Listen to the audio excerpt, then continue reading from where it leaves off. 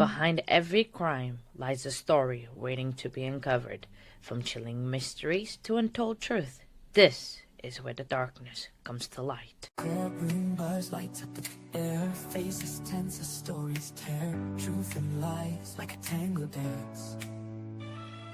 Justice here takes no chance. Gavel strikes, hearts beat fast. Witness takes, stand shadows cast. Whispers loud like wildfire spread. In this game, none's ahead. International eyes on the scene. Lines of right, blurred and lean. Arrested dreams, shattered glass. In this court, who holds the past?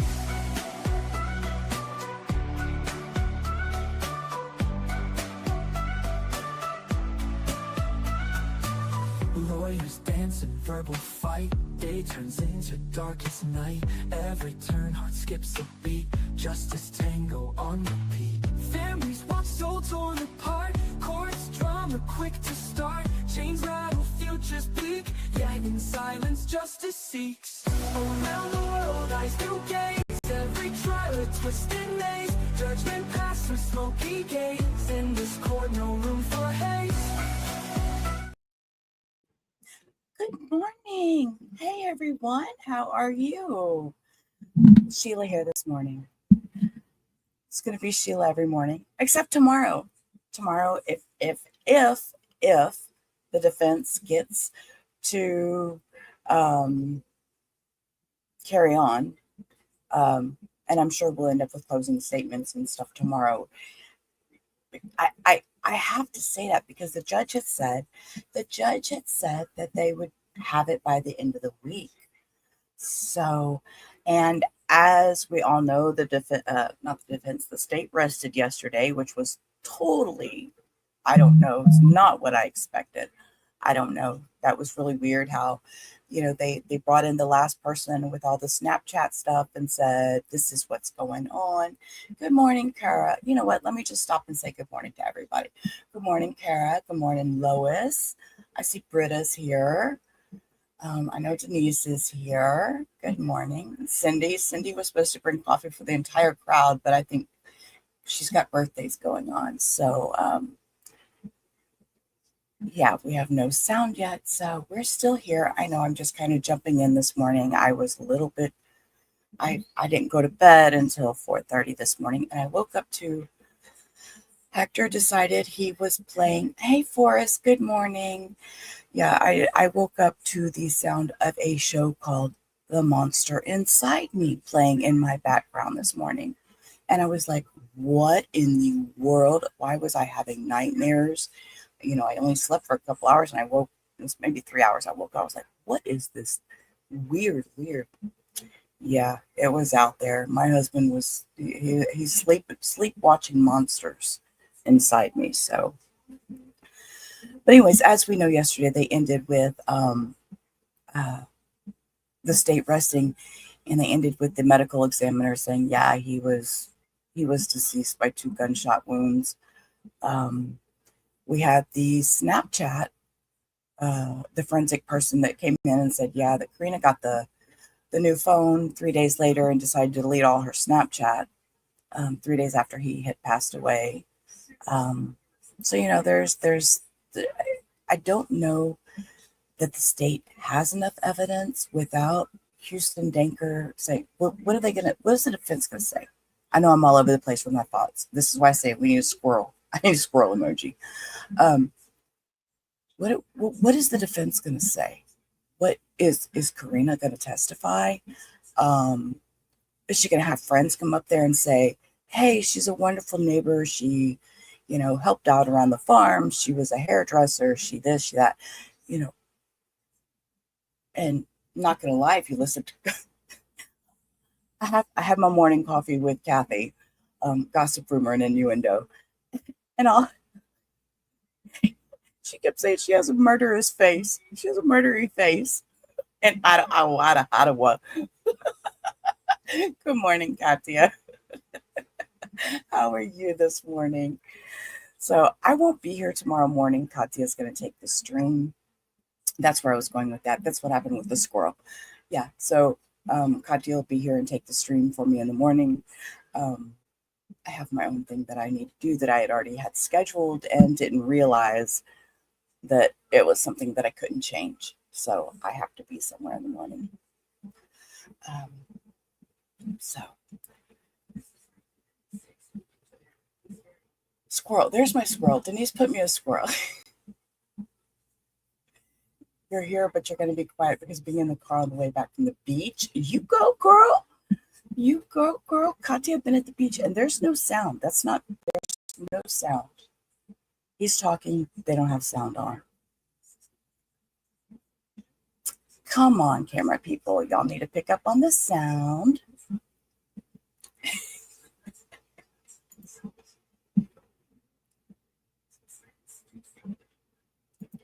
He's over here talking away, and I feel like I need to read his lips.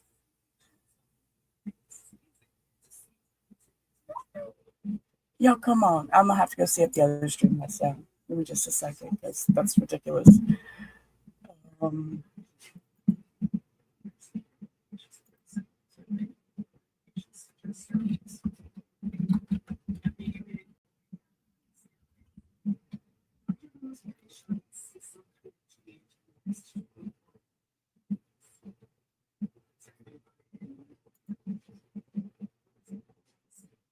There's no sound, guys. Give me just a second. I'm trying to see if they have sound on the other stream. Cooper, do you swear or affirm that the testimony you'll be giving in these proceedings will be the truth? There we go. There's sound. Okay.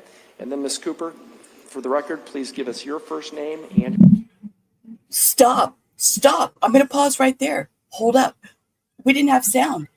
No. She's already on the bench. Hold up. Your last name and spell them both. Karina Cooper, Karina Coop as in Paul, ER. All right. Ms. Watt.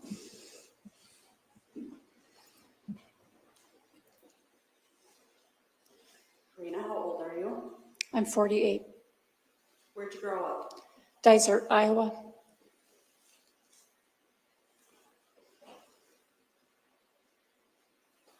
I want to hear the story about your relationship with Ryan, okay?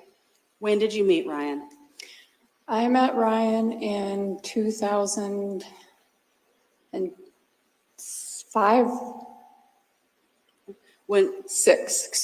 In the summer of 2006. When did you guys get married? We got married September of 2009. Do you have children together? We have 4 children total. One is Ryan from his first marriage, and we have 3 between the 2 of us. How old are your 3 children that you share? Currently, they are 15, 12, and 8.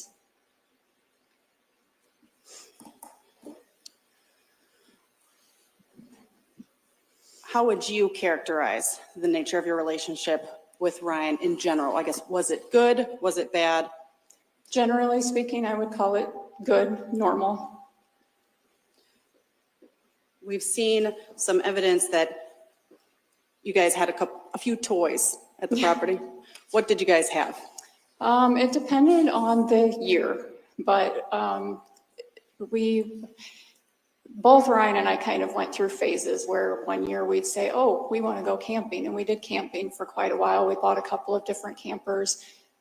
Then he would go through a motorcycle phase, and he bought and rebuilt a motorcycle. And then we were golfing the next year. And so we recycled a lot of toys and a lot of hobbies. Okay. At the time, we had snowmobiles and a Ranger, which is like a sport utility vehicle, like a 4x4 type of thing. Okay. And so you had a shop already, right? Correct. And were you guys trying to build a second building? A second and third, technically. The farm, like people have spoken about, he worked for Cooper Farms. The farm was putting up a large machine shed on the property, and we ourselves were putting up a smaller shed, machine shed of our own. And what was the purpose of that smaller machine shed? Ryan wanted to be able to pull semis into that building and work on them and clean them. He wanted an office. As he was taking on more responsibility with the farm, he was needing a little bit more of that space to do some, Michelle did the book work, but just to do have an office space, kind of. Also, I kind of overtook his first shop by him putting the barber shop in there, and then I started making soaps and candles, and I was kind of hogging in on his space. So it was kind of a joke that he said, okay, I'm going to build my own shop and get my own key for this one. Okay. So you said he was working for Cooper Farms. What would his normal work day, like just in terms of hours? Oh, geez, it could vary. They were long, almost year round. It was always long, because if they weren't in the field, he was trucking or working cattle. So some days could start as early as 4 a.m. If he started that early, he was usually done a little earlier, around 2, 3. Some days it was from 7 a.m. to 11 p.m. It varied depending on what he was doing. What about and I understand it probably has to do with the farm season, is that Correct. fair? Okay. So what about in June? Did he have like a more regular schedule in June? June, the crops would have already been planted, and for a few years, probably more than I'm remembering, but he had started doing some what's called side dressing for the local agronomy company. I'm not real up on what that entailed, but it basically involved spraying crops. So in June, he was usually doing that. I cannot recall if he had started doing that or not at that time, but there's a good chance he was. So if he's doing that type of work, what time is it still varying so much, or what time would he normally go to work? He wouldn't probably start until, I would assume, when the agronomy company opened. I'm assuming around 8. If I had to try to guess, I'd say he'd leave around 7 in the morning, but he could be gone till fairly late at night. I want to ask about his sleeping habits. Where did he normally sleep? Most of it, well, 99% of the time he slept in the recliner in the living room. And is he a heavy sleeper? Yes and no. When he slept hard and snored hard, but he was up and down quite a bit throughout the night. He would sleep for a few hours, then wake up and watch some TV, and then sleep again. Did he have any sort of a regular pattern to what time he might wake up? It always seemed to me that he would fall asleep watching TV around the same time I was putting, the kids to bed, so around 8.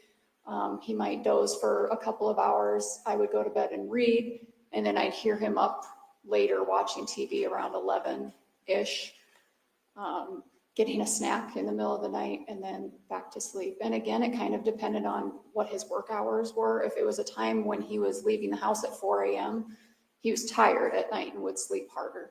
Okay.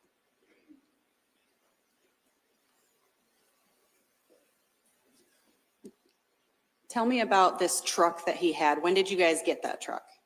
Which truck? Semi-truck or pickup truck? The pickup truck.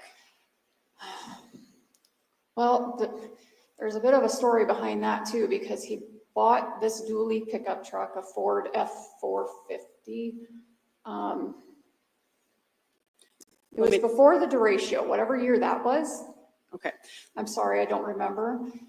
Let me just ask you, so did you get that truck with the insurance money from how was it paid for? That's what I'm trying to ask. So like I was saying, he bought the first one before the derecho. It was ruined in the shed that came down in the derecho. He bought the exact same replacement truck and paid for a good portion of that with the insurance money from the first one.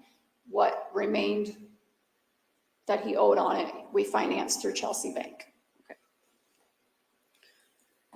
And what was that? What was the remaining balance on the truck at the time of Ryan's death, if you know? I thought it was closer to 25,000, but Michelle, Ryan's sister, testified that it was 15. And given her accounting, I would assume that she is correct.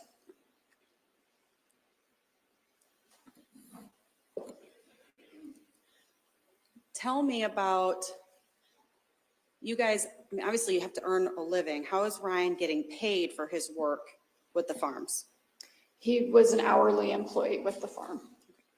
And do you have some sort of a farm loan or Yes. describe what that is? So although he was an employee of Cooper Farms, him and his brother Aaron bought, well, they didn't buy, the farm bought about, I think it's 200 acres of land for Ryan and Aaron to farm together. Ryan wanted to start not branching out on his own, but we were in our 40s. He wanted to own some things of his own rather than just being an employee, excuse me. So they bought this piece of land that Ryan and Aaron rented from the farm with the agreement that they were basically renting to own it, was the way I understood it, that eventually they would own it. Okay. So any crops that were planted on that farm between Ryan and Aaron, they had to pay for the seed, the land rent, the fertilizer, the storage. They paid for all of that themselves, and the profit off of that was theirs, minus I think they had to pay the farm some usage for equipment, but I could be wrong about that. Okay. What we paid for that with was a what's called an operating note from the bank. Okay. And does part of that money with the operating note, is that how Ryan's truck gets paid down? Yes. Ryan did most of the finances, but from what I kind of pieced together after, well, he did all of the finances, so I was basically lost. But what I pieced together after the fact,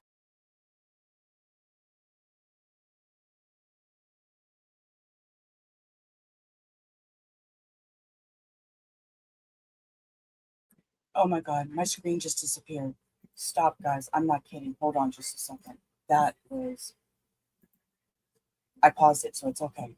and use that money to pay for part of. Do we have truck, sound? Is sound okay? is my understanding. Stop it, Katya. Katya, stop. And I believe part of it may have come from the farm note as well, because it's a write-off for the farm. But like I said, that's just kind of what I've pieced together after the fact. Okay.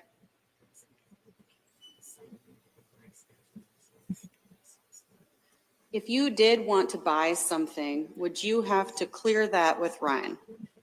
If it was a large purchase, yes. Okay.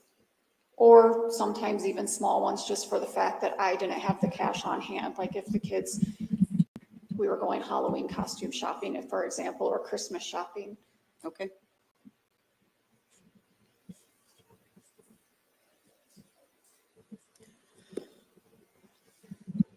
What was your source of income at this time?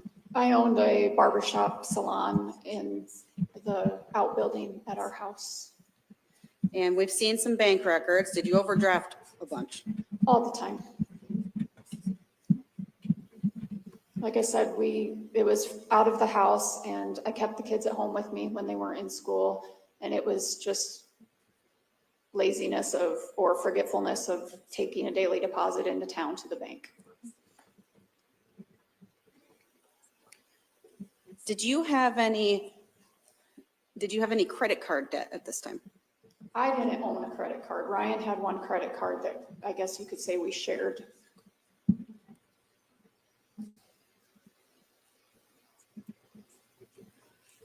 Can you describe to me the nature of your relationship with Michelle Wilson? Were you two close?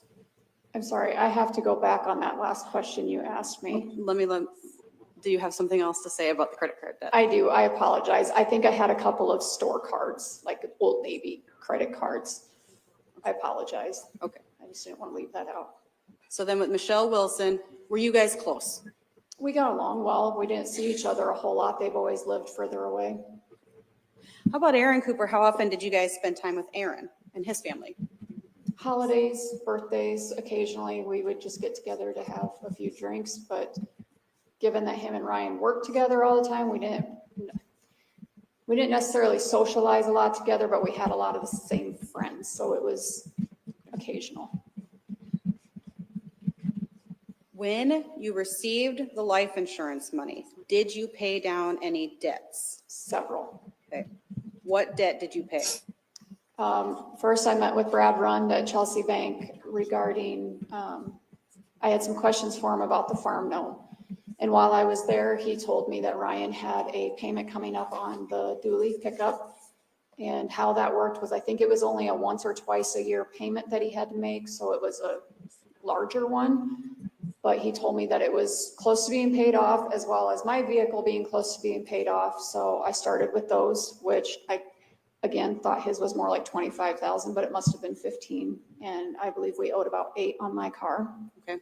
So did you pay those? I paid those, And then were there any other debts that you paid? several. What else did you pay for? We had a $3,500 payment due to the lumberyard for some rafters for the shop that we were putting up. Those had already been delivered. I paid those off. My mind's going blank right now because I'm nervous.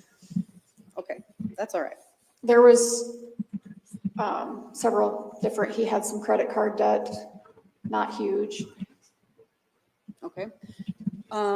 We heard some talk that you opened 2 storefronts in town. where did you first work after Ryan's passing? So after Ryan died, we basically lost our house, and that's where my barber shop was as well. So I rented a building space in town to put a barber shop in there. I spent some money bringing that up to date to work from, Okay. and that only lasted a couple of months. And then did you have another storefront? So then I was having a lot of trouble with the barber shop, being around people every day, strangers walking in, people wanting to talk about what happened. So a friend of mine that had a day salon or a day spa, a day spa in town, offered for me to move in with her. I wouldn't be able to cut hair there because they didn't have the setup for like the wet sink and things like that. But like I said, I was making soaps and shampoos and knick-knacky signs and lotions and things like that. So I moved into her place of business and set up a booth in her business. Okay. So that place would not have been you didn't own that then? No, and that's where I spent a fairly decent amount of money too, was renting, paying half the rent on that space and rent on a house in town. At the time that you and Ryan were together, what kind of vehicle were you driving? I was driving a Lincoln Navigator that was about 7 years old.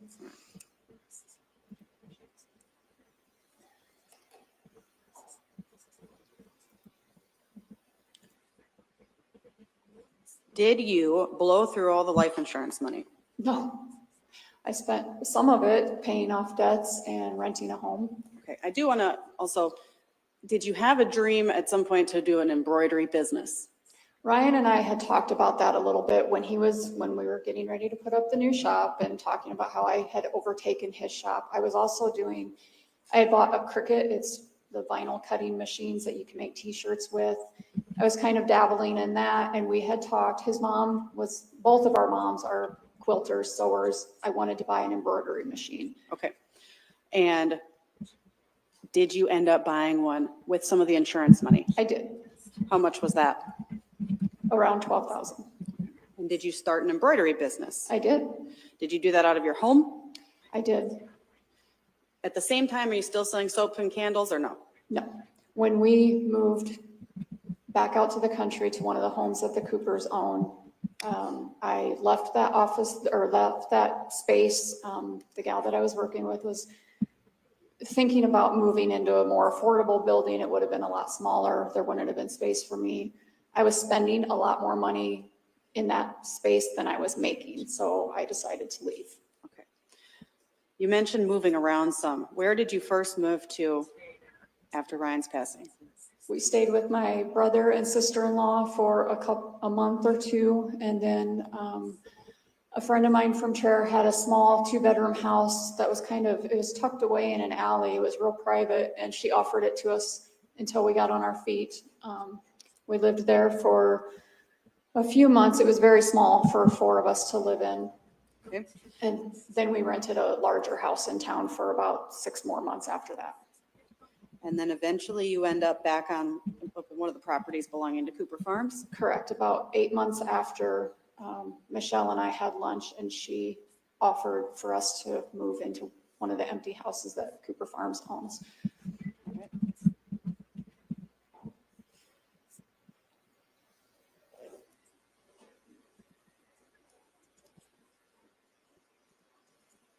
Oh. May I approach, Your Honor? You may, and you don't need to ask again.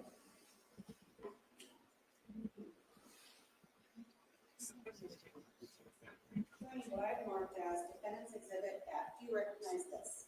I do. Can you tell me generally what is it? It is a summary from Envision Wealth, which is a investment company. Does it tell us how much money you got? Please don't say it. It does. And is this a fair summary of your financial standing? With those investments, correct, yes. All right, that's the admit. Let's mark as Defendant's Exhibit F. Any objection? No objection. Exhibit F is admitted. Permission to publish. You may. Is this on your side? All right. It's their cable. Okay.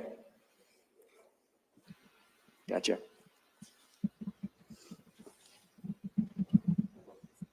I think we're going to have to restart it to get it on the big screen. So just give me a second.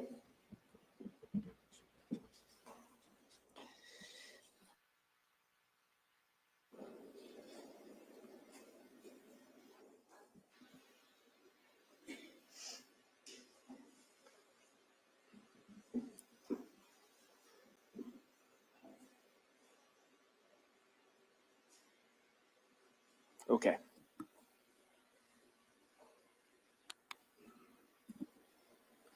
All right, I just want to kind of go through this a little bit. Defendant's Exhibit F. So this is showing us that your portfolio, at least as of April 30th, 2025, is worth $368,359.37. Is that right? Sure, should be. And I understand on the right-hand side here, we've got some fluctuations. Do you know, I mean, are you spending money or is that just the change in the markets? That's the change in the markets. I don't pay attention to this. This is just put away and put in the trusting hands of a financial advisor. Okay.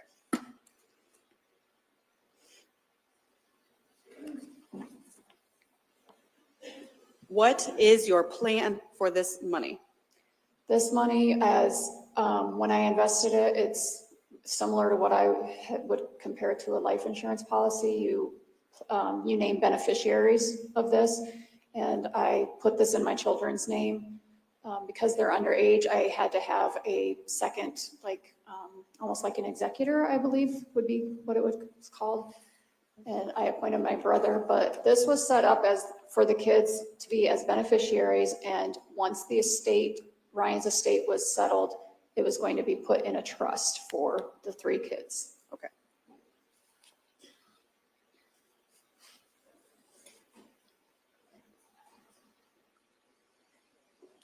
No, you can take that down. Are we done with that? Done with that one. All right. Thank you.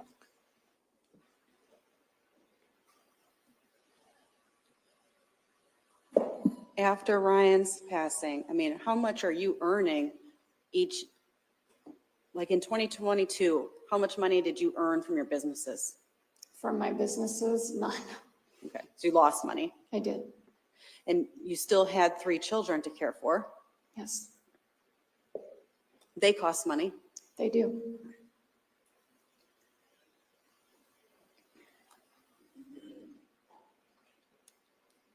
Tell me about, where would your children normally sleep at your house? Before, Before, yes. the 2 younger ones, Cable and Cortland, were, Cortland was always in bed with me. Cable was usually in bed with me. It was kind of a back and forth trying to get him in. We had trouble getting any of the kids to sleep in their rooms. And Kate slept upstairs or he would sleep on the couch downstairs. Did you, at any point, did you bribe them that you'd paint the room a certain color if they'd sleep in their own room? I did. We were doing some remodeling to the house and that involved repainting everything before the carpet came. And I told the kids that throughout that summer, we would repaint and decorate their rooms however they wanted to, with the incentive to get them sleeping back in their rooms before school started.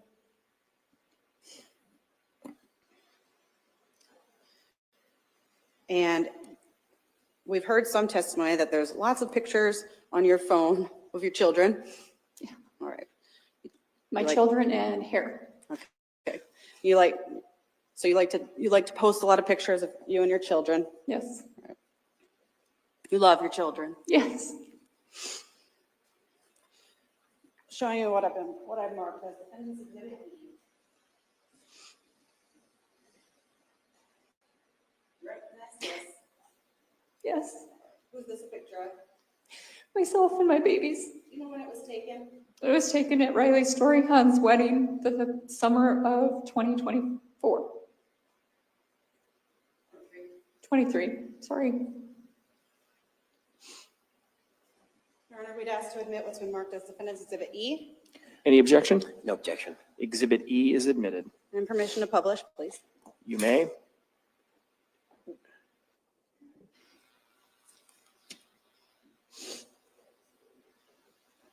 This.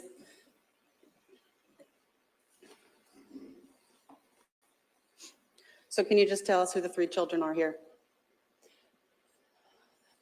On the left is my daughter, Cortland. Right next to me is my son, Cade. And on the right is my other son, Cable.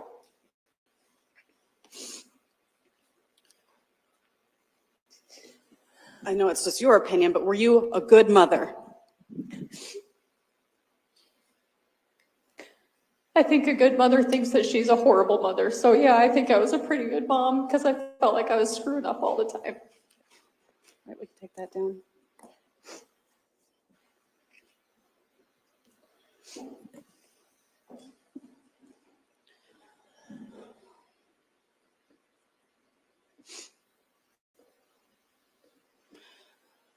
You and Ryan, did you guys have a lot of friends?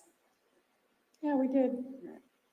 Can you just list off, I understand there was a pretty big friend group. Can you just list off the names, unless there's like 50, can you list off the names of your closest friends that you and Ryan shared? To clarify, we had several friends and we also had like different genres of friends that we hung out with, you know, depending on what we were doing. But some of our closest friends would have been Chris and Ashton Wilson, Bryant and Ashley Cheezick, Jamie and Carmen Earhart, Ewalt's, Shetta's, Kucheras.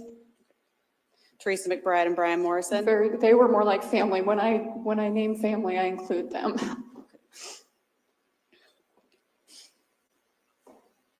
Riley Storyhan was a close friend. Quite a diverse group, depending on what hobby we were doing at the time. Okay. Did these people remain your friend for some time after Ryan's passing? Some did. Okay.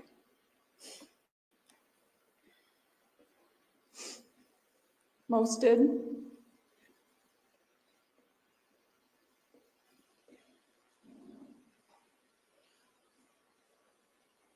Is it a fair assessment that sometimes when you were drinking, you became a Karen? Yes. All right.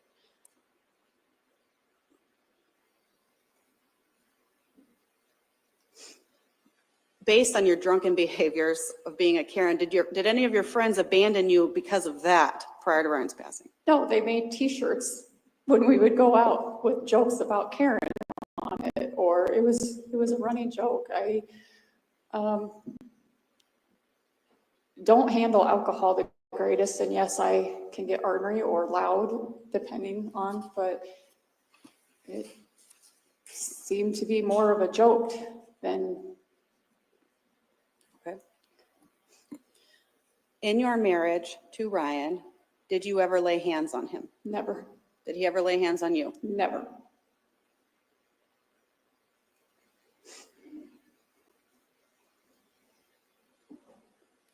Heard a little bit of talk about Snapchat groups and whether you left them. Did you leave a bunch of Snapchat groups before?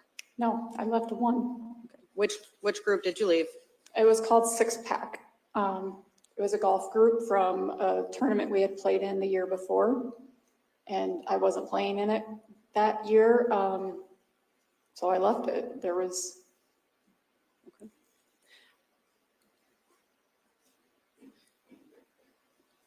All right.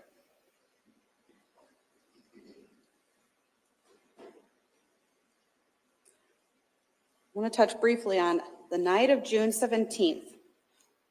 were you and Ryan at this sports complex? Yes. Who with was the all kids. there? I'm sorry, what? Who was all there with you and your group? Ryan and myself and all three of the kids. Did you of guys the ride? younger kids. Did you guys ride together? Yes. And did you also drive home together? Yes. Did you stop anywhere on the way home? We went to Pizza Palace and got pizza to take home with us. I don't remember what time you guys headed home. Do you know what time you headed home? I thought it was around 8, according to the cell phone things yesterday. I believe we got home around 8:20. And maybe you already said this. Did you take the pizza to go? Yes. All right. So you guys got home maybe around 8:20, and then I assume you're going to eat the pizza? Eating pizza and doing showers and baths, getting ready for bed. And who is primarily responsible for getting the kids ready for bed? That'd be me. So is it fair to say you would be busy at that time with your children? Yes. And what time do you think they went to bed that night? I'm not sure what time Cade went to bed because when I laid down with the 2 younger kids, he was watching TV with Ryan. Cortland and Cable and I went to bed. Cortland was watching TV, Cable had his tablet, and I was reading. And I'm sorry, did you ask me what time that was? Yes. Probably, sorry, it was probably 9 o'clock or shortly after. 9:30 maybe.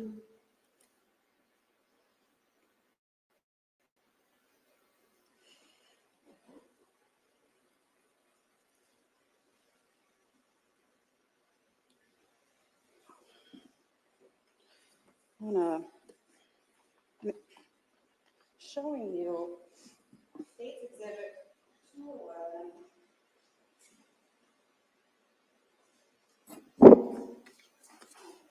Did you have a chance to look at that yesterday? I did.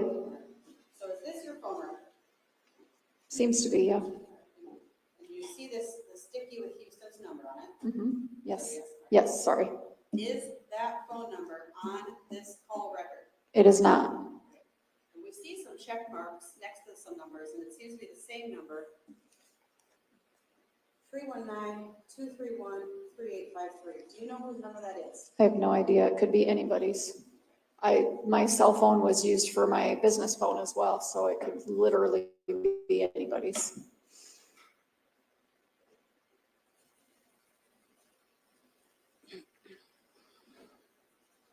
You ended up getting your own phone plan shortly after this. Can you tell us why?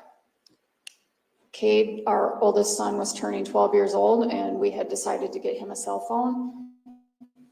The farm paid for our cell phones at that time, but was not going to pay for their 15 grandchildren's cell phones. So I got my own plan so that I could put Cade on my cell phone plan as well as my mother to help her out a little bit financially.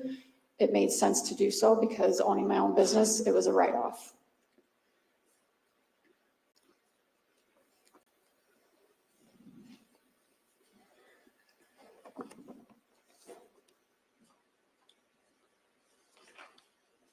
Approaching with State's Exhibit 206.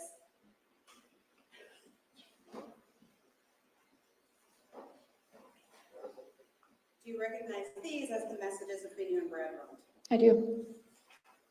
I want to turn to the last page.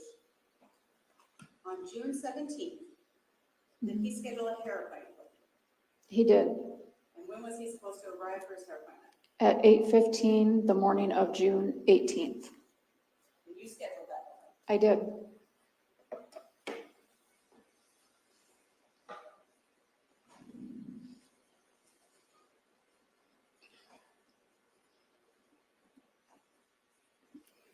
Do you remember, did you have a couple of hair appointments scheduled for the morning of June 18th? Yes, I have a customer that I've had for 23 years. That was also my first grade teacher, and I did her hair every Tuesday and Friday morning at 8 o'clock in the morning. You did her hair every Tuesday and Friday? Every Tuesday and Friday. Styling it then? Yes, it was called a shampoo set. I would wash it, put it in rollers, put her under the dryer, and then style it. And she did that twice a week, and the world could come to an end and she would not miss her hair appointment. All right. And June 18th, of 2021 would have been a Friday. Yes.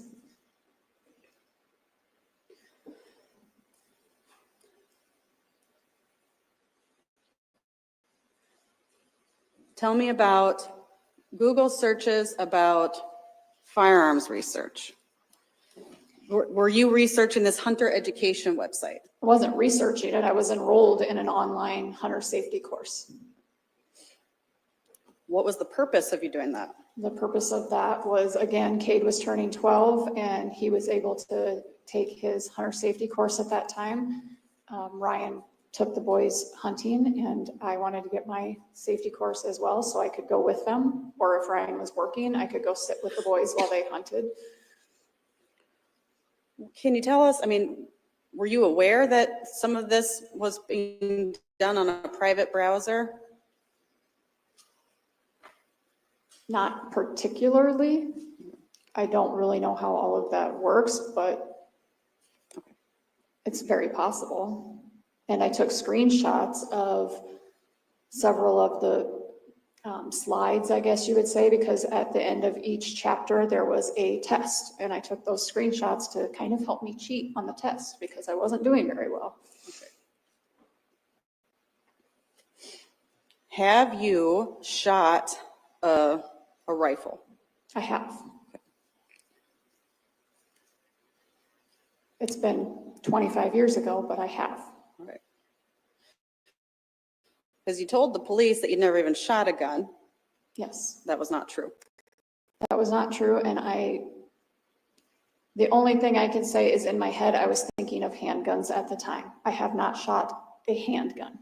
I have shot 2 long arm rifles in my lifetime. Many years ago. Many years ago, before I met my husband. All right. I have been around guns. I don't deny that.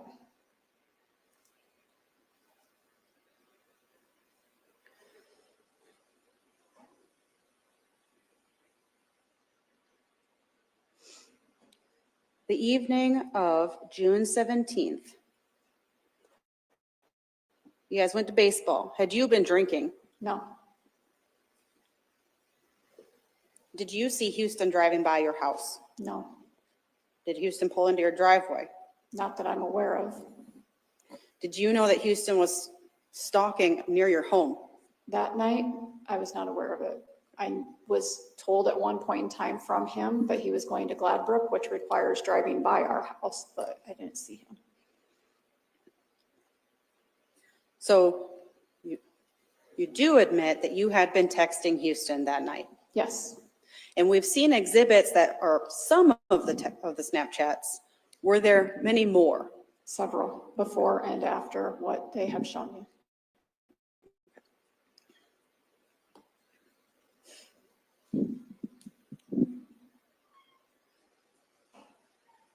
I want to talk about the relationship with Huston.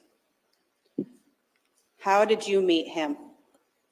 Technically by cutting his hair. Like others have said, it's a small town. I knew of him for years, but I started cutting his hair is how I met him. And how often would you cut his hair? It varied. At first, I would call it on a regular schedule of maybe once a month. And then there became a time that he started getting his hair cut every 10 days, which was, in his words, following the footsteps of Brock Wilson, who he worked with at the time at Liquid Grow. They got their hair cut every 10 days, so it never looked like you got a haircut. Okay. And how do we go from cutting his hair to Snapchat buddies? Flirting a little bit when cutting his hair, talking about, he was having a lot of problems with his girlfriend or ex-girlfriend, the mother of his child at the time. He only had one, was having some custody issues with her. He confided in me a lot about that, and I guess it kind of originated with me feeling like not a big sister, but an older person to him that has some experience in marriage and children, and just giving him advice and encouragement. And I felt kind of bad for him. He was young and had children and other people his age didn't. And we became friendly first. Okay. So, I mean, you raise a good point because he's much younger. So how do we get to Snapchatting Huston what we've seen? Sometimes negative attention is still attention, and I was being showered with attention by him, being told I was beautiful and funny, and I would post pictures of the meal I had made that night for supper and he'd praise it, or the garden that I planted and he'd make a big deal out of, why can't I find a woman like that? And it became very flattering to me. All right. So is it fair to say then Huston is maybe giving you some attention that you weren't necessarily getting from Ryan at that time? Yes.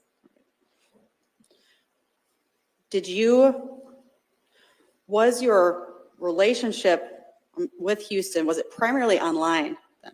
Yes, 99% online. Yes, I cut his hair, but that ended at one point and the online relationship continued. When did you stop cutting his hair? In February of 2021. Even when I was still cutting his hair, it's odd because when I would cut his hair, we would talk about the same things that I would talk about with any other customers, family, work. It wasn't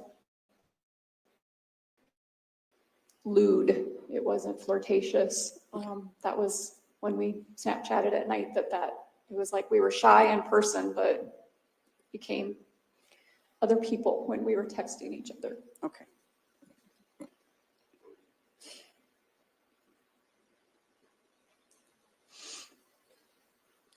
So if you stopped cutting his hair in February of 2021, did you ever have him, after you stopped cutting his hair, did you ever have him over to your house? Not after February, no.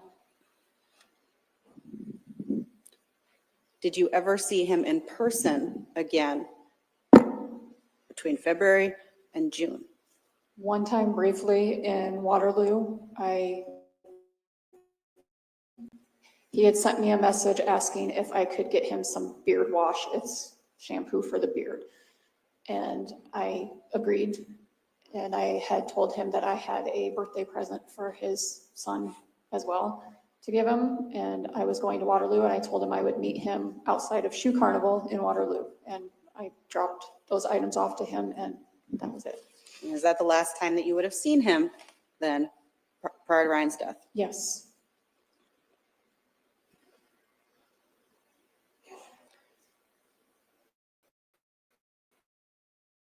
Talked about there's a message about a rogue semi-accident that we saw on the Snapchat. Did you want your husband dead? No. Why would you say that? Because I have a really sick sense of humor sometimes, inappropriate humor, and I was probably angry. There were times that we weren't getting along the greatest, and like people have said, especially when I drink, I have a sharp tongue sometimes. You can say nasty things. I think there might have been conversations about divorce. Were you going to leave your husband? I didn't plan on it. No, I didn't want to break up our family. Our relationship wasn't perfect, but I knew I didn't want to break up our family. Saw a little bit in the Snapchat content about, was Huston jealous of your relationship with Ryan? Huston acted like he was my husband and Ryan was my boyfriend. Like I was, if Ryan and I were together, he acted like I was sneaking around with my husband and cheating on him somehow. Did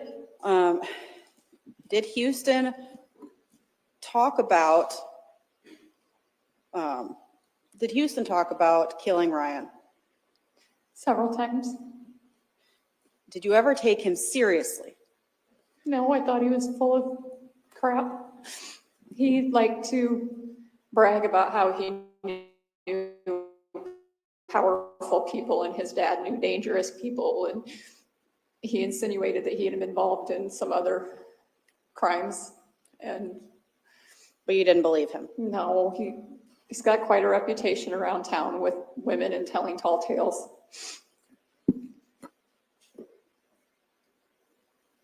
If we had the other Snapchat content, would it show these things about Huston going off about Ryan? Yes, several threats. What but would also what would your reaction be when he's making these threats? How did you handle it? laughed it off, used sarcasm, sometimes replied inappropriately, like when he said one time, "Don't use your husband's truck in the morning, there's going to be a bomb planted under it." And I replied, "Gee, thanks for the heads up." Yeah. Okay. So does that mean, though, do those messages mean that did you want your husband dead? No.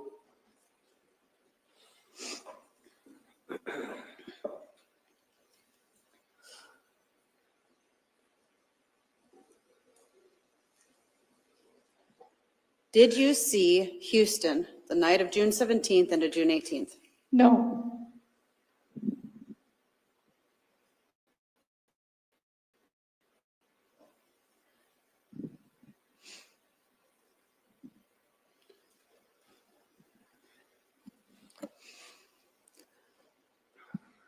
I guess we do have these Snapchats about shell casings. What's going on? Again, it's not the first time that had been talked about. I didn't take him seriously. He had made a comment before about walking into the shop. When Ryan was there, I was gone with the kids at the swimming pool. And he had made a comment, and he said, "If you get home and find your husband dead, make sure you pick up those shells for me." And I had asked him, "What in the world, like LOL, what does that mean?" And he said, "Well, according to CSI, that's how they always catch the killer." So I took it as a joke. Okay. So it had been referenced before. It was 3:30 in the morning, like you said, and I said there were several messages before that he was very aggressive towards me that night and upset and angry. When those messages came through, I was more or less Snapchat. Like most of you know, once you open a message and you exit out, the Snapchat is gone. It's not like a text that you could go back and reread what was there. I halfway read messages, didn't always read them thoroughly, I wasn't paying attention, plain and simple. And your belief, when you said go, did you believe that you said more? I know I said more. I sent 3 messages in a row. What did they say? Go to sleep. 3 messages, like putting periods in between the words to emphasize go to sleep.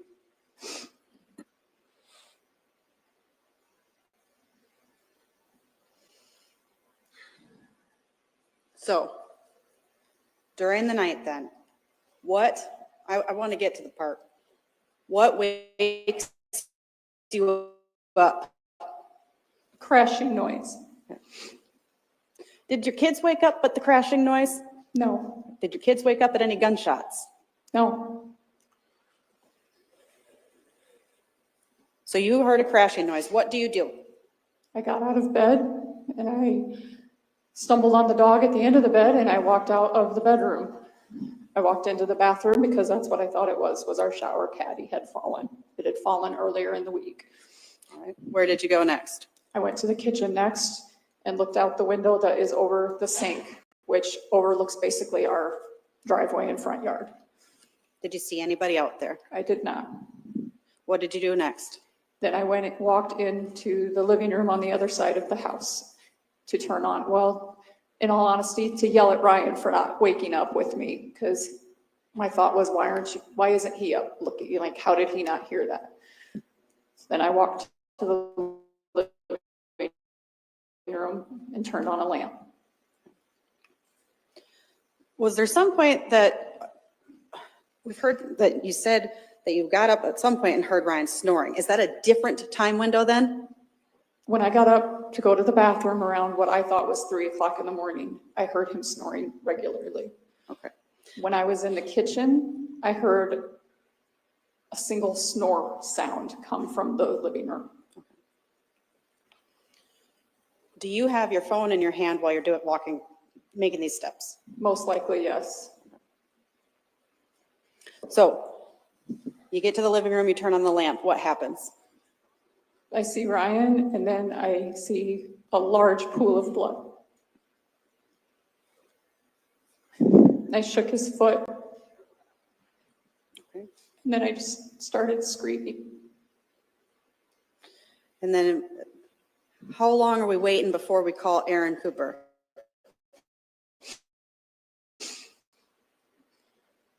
It seemed like forever, but a couple of minutes.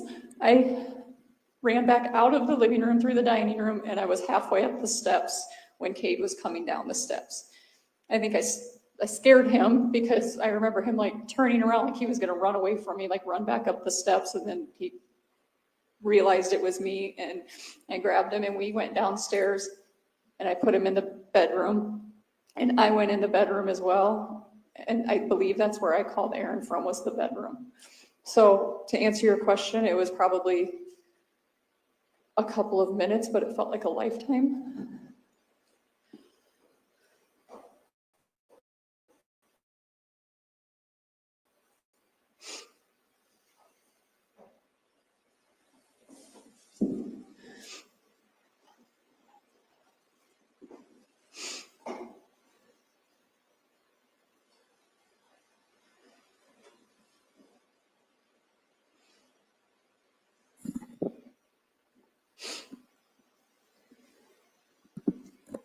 I want to ask you about State's Exhibit 313. Is this is this correct? I wish my bathroom was that big. No, it's not. Okay. So what they labeled as hallway, can you tell us what that room was? So what they labeled as hallway is actually a dining room that I used as a sewing room because we called it the wasted room. It was just a room in the center of the house. Okay. And so is the sewing room, dining room, is it bigger than this?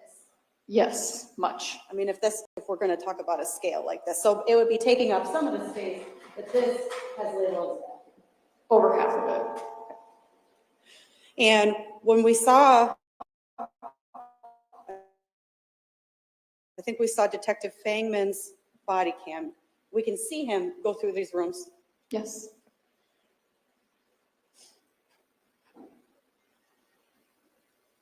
I want to know, is this door, this mudroom door, is that the door that was most frequently used when people would come over? Yes. Do you know whether this front door on the steps, do you know whether that door was locked? I can't say for sure.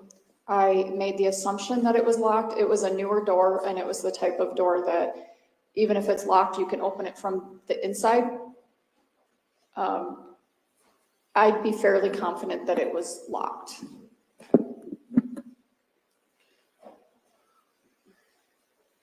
Right. However, like I've said before, the kids ran in and out of that door a lot to go outside to play. The dog was let in and out of that door a lot, but you're always opening it from the inside. So I can't say for certain if it'd be locked from the outside.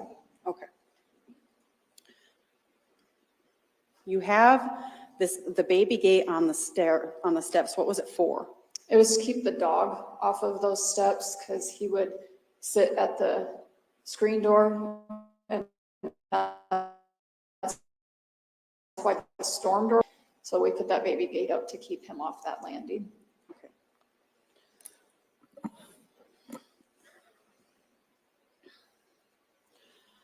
I guess returning then to when we're calling Aaron, can you tell us why you called Aaron instead of 911 first?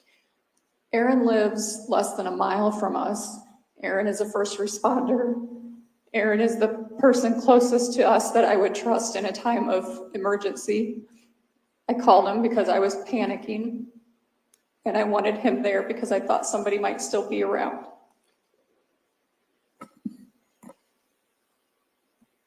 Do you have those pictures? Yeah, the ones that I took of her.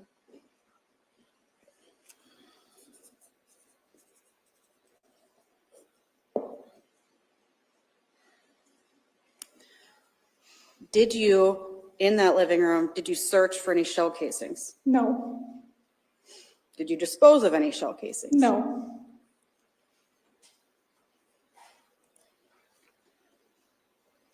Were you deleting pictures on your phone that morning? no, So do you have any explanation for why your phone records would show that? none. It- Unless I did, I don't know if there's a time relay on it. You know, if it was something that was, if you like delete a picture and then it sits for however long before it's permanently deleted. I don't know how all that works, if that is a possibility, but I was not deleting pictures at the time.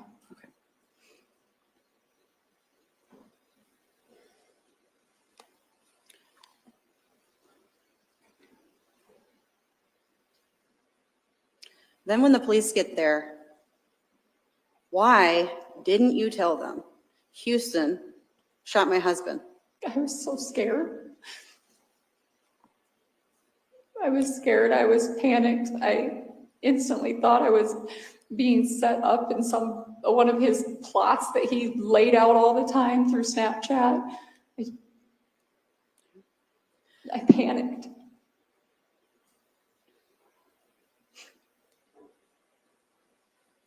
And then did you continue to lie to law enforcement for years? I did. I was also being threatened by Huston for over a year and a half afterwards. What was he threatening you with? Beginning in September so it'd be September 2021. I was at the first one. Everybody's been talking about shops, how many of our friends have shops. Some friends of ours, Ethan and Abby Charlie, have a shop in town. He does air conditioning and heating work. We had been at Chris and Ashton's house, the kids and we went into their shop and the kids were all playing. We were having a few drinks. And while we were all there, I got a Snapchat from Huston that I was now screwing Ethan Charlie and Chris Wilson, and I would screw anything that moved and took care of me because we were there. That was the first of them, and then there were several after. One time he sent me a Snapchat describing what I was wearing when I went out to do cow chores that morning. So he was continuing to watch you after June 18th. He was watching me and reminding me about these dangerous people that he knew and that he knew how to take care of problems and that he would take out anybody else that was necessary. So did your online emotional affair, did it continue after June 18th? No.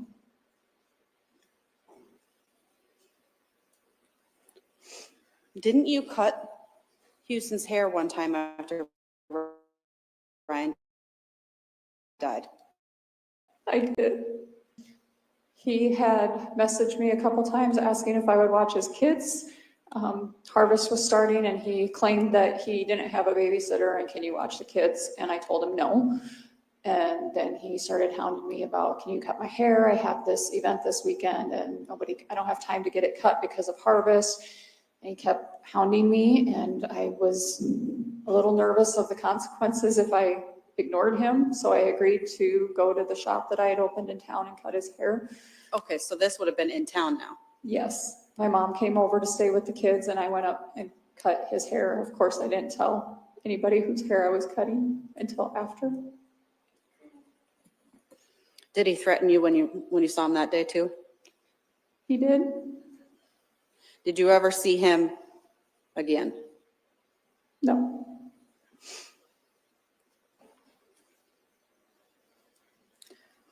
We do also want to touch on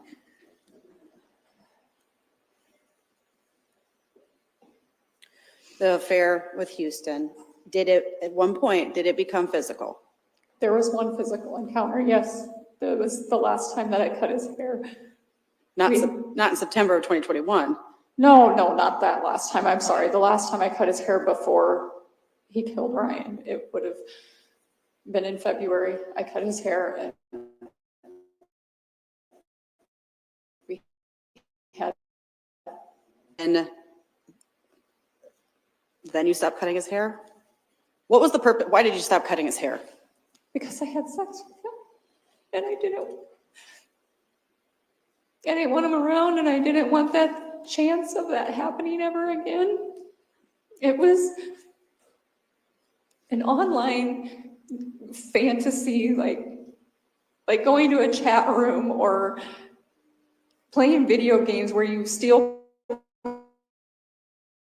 cars and shoot it. An online fantasy thing, and when it became a physical in-person thing, I was disgusted and scared of losing my husband.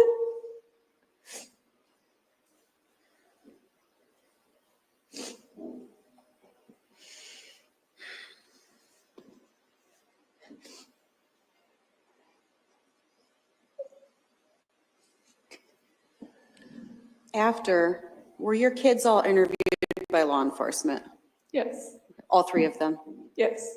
And you allowed them to be interviewed? Well, with some argument, I was being pretty heavily accused by the police of involvement, and they wanted to question the kids.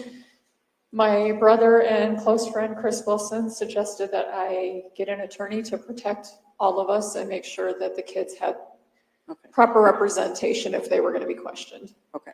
But they were ultimately questioned. They were.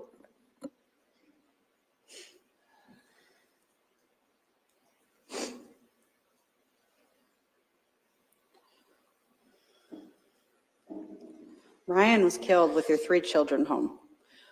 Would you ever orchestrate the murder of your husband with your 3 kids home? Never.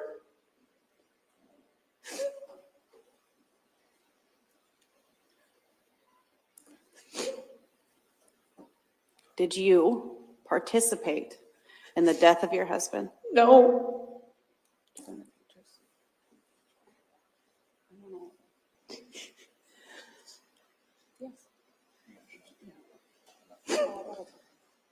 One moment, please.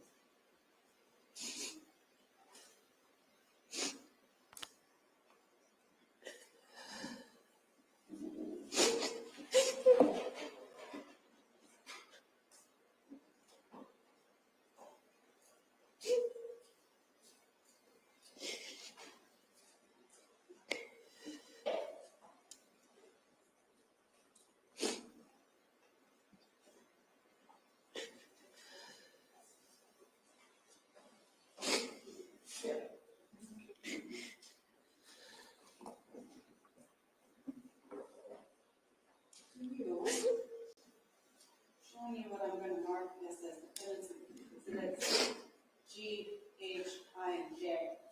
Do you recognize these pictures? Yes. Were those taken of you the morning of June 18th They were. by law enforcement? Yes.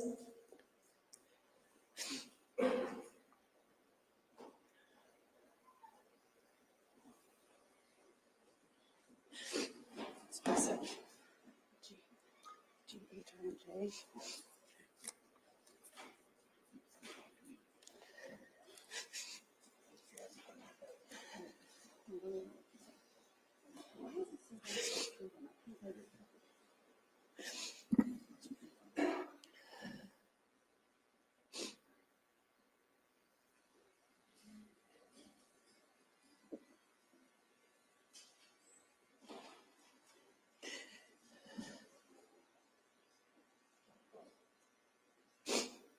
Your Honor, I'd ask to admit into evidence what's been marked as Defendant's Exhibit G, H, I, and J. Any objection? No objection. Then defendants exhibits G, H, I, and J are now admitted.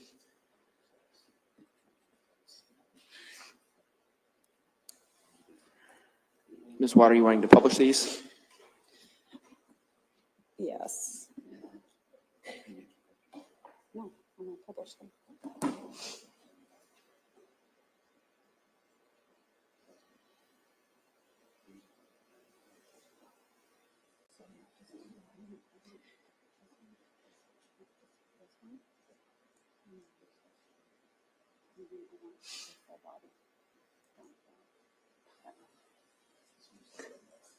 Why isn't it? You've just decided which one. I didn't.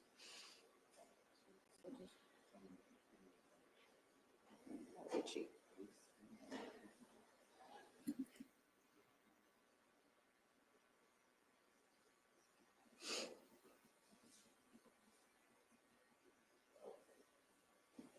Just.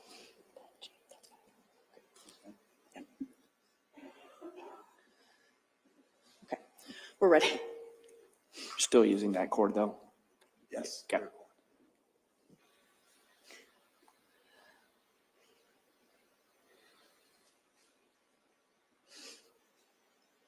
Okay, showing you Defendant's Exhibit G.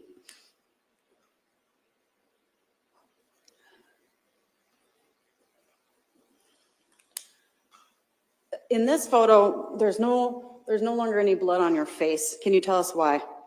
I'm sorry, can you repeat that? Can you tell us why there's not blood on your face? My sister-in-law was consoling me, and my mom saw the blood on my face, and she went into my salon and got a towel and wiped my face off. Did your mom wipe off any other part of your body? No, not that I remember. Okay. Did you, at any point upon seeing your husband, did you ever go wash up? No,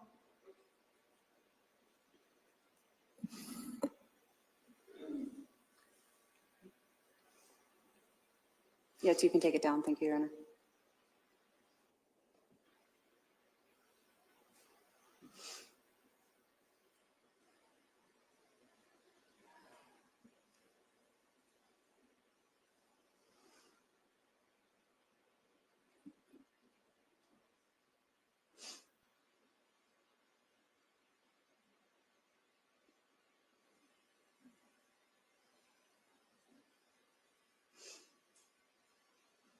I don't have any other questions. Thank you, Karina. Mr. Kodiaga, cross-examination?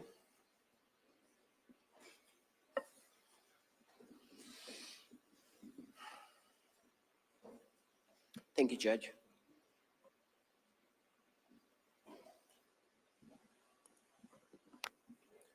Ms. Cooper, can you hear me well? I can't. Your husband, Ryan Cooper, was killed in his own house, correct? Correct. The place where he's meant to be safest. Correct. The place where considered his castle, correct? Sure. Yes. Place where his children slept. Yes. Children that he loved dearly. We both did. Yes. Children that Ryan Cooper loved dearly. Yes. Was killed while he slept, Yes. while he snored in his sleep. Yes.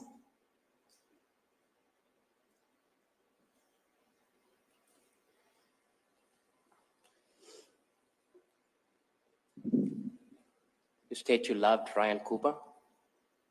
Yes. You loved him Yes. very much. Yes.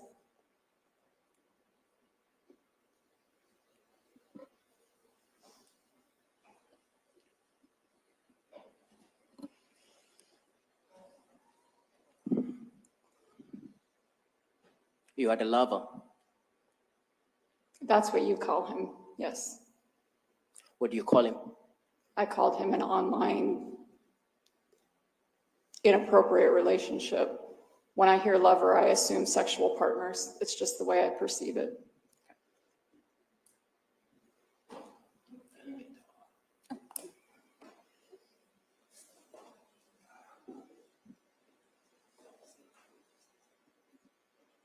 Judge, let's hope this works.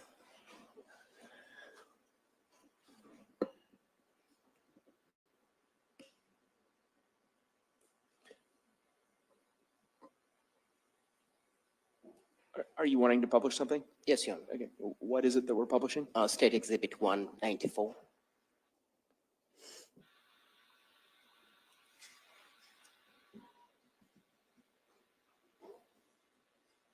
Are you able to read that, Ms. Cooper? I am. You have a screen next to you. Okay.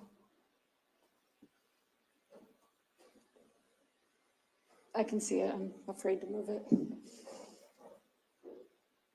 You don't deny you sent that first text on March 8th of I do not 2021. deny that, no. Pardon? I did send that, yes. Can you read it? Read it. I just read this 10 times, I swear, with You heart left out- emojis. I'm sorry, what? You left out a love emoji. I just read this 10 times, heart emoji. Okay. I swear, heart emoji. And just felt even harder for you, which I don't think I could have been any more crazy over you than I already was. That book is everything I've ever wanted to hear. You can do anything you want with those boys. You're their daddy. Don't need mom's permission. Cable wants to get back to wrestling. He loves it. He just got his ass kicked at a tournament and is scared to compete now. Just wants to go to practice. Doesn't want to lose. And you know what the sperm donor said to him after he got his ass handed to him? Not a fucking word other than it happens. Not let's go home and I'll show you how to get out of that move. Just it happens. They need you so badly. Kate is your football and baseball kid. Kid can throw a damn ball. The person you just referred to as a sperm donor, that's your husband, Yes. Ryan Cooper, who you tell this jury you loved so dearly. That's how you showed your love to Ryan Cooper, correct? I think we all call the people that we love names at times. I asked you, is it a yes or no question? Yes, Okay. And you're sending this to Huston Danker, the man you now call your online lover. yes, Your husband is a sperm donor. that's what I referred to him as, yes. You also told him the kids are yours. All part of the fantasy. Or white, and there's a gray area. Ms. Cooper, did you hear my question? I did. So, yes, if it must be yes or no, then yes, I clearly said it.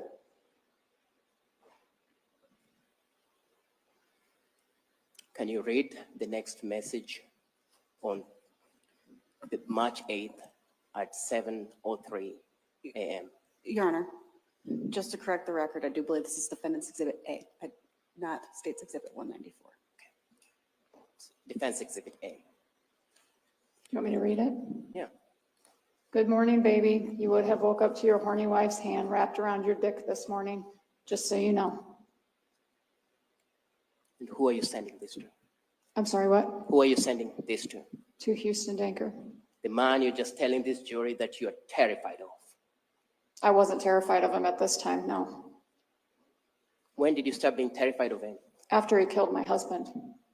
Also, this time you're not terrified of him in March. No. And so Huston Danker would have woken up to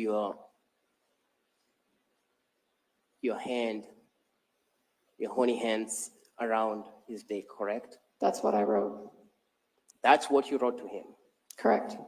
You are the one who initiates that conversation. What's that? You're the one who sends that conversation. Yes.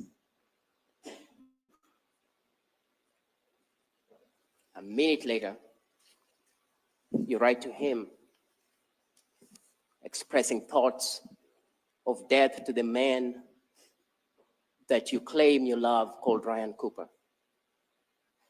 Correct? I wrote, here's hoping for a rogue semi today. Big accident, no survivors. Big accident, no survivors. That's what I wrote.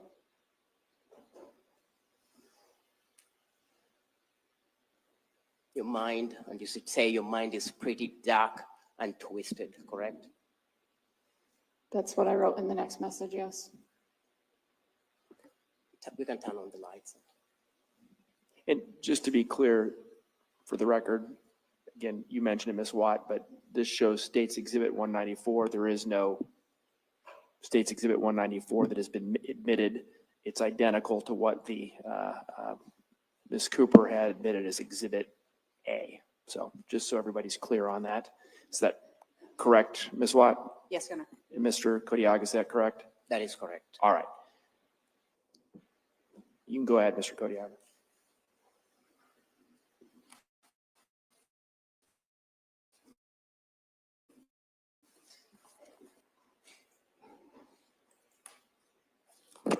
On the same day that your mind is pretty fucking dark and twisted, you write to Huston Danker. Objection, Your Honor, asked and answered. I'm still asking the question. Not sure the question isn't finished, so go ahead. On that same day, when your mind is pretty fucking dark and twisted, you write to Huston Danker and you say, oh, I don't want to wait another summer. Correct? Yes, Your husband, Ryan Cooper, was killed just on the eve of summer, correct? at the beginning of summer in June, yes. In June, correct? Correct.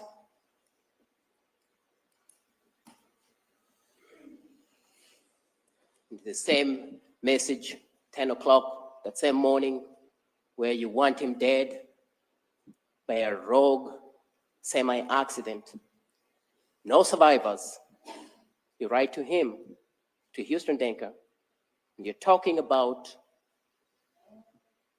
the blinds blowing, making the sheets chilly, and dreaming of sleeping and enjoying the lightning and the nights with Huston Danker. Correct?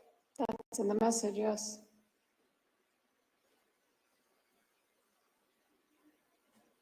You tell him the same day that you want a partner, not another child. You're referring to Ryan Cooper as another child. Yes, That's the same man you've told this jury was a hard worker who worked from can't see in the morning to can't see in the night he was. and will fall asleep so tired because of his hard work. Yes, That's the man you refer to your lover as another child. yes.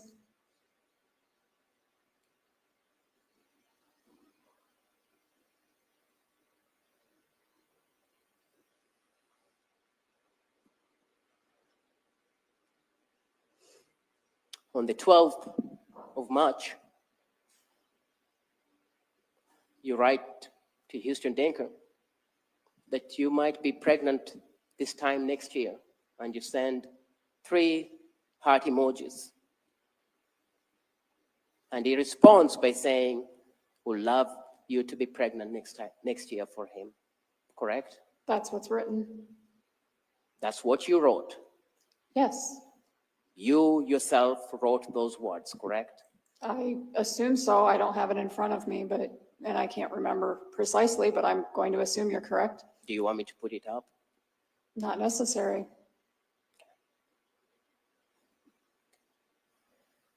fact, at that time you talked about IVF. Yes, He doesn't know what IVF is, and you have to explain to him what IVF is, I did. where they plant your sperm and my egg, correct? correct. Not the old-fashioned way, but our baby.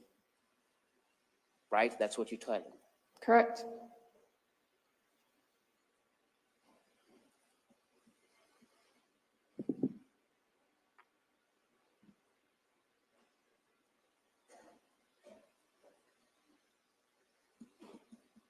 Your husband, Ryan Cooper, had life insurance where you were the sole beneficiary, correct? Yes, we both had policies. I asked you just about Ryan Cooper. You are the beneficiary if Ryan Cooper were to drop dead. Yes, You would stand to earn a substantial amount of money, correct? yes, Over $500,000, correct? correct.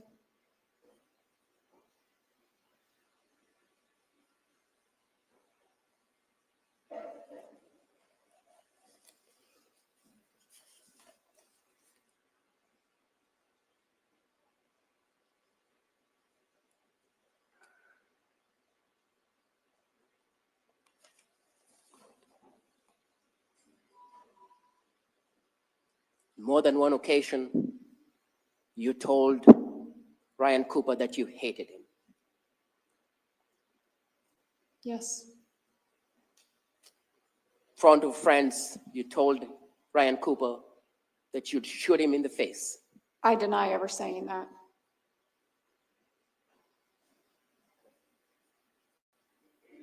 Was that when you were Karen, when you said, I'd shoot you in the face? I never said that. Karen did? Karen did not say it either. It was not said.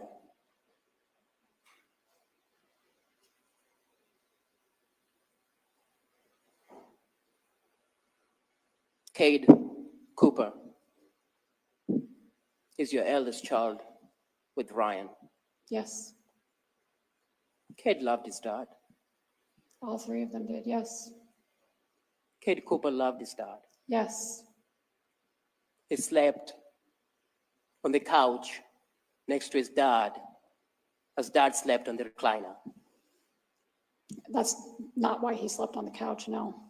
Just asked you a question, yes. So the answer is no. That's not why, because he didn't love his dad, or slept on the couch because he didn't love his dad?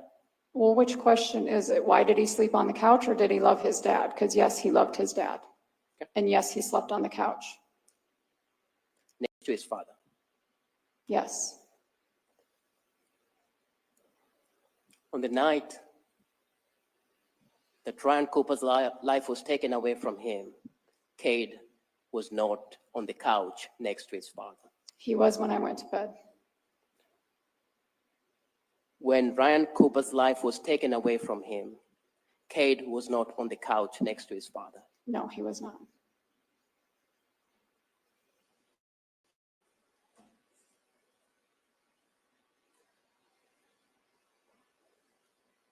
And you know that because, as you've said before, you were up at 3 o'clock and you went to the living room where Ryan Cooper slept on his recliner, and Ryan Cooper was the only one there. Cade was not. Correct. So at 3 in the morning, you are aware that Cade Cooper is not on the couch. Correct. At 3:30, that morning at 3:32, 30 minutes after you are aware that Cade Cooper is not on the couch, you send a heart emoji to Huston Danker. Yes.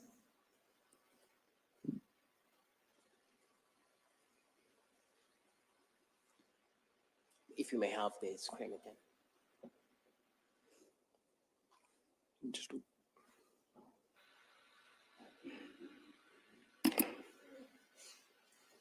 What I'm going to show you is what was marked as State 195 was not admitted, but is admitted as Defense, I believe, B.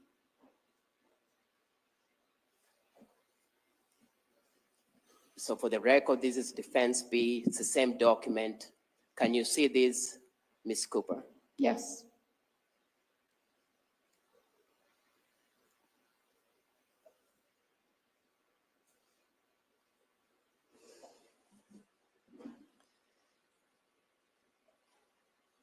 The 17th of June, 10:19 a.m. A day later, Ryan Cooper will be dead. You're talking to Huston Danker, correct? Correct.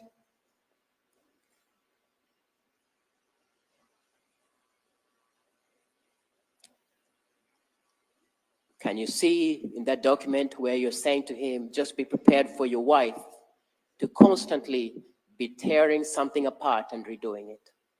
Yes. You refer to yourself as your wife. Yes.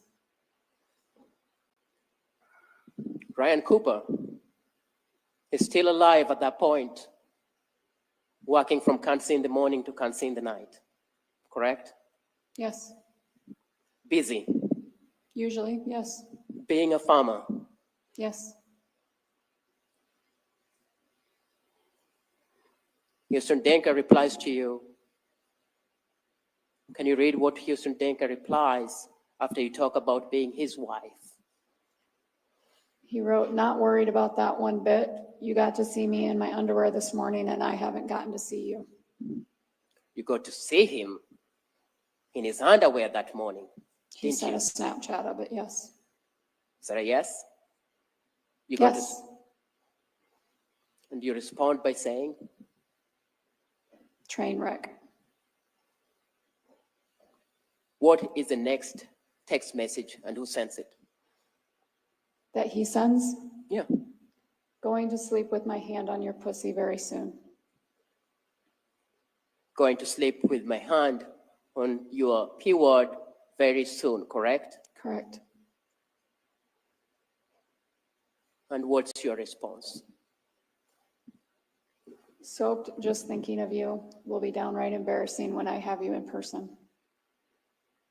Excuse me, when I actually have you in person. That's hours before your husband will be lying dead in his house. It's at 11:19 a.m. on June 17th. So in the next coming hours, your husband will be killed in your house He was, with you present in the house. yes. You send a text message to your lover saying, "I will be your wife." And he tells you very soon he will have his hands on your most private of parts. And that same night, your husband is dead.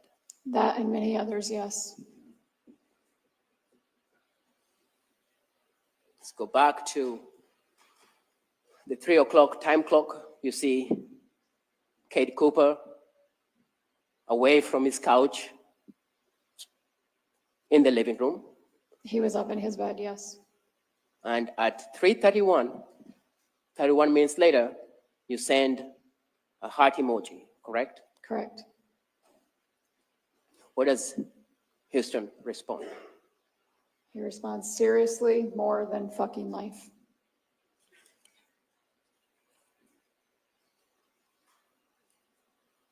And what is your response? Forever.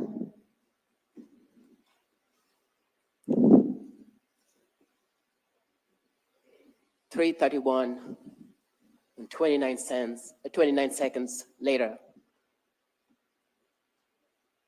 what is Huston Danker's response to you? Huston says, "More than anything, okay, babe, phone's going down.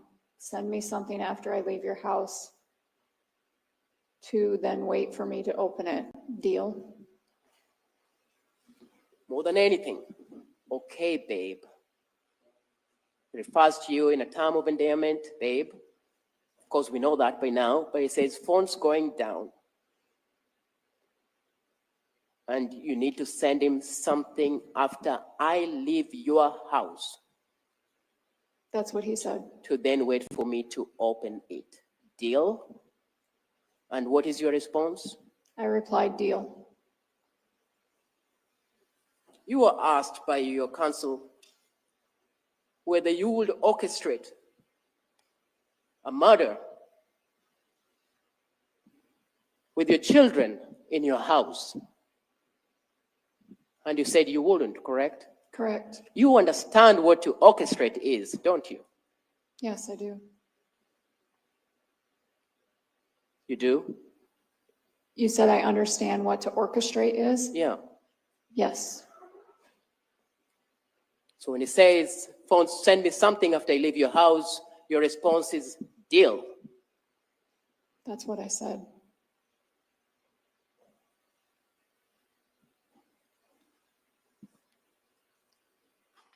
Who sends the emoji of a kiss? I can't tell by looking at this. Let me 1DFs. Judging by the numbers on the other ones, that would be me. So you not only say deal, but you seal your deal with a kiss. I wasn't sealing my deal, but I sent a kiss emoji. Then he says, remember those casings. Fucking remember those. No ifs, ands, or buts. That's what he said.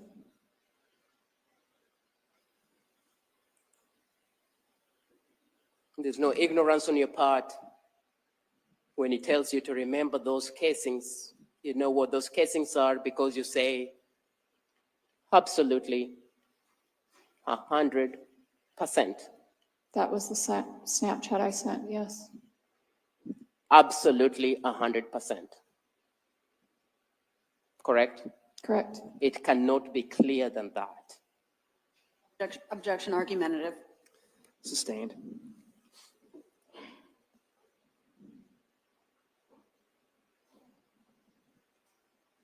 When you say absolutely 100%, you are as clear as possible on what you will remember. No, That's what you write, Ms. that's Cooper. what I wrote.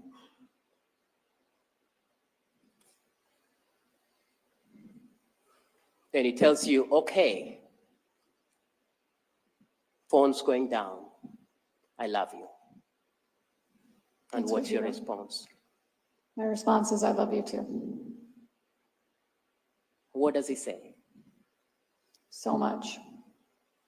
And what do you say? Forever.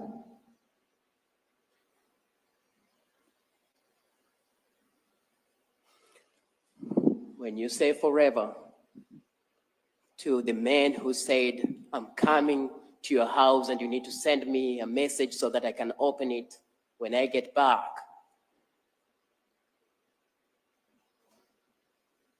What does he respond to you once you say forever to him? He responds, okay, babe, seriously putting the phone down. Have to get this shit done. I love you. And what do you say to him? I say, go to sleep. Ms. Cooper,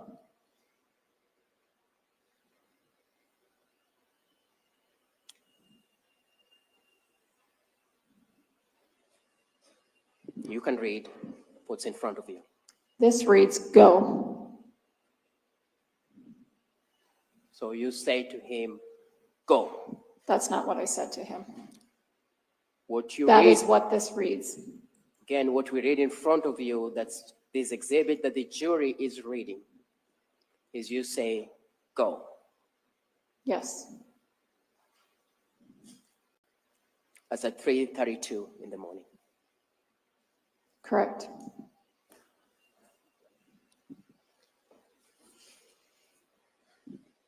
An hour later, at 4:42,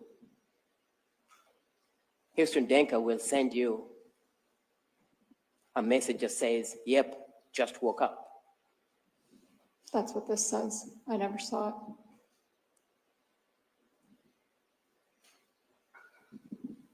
At 4:42, when Huston Danker is sending you this message saying, yep, just woke up,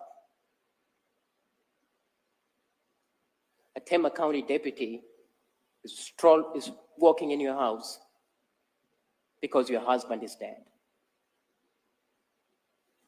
Is that a question? It is. I don't know for certain on the timeline, but yes.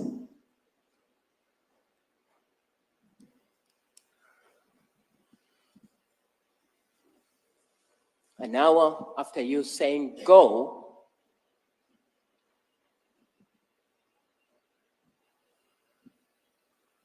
your husband, you're calling the cops because your husband is dead. Around 4:30 a.m., yes, I'm calling 911 because my husband is dead. So that's an hour after you saying go or thereabouts. That's what this says, yes, but if you're asking if I knew the specific time, no.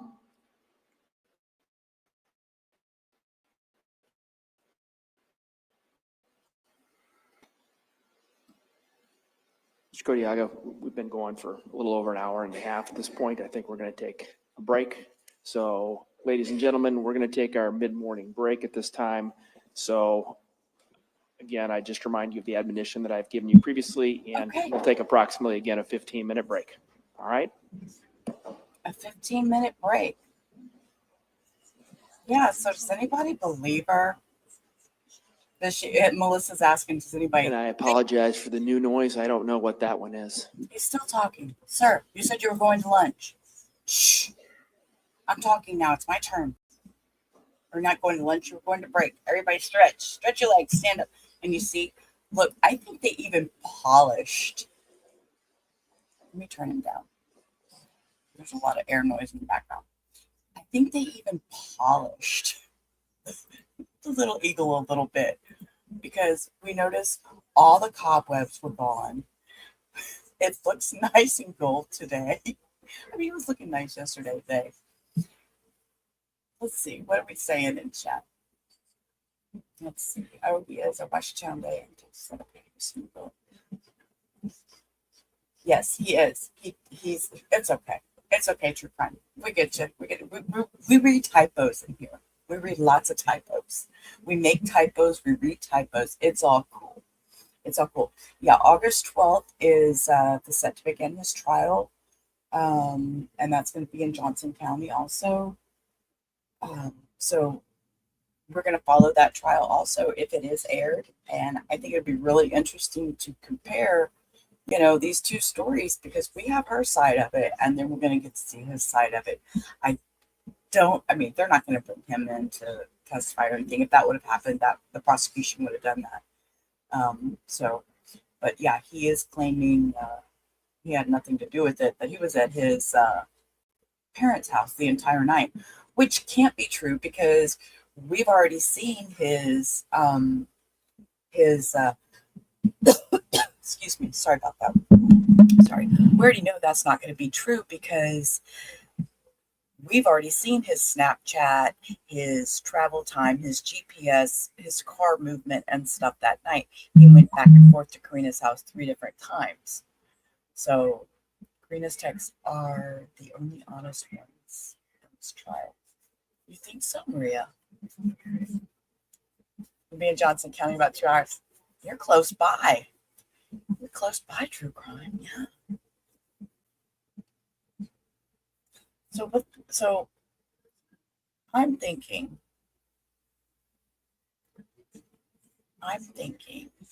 that Mr. Kodiaga is being so meticulous and so he's asking the questions in such a slow, thought out process that I think it's getting to Karina. I think because she seems to be getting a little heated, in my opinion. The crimes happen out by Des Moines, Iowa. Yeah, the texts are damning, Case One. They are. They really, really are. They're so telling. They're so telling. Let me see if I can. Let's see if I can find those.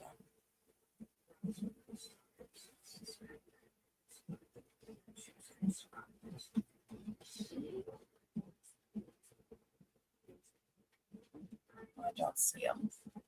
I would like to read through those. Well, I say that, but no, I really don't. I really don't. Yeah, you think so, William? I agree. He's very good. He's getting to her. He's getting to her. Her lawyers are going to tell her to ball more. You think? I mean, she could have put some Vicks or something up in that tissue so it helped make her nose run or her eyes water or something. We should, give her a few hints here. And the cussing, oh my God, it's so out of control. It's so out of control. I so try not to cuss on this channel. In the Rubber Ramada room, we get a little out of hand. We watch some crazy, crazy things. And, my foul mouth comes out when I'm over there. I try to keep it a little cleaner over here. So, yeah. So if you're not, you know what? I guess I could drop the Rubber Ramada link too. I never really thought about that.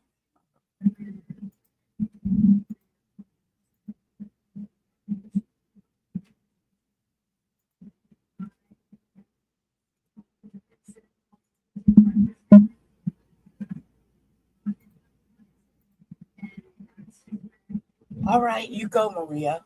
You go, Maria. Go get a smoothie. Sounds really good. Anyways, there's the Rubber Ramada room. If anybody hasn't subbed up, that might be a cool thing to do. We do late nights usually over there, and I do like car chases, body cam videos, that kind of stuff. So yeah, just a fun room. Just a fun room. Yeah, and these texts are just so damning for her. I don't think she can overcome the text. I think that's going to be a big setback for her when it comes to jury deliberation. So, and I want to wait on. And I found y'all. I'm so excited. Okay, I learned today. I'm just sitting here babbling. Okay, I learned today how to do polls and questions. So I'm gonna wait. I should probably do a test poll. You know what? Let's do that while we're waiting. Just because I don't know it. Oh. Okay. You know what? Here, let me see. Hold up.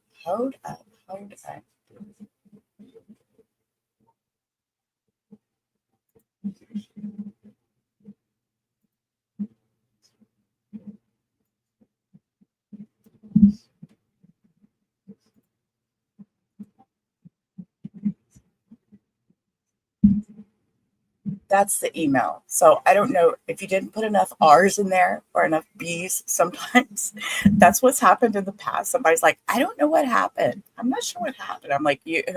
And then when they went back to look, they didn't have enough B's in there or R's, one of the two. So, yeah, let me do a test poll just because I can play for a minute because I don't know how to do this. So this is going to be interesting. Y'all just bear with me. I'm learning. Okay. You left an R out. See, I told you, Kate Swan. That's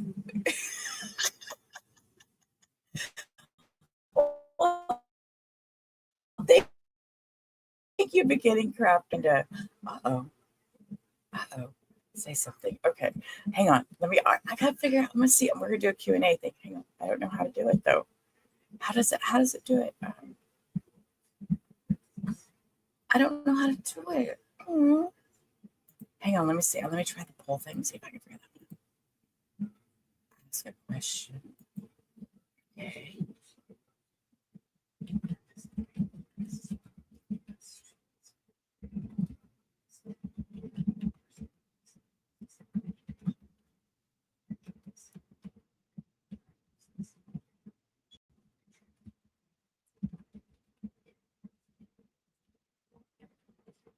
I'm learning, guys. I'm learning. Hold up.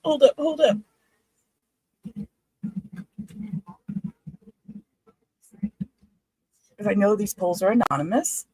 So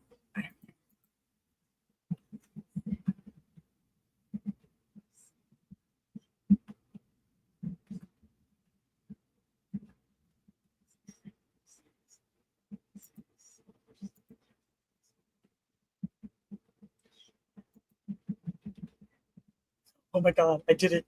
Look, okay. Look, I'm so excited. Y'all may think I'm crazy, but okay, I'm learning. You terrified. You know, true crime. I had it taken me a while. I was terrified. I have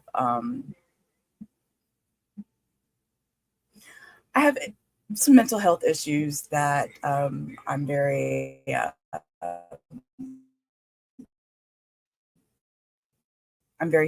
shy when it comes to conscious. So it took me a while to be okay. You think so, Sherry? Squirrel. Okay. Yeah. So it took me a while to be okay with going live. So I kind of started off slow with the Rubber Model Room, and I was kind of gifted with the friendship of Katya. Okay, now I'm gonna cry. Don't cry, Sheila.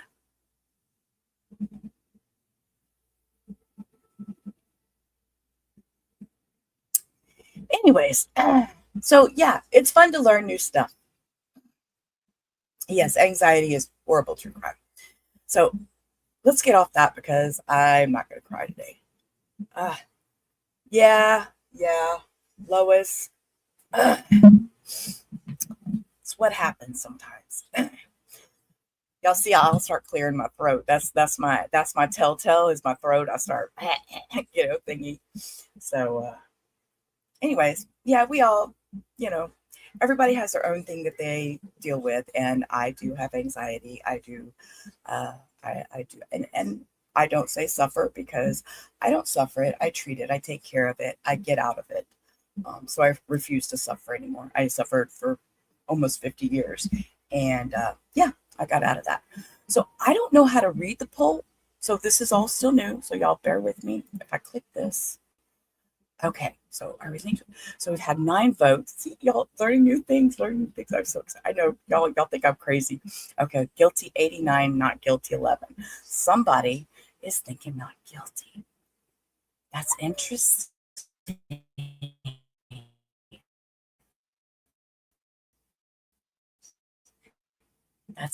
I'll put up a new poll that will be a end of verdict. I wanted to try it out because I didn't know what I was doing. So that was my first experience. Kind of got to play with it for a few minutes. Make my makeup myself. So now I know what I'm doing. So then when it does come time and I can do a poll, I can do it right. The other one is question and answer, but it was you, Josh. It was you, Josh. Tell us why. Why do you feel that way, if you don't mind? Hey, True Crime, if you just suggestion, close the chat, open it again, and the poll should pop back up. If you close out the chat and then you open it back up, the poll should pop back up.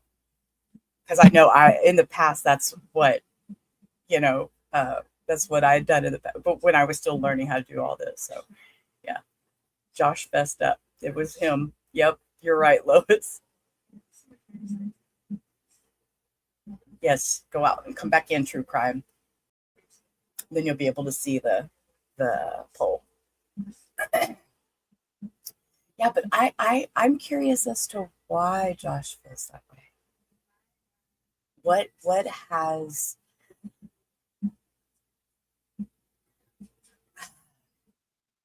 not proven, but yeah, proven because it's facts and we have to judge this by facts. What is it that makes you feel that way? You voted 2. Let's see where we're at. Let me see. We're at 82% guilty, 18 not guilty, and 0 unhung. 11 votes. So, and that is their feed that keeps refreshing to be in the minority. Okay. All right, Josh. Just have to be different. That's just that different awesomeness. And again, I want to go through this while we are on break. Katya, she's not here. Thank you. You're the best, and we'll get through all this together. And I appreciate you, Katya. You know that. And Josh is wanting Karina to stop rambling. So he's throwing out a $2 holla. And Britta has been a member for 4 months, which is awesome. Nice place to come and watch true crime. We appreciate that. And then Josh out here throwing out another $2 holla for all those cuss words. And I just want y'all to know I do appreciate that. That's so kind. That's so kind. You think so? Okay, Swan. Well, the cross has changed your mind. Yeah, I don't, he's doing so good going so slow with her. Mr. Kodiaga has an accent that is so thick. Even I have a hard time understanding what he's saying. But I do have to say that right now, as he's doing this cross, he is speaking so clear and so precise with his words. I think that's, and I honestly think it's getting to her. So,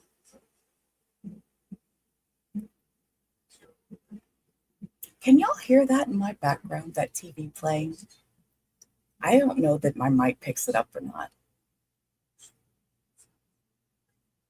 Because Hector left the TV on and he's still over there asleep, and I don't want to get up and go turn it off. But I can hear it in my background, and I don't know how loud it is and if y'all can hear it. You think he's going to make Karina cry? You can't hear it. Good, Lois. Okay, good. Thank you. It's faint, very quiet. Yeah. Yeah, and usually we turn it off, but he's asleep. And so if I go over there and turn it off, it might wake him up. So, but I'll be muted in just a minute anyways. When they start back, they should be back any minute now. The voices in your head.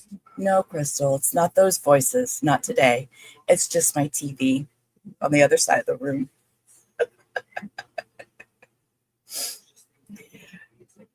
Oh my goodness. They need to hurry up. I want to get back to the cross. I mean, and that was the other thing was her hair. Her hair. I'm very curious about her hair because in the past days when we've seen her, her hair has looked so gray. Her hair has looked so gray. And today it looks almost brownish red. And I want to know how it happened. How did it change colors overnight? She's gonna crack like an egg, huh, Cindy?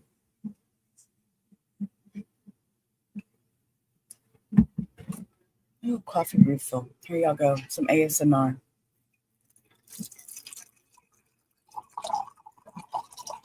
Hope nobody has to go bathroom. Sorry.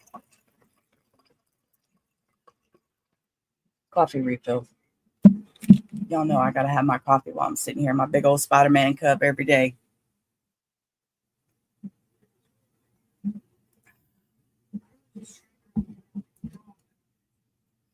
Yeah, I'm waiting for her to break down and really cry. That's what I was waiting for Mr. Kodiaga to get to, was to make her just break down. And look at you, Josh. You were a member for 2 months. Didn't even know it. Well, thank you for being part of the TCA group. Oh, potty break. Yeah. See, Crystal? See, sorry about that.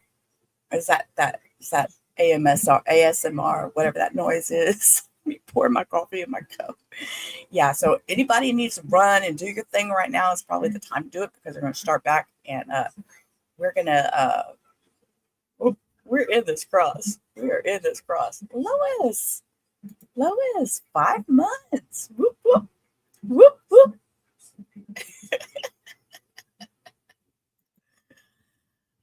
I should have took a potty break. You know what? That's what I should have done. Oh my gosh. You know what? I'm going to put the sound on. I'm going to turn my camera off and I'm going to run real quick. I will be right back. I don't want to turn a song on in the background because if they come back while I'm gone, because I didn't even think about taking time for myself. I'm just too into the cross that I didn't even consider. I'll be right back. The sound is on. If they start back, you don't hear my TV. Okay, good. Thank you, Cindy. So if they start back before I get back, I'll be back on camera just in a minute. I'll be right back.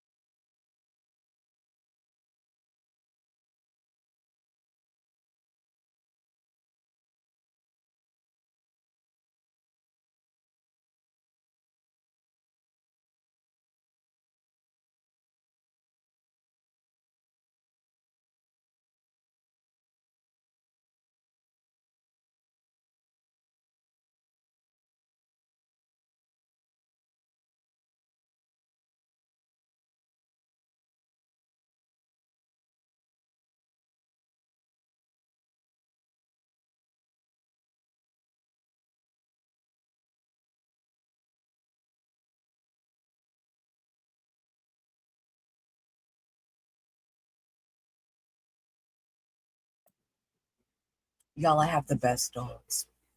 I have the best dogs. Lola is just so her kennel that she sleeps in is in my kitchen area, and I have to walk through my kitchen to get to my restroom. She's sound asleep. This baby just looks up at me and lays back down. She's not getting up until about noon or 2 o'clock. Nothing. Nope. She just stays in her bed. She just looks up at me. The kennels are unlocked. I don't lock my kennels. I just put them in there so they can come out if they wanted to. Nope. She's asleep. I hear sound in the background. They're coming back. No, Crystal. Dogs. All right, everyone, go ahead and have a seat. You'll get to know me. If you hang around a little bit, you get to know me. I have 2 dogs, Meat and Lola. They're my babies. They're my children. All right, we are back on the record after our mid-morning break. We have counsel and our jurors present. Purses. Cooper is back Anybody on lose a witness purse? stand. And Ms. Cooper, even though we took a break, I would Nice just back remind there. you that you were still under oath, ma'am. And with that, Mr. Kodiaga, you may resume your cross-examination.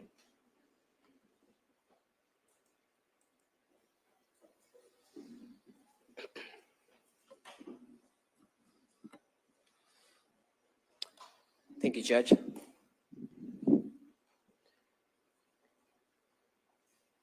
Miss Cooper, can you hear me still pretty well? I can.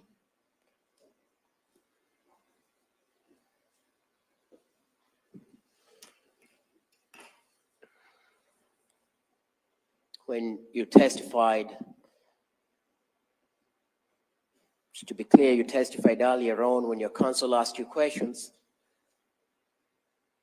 and you stated you weren't seeing Huston Danker, claimed you weren't seeing him from February or March, or February, I guess, because you'd had sex and you didn't want to break up your family. Correct. Excuse me. Correct.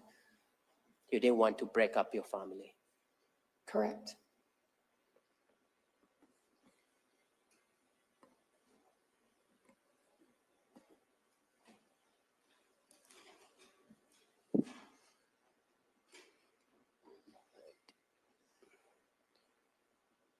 And yet, you are the same person texting Huston Danker and telling him you will be his wife, correct? Those are the texts I sent, yes. This story that you told the jury this morning, that you're terrified of Huston Danker, you never told it to Deputy Fangman, who arrived in your house as the first deputy. No. There for a substantial amount of time, trying to find out what had happened to your husband. You never told him that Huston Danker shot him. I did not. Deputy Foster was the following deputy who came to your house. Your husband is still sitting, sleeping on his recliner, dead. And your children are crying and traumatized. You never said Huston Danker did it. I did not. Your mother comes. Aaron Cooper comes. You never say, Aaron, Huston Danker did it. No, I did not. That's the Aaron Cooper, the man who you believed would protect you, and he did, in fact, protect you because he came armed with a gun. Correct? Correct. He didn't even have time to put on his shirt when you called him because that's what he did. He wanted to protect. Correct. You never mentioned the name of Huston Danker. I did not.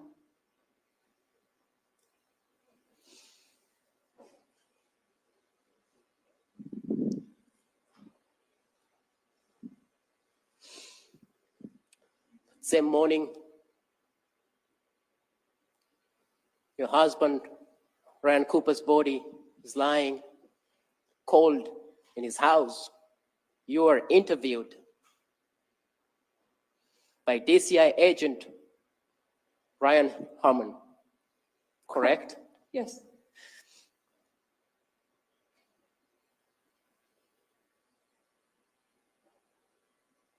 You know why they were interviewing you, correct? Yes. You never mentioned any of these texts or Snapchats that you sent at 3:30 in the morning. No, You never mentioned that I texted go. that's not what I text. No, I did not mention it. I'm sorry. No. You never mentioned that at 3:31, you sent a heart emoji to Huston Danker. I did not. I did not mention that. In fact, it's Agent Harmon who brings up the name Huston Danker. Yes. And your reaction as the jury saw is, are you incredible Agent Harmon Danker? That's what you say to him, right? What did you? You saw that video. Yes, I saw a video. I didn't understand what you just said. Your reaction is Danker? Correct. And you immediately tell Agent Hammond that he's a kid, correct? He said what? That he's just a young man, a kid who you know about. Yes, that's what I said. Not what you're telling this jury today, that, oh, I was so terrified of him. Yes. Never mention any of that to Agent Hammond. No, I did not.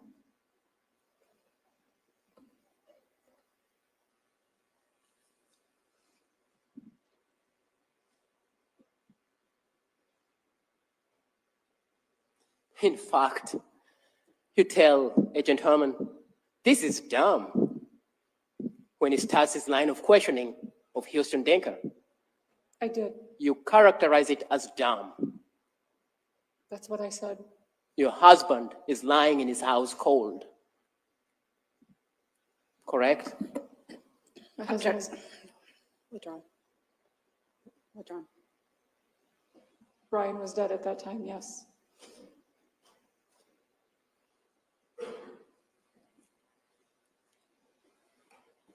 The next day,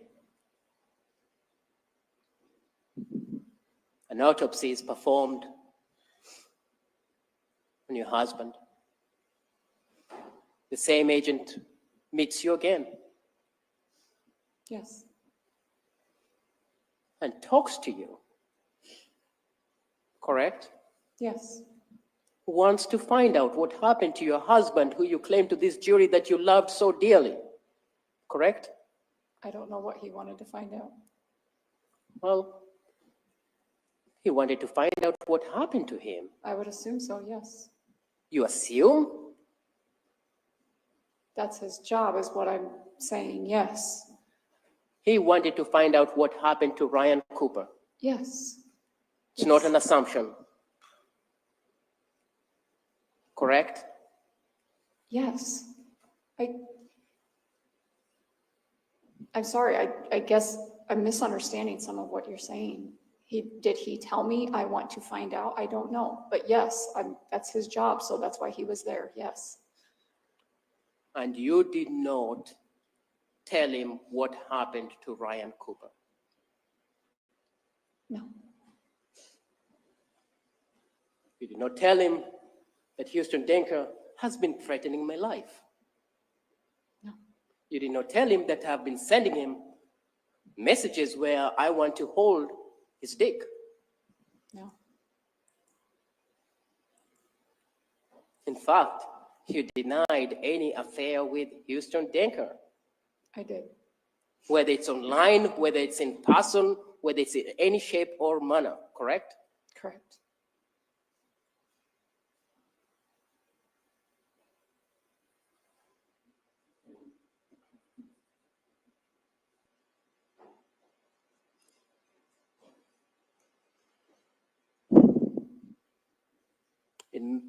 2 years pass. It's May of 2023. You talk to Agent John Talbot. Yes.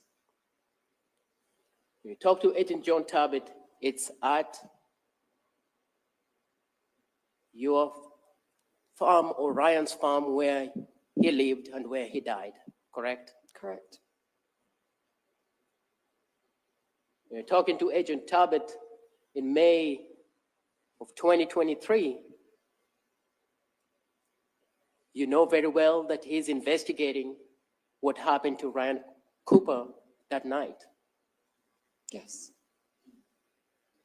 You have a conversation with Agent Talbot that spans 3 hours. Yes. He tells you, no detail is too small. Tell me everything. Correct.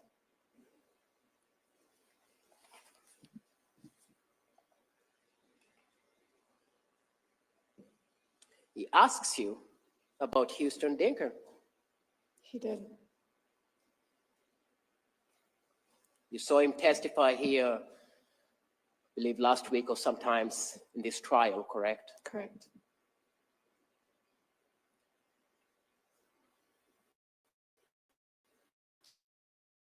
You knew who was a DCI agent, a sworn peace officer in the state of Iowa who wants to find the man that you now claim you loved so dearly, correct? Yes.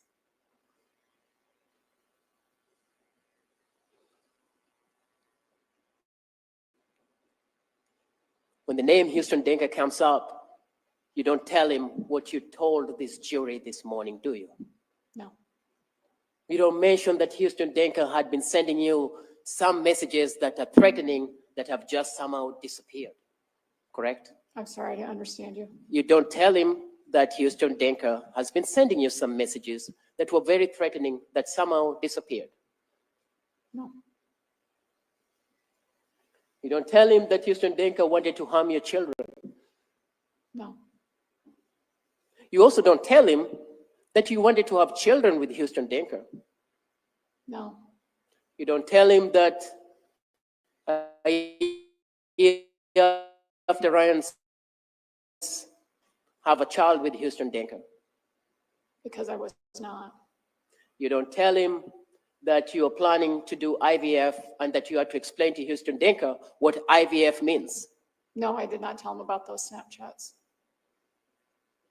You don't tell him that you're preparing to be Huston Danker's wife and that you'll be tearing down things and that Huston Danker will need to be able to fix them up. I told him about none of the Snapchats. You don't tell him that on the night of Ryan Cooper's death, that an hour before Aaron Cooper is called, you were texting Huston Danker and telling him absolutely 100% I'll remember to pick the shell casings. I did not.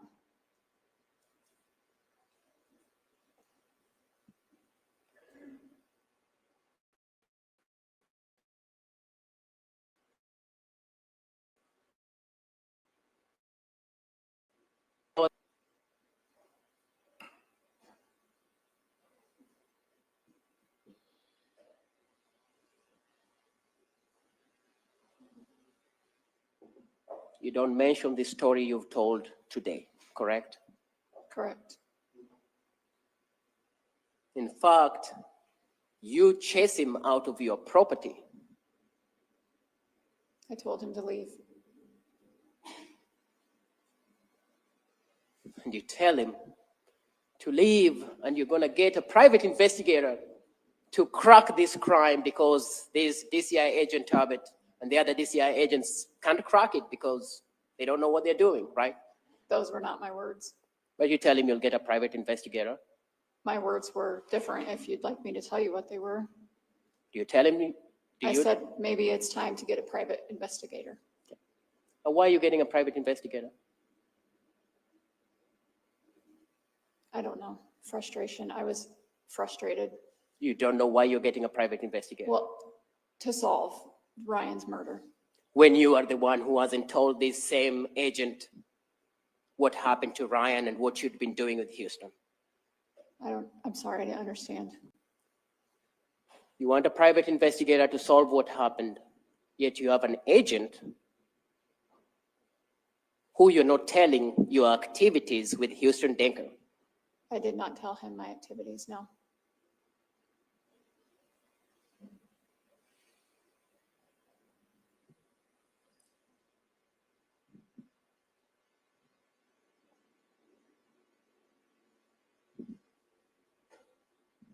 At that point, you knew what had happened, correct? I did. Well, And yet you tell him that if you knew what had happened, or if you knew, and your words, the person who did this, you will be in jail because you would have hurt that person or killed that person, correct? that's what I said.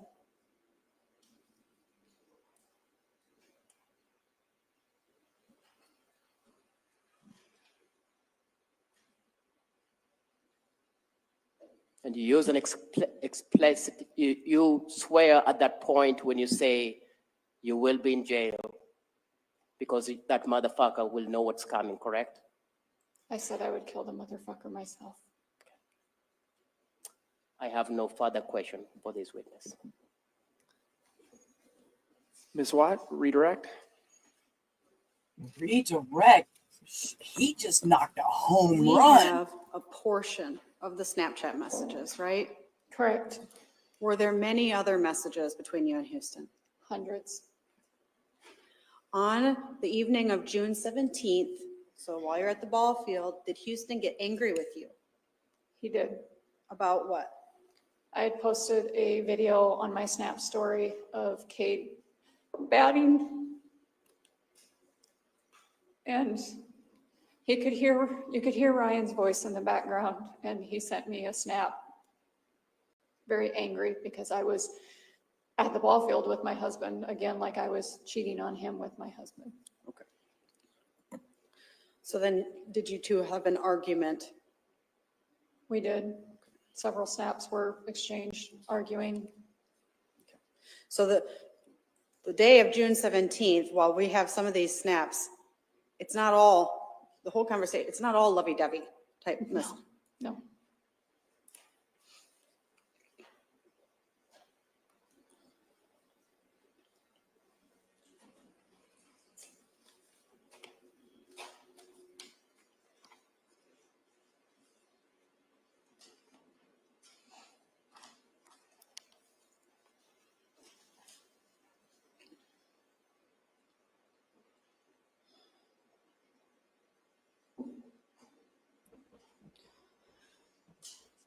You knew these things for so long.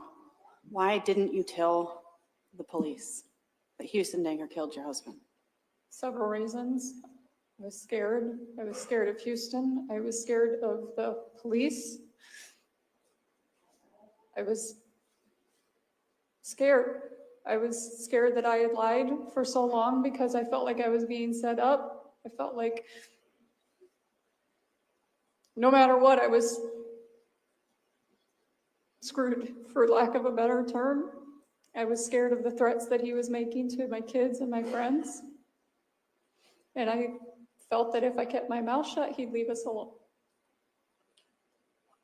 I don't have any other questions. Thank you, Karina. Ms. Kodiak, anything further? You claim, you tell this jury that Huston Danker was mad at you that night at the ball game, Ryan Cooper's last ball game, seeing his children, correct? Yes. So as Ryan Cooper's watches the last ball game of his children and Huston is mad at you, he sent you a text for that? Huston did? Yeah. Several.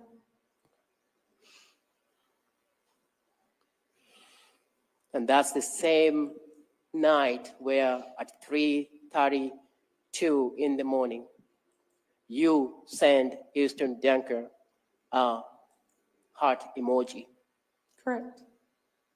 The same night he was mad at you, you send him at 3:32 a heart emoji. Correct. I have no further questions. Anything further? No, thank you. All right. Thank you, Ms. Cooper. You may step down.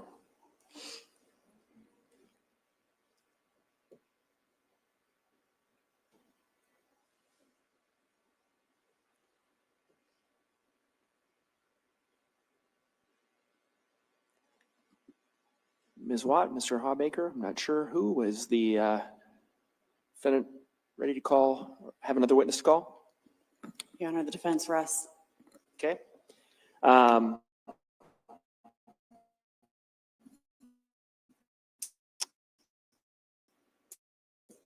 Counsel, I don't know what to say. I was in the middle of trying to play with the poll again. Defense rests?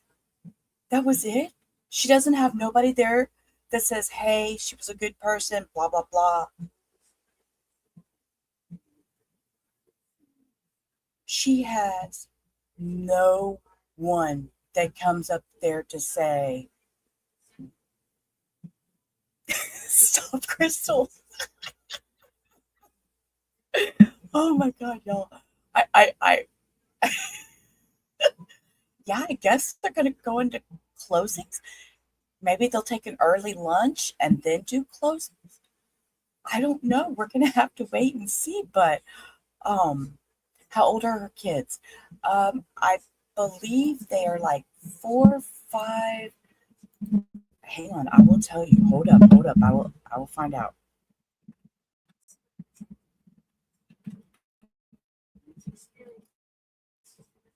at this point, there's a couple matters we need to take care of. So what we're going to do, if this works for you, is we're going to take an early lunch and ask that you be back here ready to go at 1 o'clock. Does anybody, I mean, again, this is a little change in the schedule. I don't know if anybody, like, I'm going home to walk my dog or whatever. I just want to make sure that that works for all of you. So does any of you have any issues with that? Okay, not seeing or hearing any, then we will break till 1 o'clock. Ask that you be back here ready to go by then. And again, ask that you keep an open mind, not make any decisions, not do any sort of research or investigation. Don't talk to anybody about the case or let anybody talk to you about the case, and avoid any and all media accounts and social media commentary or accounts as well. And with that, have a good lunch and we'll see you in a bit. Okay, guys. So, y'all know, as we know, while they're on our typical lunch break, so they're going to be gone until 1 o'clock. So we've got about an hour and a half, hour and 40 minutes maybe. I will put on parole hearings. Actually, we still have, I think there's still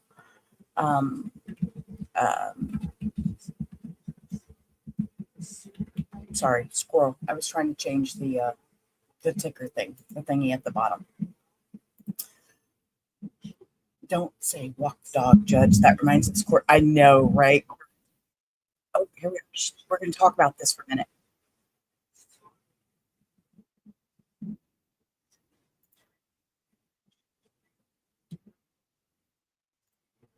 If it's going to present rebuttal evidence, and if so, what that will consist of.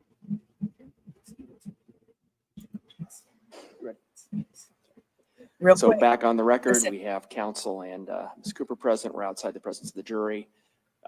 Just to kind of summarize, put on the record where I understand we're at. At this point, the state is making a decision about if it's going to present rebuttal evidence, and if so, what that will consist of. And we'll know by the end of the lunch break. And then depending on how that goes, we'll move into instructions and closing arguments, and we'll see where we're at. If the state does have rebuttal evidence and how long that takes. So anybody else have anything they want to put on the record at this point? Ms. Watt, Mr. Engel? No, Judge. No. All right.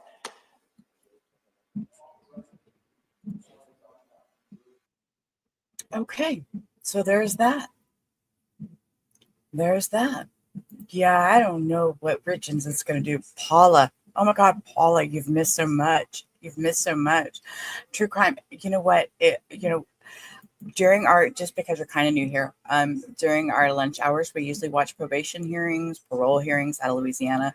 So that's the time you take to, rewind, refresh, replay, everything. This is our, yes, Paula, defense rested. She had nobody. She had nobody that stood up for her and said, hey, she's a good person.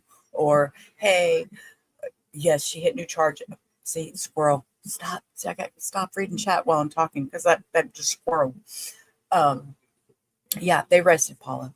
They're done. So now they're going to wait to see if, I don't know. Paula's right here. Is she, Paula, are you in the rubber Ramada room? See, I can see both room chats in StreamYard, but I don't know what room you're in. Paula's here. Paula's, I think Paula wanted to go cuss or something. Yeah, she's in the rubber room. Paula, come to the true crime side. Get out of the rubber room.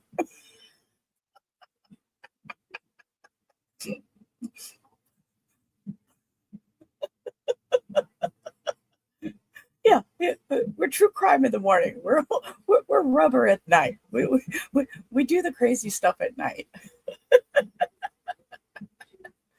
Oh yes, sassy in the rubber Ramada room. We cuss, we act up, we talk smack. we're a little bit on the wild side in there, but that's late at night. So late at night my time. This week I've been off. It's been a little crazy with all the new changes and stuff with me taking over Katya Stream and stuff. So yeah, Paula drives real fast. She got here quick. Okay, y'all, I'm sitting here talking and laughing and stuff. I'm not even paying attention and setting up for the parole hearing. Let's see. Let's go over here. This was let me hang on. Oh, we're gonna back this up. This is one we had just started watching yesterday, and we court came back, and Paula did that. William did that yesterday. He was go rewind. You got an hour and 20 minutes. They're not coming back till 1 Central, so you got a little bit of time. You got about an hour and a half, maybe, or it's just, and then we'll see if the state has a rebuttal. So this is Mr. Milligan, and if I remember right, he was there for Schedule 2. So he has some drug charges that he would like to no longer be keeping him from probably getting a firearm, is what I'm assuming. So let's listen in. Mr. Milligan, good afternoon, sir. Good afternoon, Madam Chair.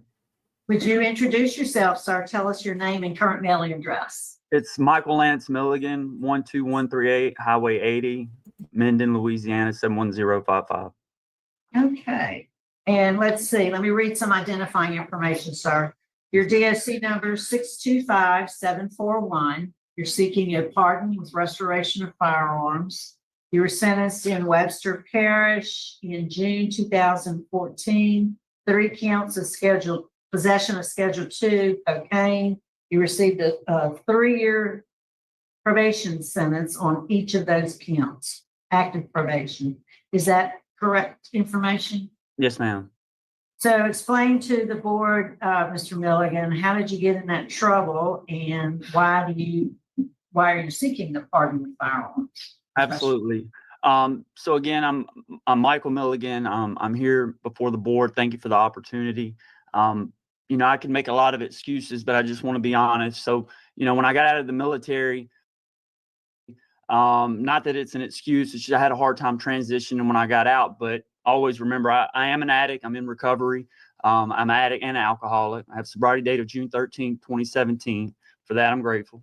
And I will say that when I got out, I was just just an addict doing the things. And again, it's not an excuse. I definitely shouldn't have been partaking in things that I was doing, but it was cocaine, it was marijuana. And when the police officer arrived, I threw it in a cigarette box, and I told them that I ate it because I felt if it wasn't on my person, then they couldn't, I couldn't be convicted with possession. So I told them that I ate it. They took me to Minden Medical Center, and then they, treated me for overdose. But I'm assuming they went back to the scene and found the cigarette pack that had the marijuana and the cocaine in it. And I'm wrong for that. I definitely deserve the punishment that I had received for that, and I am guilty of that. So I don't contest it. But as far as restoration with firearms, I will say that I work for the state. I work with the National Guard Youth Challenge Program. I don't know if y'all are familiar with that. And I work with a lot of kids out here. So one issue I had, which we were able to get it done, was with my CAT card. I was able to get my CAT card and get on another military base to be able to get the CAT card, but I did have issues with that. I also checked a federal job at the VA hospital, Overton Brooks, and was denied. I had a source inside tell me it was due to the record. And then primarily, and this was before my pardon paperwork was put on, this was after my pardon paperwork was submitted. But then lastly, I grew up, my stepdad used to take me hunting occasionally, and my boys are 9 and 10. I have a newborn also now. He's 7 weeks old, but they've been bugging me about wanting to go hunting. And of course I want to get them in the woods. I can remember coming up being in the woods, and they have a BB gun. So I don't think I'm, against the law them having a BB gun in the house, but I try to show them, with the BB gun, just weapons condition rules, treat every weapon as if it were loaded, never point, So I try to go over that and teach them a little bit. But other than that, that's somewhat my story. And if y'all have any questions or anything that y'all want to know, please feel free to ask. So, Well, thank you for all that. Your case was assigned to Mrs. Stapleton. Would you answer her questions? yes, ma'am. Morning, sir. I want to commend you for your work with, the Veterans Youth Challenge Program. Is that correct? Yes, ma'am. You're a chair with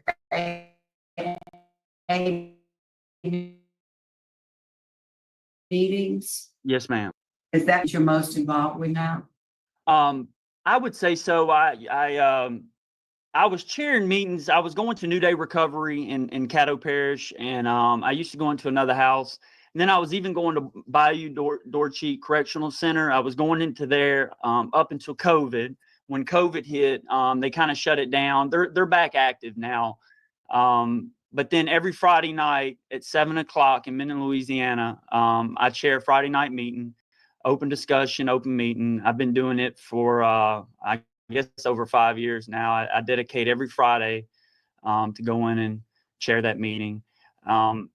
As far as other activities, I do coach at Central Elementary in Webster Parish. I've been coaching the Little Warriors program, the Minden Rec. I've coached 2 years there, the 7, 8U, 9, 10U football teams. I'm on the board with the Ray of Gray Ministries. I attend church every Sunday morning, every Sunday evening, every Wednesday. I'm a full-timer. Again, I do the AA-NA meetings. They are all open meetings. So, and then, of course, what's very rewarding, to be honest, is the fact that I work with 16 and 18-year-old kids, young adults, adolescent teens coming through here that I see a lot of them in me, and so I'm able to kind of witness to them, share my testimony with them, and try to I'm a teacher now. I started out as a cadre drill instructor here at the program, moved up to case management, and then from there, I'm a teacher now for Jobs for American Graduates. So, it is a very rewarding job just getting to work with these kids. And it's like I see myself and I'm like, if y'all would just listen to me, I can give y'all something that you need if you'll just listen to me. And a lot of them do go on to do very good things. So That's an excellent testimony that you have, and it's impressive. But we have to get back to the crime. Yes, ma'am. The crime that we're talking about is the one possession of cocaine. You got 3 years active probation. Yes, ma'am. And then explain to me that you broke into the house and it was through the back bedroom window. And then you said you wanted to kick it with her. What were you wanting? Okay, so Is that slang for? okay, and this is exactly what happened. This is a really crazy situation, but I'll make it quick. Okay, so we had already talked, Miss Donna. We wanted to do some cocaine together, and I got stuck down at another place, and I didn't come at the time that she agreed upon. So she had went to sleep, and I came later, and I never made entry into the home. I did knock on the window and was, because I knocked on the door, she didn't answer, and I had the cocaine. Well, she got scared. She called the law. So when the law came by, they passed the house. I seen them go past. So immediately I threw the weed and the cocaine under the car in a cigarette pack. And when the chief of police arrived, he started questioning me, and he's like, where's it at? Where's it at? And I said, well, there is nothing. He said, well, I guess you were breaking in the house if you ain't got nothing. And I said, well, I ate it. And I don't have anything to hide. I'm being transparent with y'all. It was wrong. She did know. She did sign an affidavit though, eventually, and they did. The state did dismiss that one, breaking and entering, or whatever the charge was. But again, I do take full responsibility, 100%. So you had to go to the hospital for an overdose? No, I told them that I had ate the cocaine because I felt that if I didn't have it on my person, they couldn't charge me. But really, I had threw it under the car, but I guess they went back and found it later. I'm assuming that's what happened. But no, I did not OD or anything. I never ate it. No, ma'am. Well, the DA, he wrote, well, it was two pretty scathing letters. And it said, it's my understanding that you have and it's your name, the above mentioned defendant on your docket for the hearing of July the 7th, 2025. Mr. Milligan was sentenced to a total of 3 years in 2014. I do not feel that the time he has served justifies his actions with his extremely long history of violating the laws set forth in the state of Louisiana. And he said, due to scheduling conflicts, I will not be in attendance for Mr. Milligan's hearing. However, I would request that the board deny this defendant's request for pardon and clemency. And he wrote the next letter exactly the same, except it was a different crime that happened, and it was for 2 years. In 2008, another crime. So I was looking at your criminal history, and it does start in 2008, and 2007. And it just goes on and on, simple burglaries, operating a vehicle while intoxicated, yes, possession of marijuana, and cannabinoids, criminal trespassing, possession of drug paraphernalia. It is long, theft of goods, and then we get down to the final 2016. And you've had nothing since then, is that correct? That is correct. 2016 was the last charge that I called. And again, I'm not trying to make excuses, ma'am. I do realize everything that I've ever been arrested for my whole life has always been due to substance abuse. I'm not trying to make an excuse. I definitely had an addict and drinking problem 100%. So I do want to put that on the record. And all of it is a lengthy amount. I know I submitted it with my paperwork. I was trying to be transparent, and a lot of the charges that are on there were null pros. All right. But that still doesn't excuse it, because I'm being honest. I'm letting y'all know I definitely were partaking in these things. I had a chance to join the military on the ones that you were talking about in 2008. So I went into the military, and that's kind of what put me on the right track, Marine Corps infantry. But then obviously I still caught charges when I got back. Now I did have a few letter of recommendations from the sheriff, Jason Parker, Major Felicia, which is the deputy director of the program, Judge Marcotte out of Caddo, and then my pastor, I believe. But I guess I didn't know how the process worked. I probably would have went to the DA's office if I had known kind of how this process worked, just to sit down with the DA, put a face to my name. But I do understand, I guess his concern. So Okay, all right, well, that's well spoken and, important information. I'll pass it to my colleagues. Questions? I don't see any other questions, so Mr. Milligan, I think we're prepared to vote. Mrs. Stapleton? Mr. Milligan, this is, pretty tough because of that criminal history in the back, that it was boom, boom, boom, boom, boom until this last thing. And you're in a good place in your life. There's no doubt about that. I'm gonna grant the pardon. I'm gonna grant the pardon because there's been 11 years since your last incident with the criminal justice system. 11 years. Has it been 11 years? That's what I thought. 16. Oh, 9 years. 2016. Been 9 years. Yes, ma'am. Oh, okay. I did my math wrong. I went to 2024. We really look for 10 years. Yes. Really. So based upon that, I'm glad I was corrected. I was looking at a different date. So I'm not going to be able to pardon you today. So for that, I'm to deny. Yes, ma'am. Mr. Brady? And you got a letter there from Judge you see, we don't have the letters, or at least I couldn't find them in here, Couldn't either. from Marcotte. Yes, sir. Judge Marcotte, Craig Marcotte at Caddo. He was my veterans court when I went through the SUDS program for veterans court.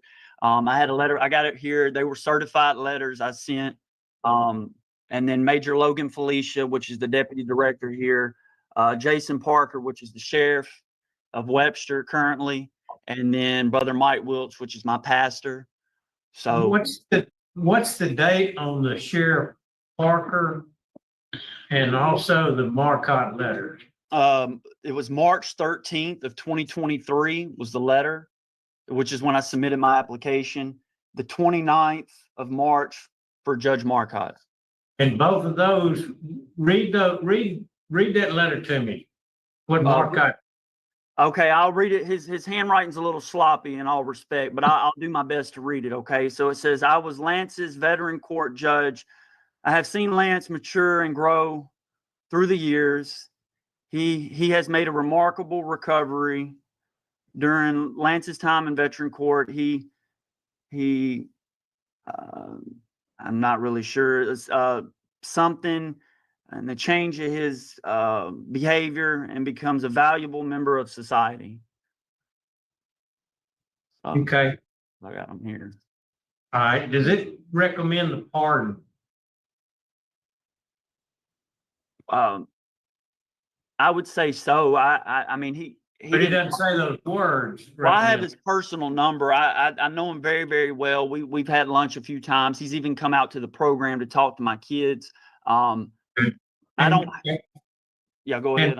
If I interrupt you, but it's important to me. What about Sheriff Parker's letter? Does it recommend a pardon, or is it just kind of a character reference?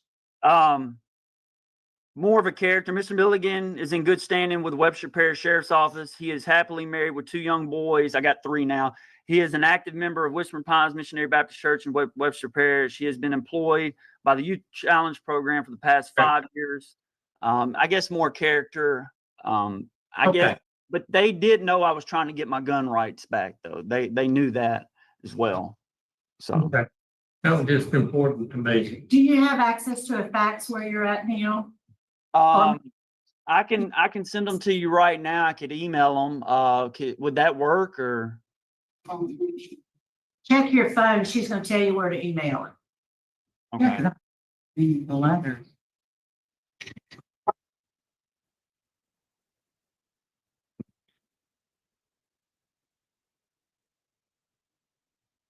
I was very upset with that. Here's the letter. You found him? Here's the letters that we have.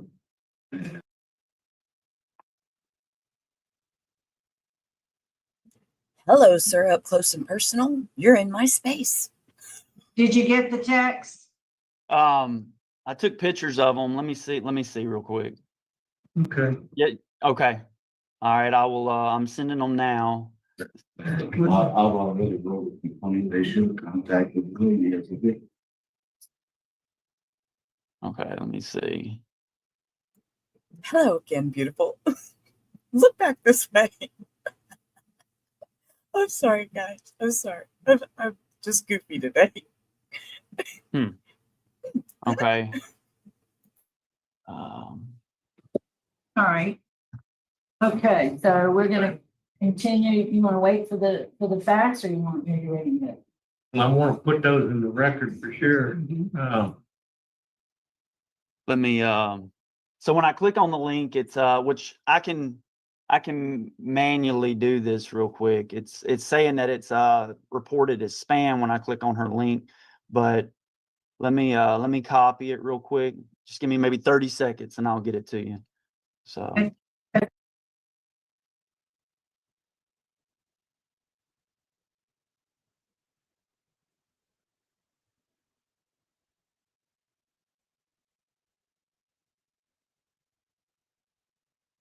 Y'all, I really feel like she's up in my space. I mean, I keep looking at myself on screen. I'm like, I need to back down or something. I don't know. I feel uncomfortable. Y'all, okay, I gotta like hit fast forward or something. Let's. I don't know. I'm not going. Okay. Y'all go back to the big screen. Come on. I know. I do too, Crystal. I do too. He's a very handsome man, and he sounds like he's really changed Okay, his life. it was sent, and for the record, I forgot to say that I am in my second term on the city council in Dixie Inn. So I am a councilman. So. Okay. We're gonna, Mrs. Stapleton wants to reconsider her vote. Yeah, after hearing these letters, I mean, we consider carefully everything because we know that I know and every, I'm on board, it affects a person's life. So hearing the further that you have these letters and everything, I would like to grant a pardon with restoration of firearms. Thank you. Mr. Prater. I concur because of although we like 10 years, then quite been that, it's been almost that much, but you have letters from some very impressive folks, talking about your character, and I think with where you work, what you do at the church, with your AA program and all that, and admitting to the fact that you got to stay with it. My vote is to grant with restoration of rights. Mr. Freeman. My vote is, the criminal history was a little concerning, but my vote today, I think you passed all of those days. My vote would be to grant with restoration. I mean, we usually like 10 years of cleansing, but you've done a lot in your 9 years. So my vote today is to grant with restoration of firearms. Great community support. Mr. Tillis.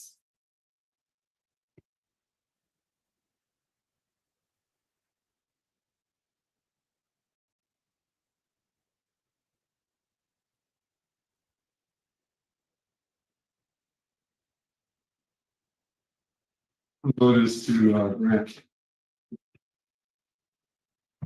All right, Mr. Milligan, my vote today is to make the recommendation to partner with restoration of firearms based on your work with the youth challenge. You know, you came, even in your application, you admitted I'm a recovering addict, and you still are, and you always will be, and we don't see that often. So I'm impressed with your work, your Friday night meetings, your work with the youth challenge, the support of the sheriff. We don't see that often in the judge. So I think, like my colleagues have said, you're past all that. I don't think you're any risk to the public, and I think you're a great asset. So we're going to make that recommendation on your behalf, sir. Good luck. Thank y'all, board. Appreciate it. Hello. See, I feel like I got to duck down. I don't know. He gets kind of in my personal space. That's good. I'm glad he got that. That was, yeah, I like that he bettered his life. Well deserved. I think that worked out good. Let's go on to the next one. Jose Pita. Let's see. What did Jose Pita do? Simple burglary. Okay. Simple burglary. So let's see. Jose Pita. Oh, hello, Jose. You're in my space again. Okay. Let's see. Let's zoom Jose for a second, because yeah, yes, exactly, Crystal. And he was a council member, right, William? You know, he knew people. He knew people. They wrote recommendations. Like that guy said, it's good to know impressive folks. I mean, okay, come on, sir. We see you there. Tell us your Oh, name, hold up. sir. Mr. Pita, would you Pita. introduce yourself, sir? Tell us your name and your mailing address. You're still on mute. It's a Can you hear me boomer now? thing. Unmute, Yes. sir. It's a Hi. boomer thing. My name is Jose Pita. What's your If everyone address? else- Your My address. address is 1556 West Willow in Stockton, California. All right, Mr. Pita, you're here today, seeking a pardon with restoration of firearms. You were sentenced in June 1976 in Orleans Parish for simple burglary. You received a 3-year sentence that was suspended, and you were placed on 5 years of probation. Is that correct? Yes, ma'am. So tell us just real quickly, sir, about what happened, what you do, and why you're seeking the pardon.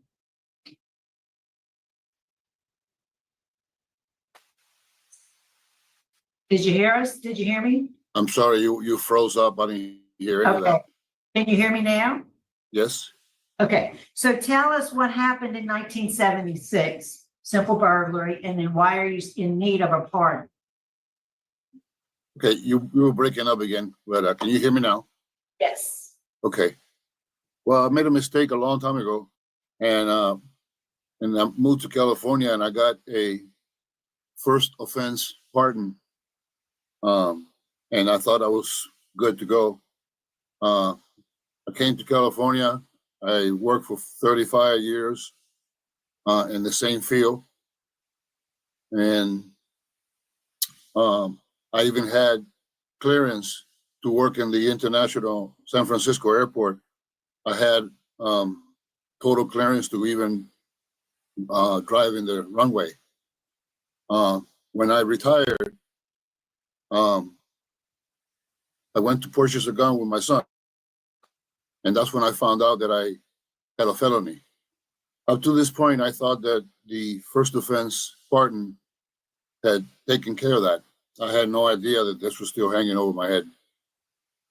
So, well, it is what it is. I can't do anything about it. So later on, down the line, I went to find work after I was retired. And the felony came up on the application again. And so I was denied. So to me, it was a big embarrassment. I'm very ashamed of it. And at this age, I'm okay, but I would sure like to take this off my head, so hopefully it will never come up again. And that's about it. I've been a law-abiding citizen all this time. I have 2 kids, 2 grandkids, 2 great-grandkids, and we're a very close-knit family. And I always had a job. I always provided for my family. I was a law-abiding citizen this whole time. Okay, sir, your case was assigned to Mr. Prater. Would answer his questions, please. Yes, sir. Good afternoon. Yes, Have sir. you been in trouble since then, No, sir. in the last 44 years? No, sir. Okay, did you get arrested when you filled out what you thought was the truth on the federal firearms? I form? filled it out thinking that I was clean. Yes. Right, but did they arrest you for that or just No, refuse to say? I just got a letter from the FBI. I have it in my possession saying that I was denied for the firearms dealer not to issue the gun. That was it. Just making sure that you didn't have that arrest on. But also, when this happened, I actually called the FBI and I talked to an agent, and that's what he explained to me that the pardon didn't take care of this all the way. So, Right. that Okay, was so it. So the way I understand it, 44 years ago, you committed a crime of burglary. It was not a violent crime, and you hadn't been arrested since in 44 years. Yes, sir. Okay, that's all I need. Any other questions? I see no other questions. I think we're ready to vote. Mr. Prater. My vote is to recommend a pardon with restoration of gun rights because of the length of time since the conviction and the fact that there are no violent crimes involved in his history ever. Mr. Freeman. My vote is the same. I vote to grant you pardon with firearms eligibility with firearms right. That's going to be my recommendation. 44-year cleansing period. Mr. Tillis. My vote is to grant. With firearm. With the firearm. With firearm. Ms. Stapleton. My vote is to grant a pardon with restoration of firearms due to the 44-year cleansing period. And Mr. Peta, my vote is likewise recommendation of pardon with restoration of firearms. There is, the victim is unopposed, and it's been a 44-year cleansing period. So, sir, we're going to make that recommendation on your behalf to the governor. Good luck to you, sir. I thank you very much. What's the process now? Well, we'll make the recommendation to the governor, and he has no time frame within which he has to act, but it'll be on his desk waiting for his review. You'll hear from them first. Okay. Whatever action he takes, you'll be advised. Very good. Thank you, sir. I thank you all for your time and appreciate you taking my hearing.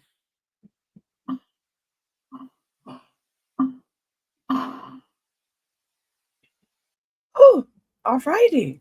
Okay. Do you know, I really enjoy listening to people that have changed their lives and is looking for, you know, they said he already had a pardon. I know they get in my space, Maria. I feel like I don't know. I don't know. It's going to take me a little bit to get used to some of that because I don't have the pop-up stuff. You know, when I'm doing body cams and stuff at night on the Rubber channel, you know, I don't have, it's just body cams. I feel weird. I usually have my little circle in the middle. My sit-up's different here, so it's okay. We'll get through it. This next one is Jacoby Henderson. Let's see what he did. Oh, guys, Jacoby isn't a good guy. Jacoby is asking for pardon, and he's in for manslaughter. He didn't. That's what he would. That's what he did was body cams on the Rubber channel working the pole. I'm dead. I'm dead, Crystal. Oh my God. Maria, you remind me when I pay at the cashier and people all over my space when I have him. Yes, I know. They get all up in your space. They're like, look, let me stick my card in this little card reader and pay for my groceries. Would you back the F up? I hear you. Okay. So Jacoby Henderson, squirrel. Jacoby Henderson is in for manslaughter. Let's see. Let's, all right. Okay.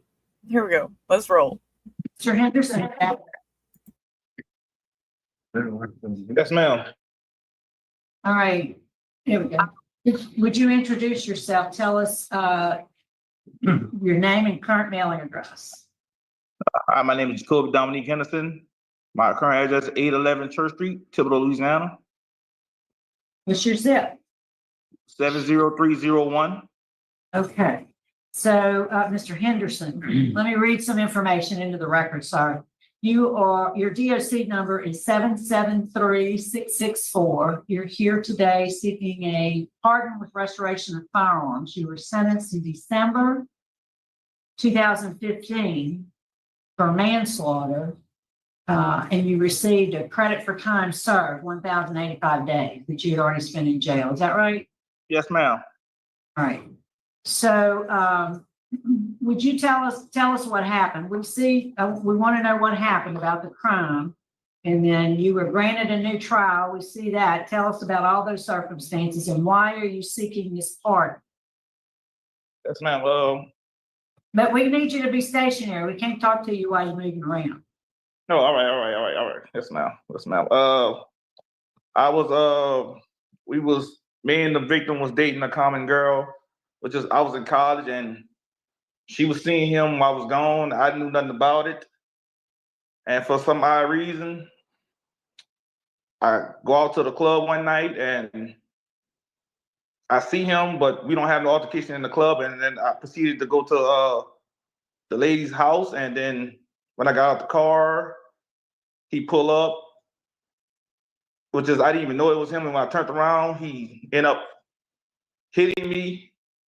He was jumping on me. He was punching me. Him and some other guy jumped out the car too. And I grabbed the weapon and I ended up stabbing him and piercing his heart. But I didn't mean to do it. It was an accident. And I didn't know what led up to it because I didn't know me and him actually had a problem.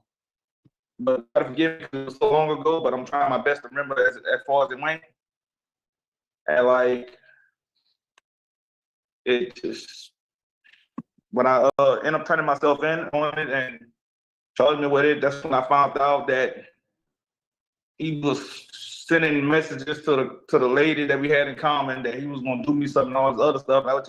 I kept saying, I don't know why he attacked me. And then as the trial proceeded and all the evidence started to come out, they ended up finding me guilty of manslaughter. I had like one not guilty vote. And then when I went for sentencing, the judge just granted me a new trial on the grounds that he thought that he didn't relate the manslaughter to self-defense as best as he could to the jury. So he ended up granting me a new trial. And I sat there, waited for another 5 to 6 months, and they ended up giving me a manslaughter bond. I ended up bonding out. And then I remained on house arrest from April 15 until August. And he released me, and that's when I started working. And he just told me to come to court when I went back to court, they say they have a plea bargain for me of credit for time served, no papers, no nothing. I'm sorry if I went too fast through it, but that's most I could kind of remember of it though. Oh, that's good. So tell us, why are you seeking this pardon with restoration of firearms? Yes, ma'am. Well, I'm really just trying to seek me a better job opportunity, see if I can get a better job to, provide for my family. Because I did have started a family since all that happened. I just want a better opportunity. That's all I need, man. I don't even need the firearm. I'm sorry if I even stated that. Okay. All right. So your case has been assigned to Mrs. Stapleton. Would you answer her questions? Yes, ma'am. Okay. I want to ask you about the same time frame of this stabbing. You had a domestic abuse battery on you. What was that about? That happened before? Yes, that was about that was sadly mistaken and was dropping because there was nobody domestic abuse on a pregnant lady, right? If I'm not mistaken. Well, if she was pregnant, they sure should have added that to it. So let's just say that was it. This was on May 11th of 2012. Yes, ma'am. I was not convicted of it, but that was the incident that I turned myself in for, and they later on dropped it, I guess, somehow, some way. Was it the same lady that you were jealous of later that this fight ensued? Man, I'm sorry for saying I was not jealous, but yes, it's the same lady. Okay. The victim was stabbed in the chest. Yes, ma'am. And he died of loss of blood. I really don't have any more questions. Any other questions? Yeah, how many guys were there that jumped on you? He jumped on me, then another guy got out the car, I lost track about where he went, but I know there was two of them. But I ain't gonna say the other guy hit me, but I know there was two of them when they jumped out the car. I could see him out of the corner of my eyes. Well, I mean, the other guy was tussling. Actually, he gave a statement saying that he didn't know where the other guy was going. All he knew somebody named Kobe, and he was gonna beat him up when he see him. And next thing you know, he jumped out the car. That's the statement I got from my discovery packet from the police. Okay, I have no more questions. All right. So you mentioned job opportunities. You know, what have you been denied any particular job because you have a felony on your record? One early in my life, but since it went away, like it was like past 7 years, it started to get better opportunities for me. Right now, I'm an HVAC technician. So how long have you been off paper? Off paper? I never was on paper, ma'am. Okay, so you were credit for time served. Yeah. Yes, no papers, no nothing, ma'am. So since 2015, you've been out of jail? Yes, ma'am. Almost 10 years. Almost 10 years, ma'am. All right, I don't see any other questions. I think we're ready to vote. Mrs. Stapleton? I'm going to grant you a pardon without restoration of firearms. It's been 10 years since, and you haven't had it. And that was your only criminal record with the incidents that happened back to back. So that's going to be my vote. Mr. Trader? My vote is to deny. I don't think it was such a serious felony as that. Originally being billed as a second degree and then end up you pleading and serving just a couple of years. The man lost his life. And it's just been less than 10 years ago. So I think a pardon would be out of the question for me. So my vote is to deny. Mr. Freeman?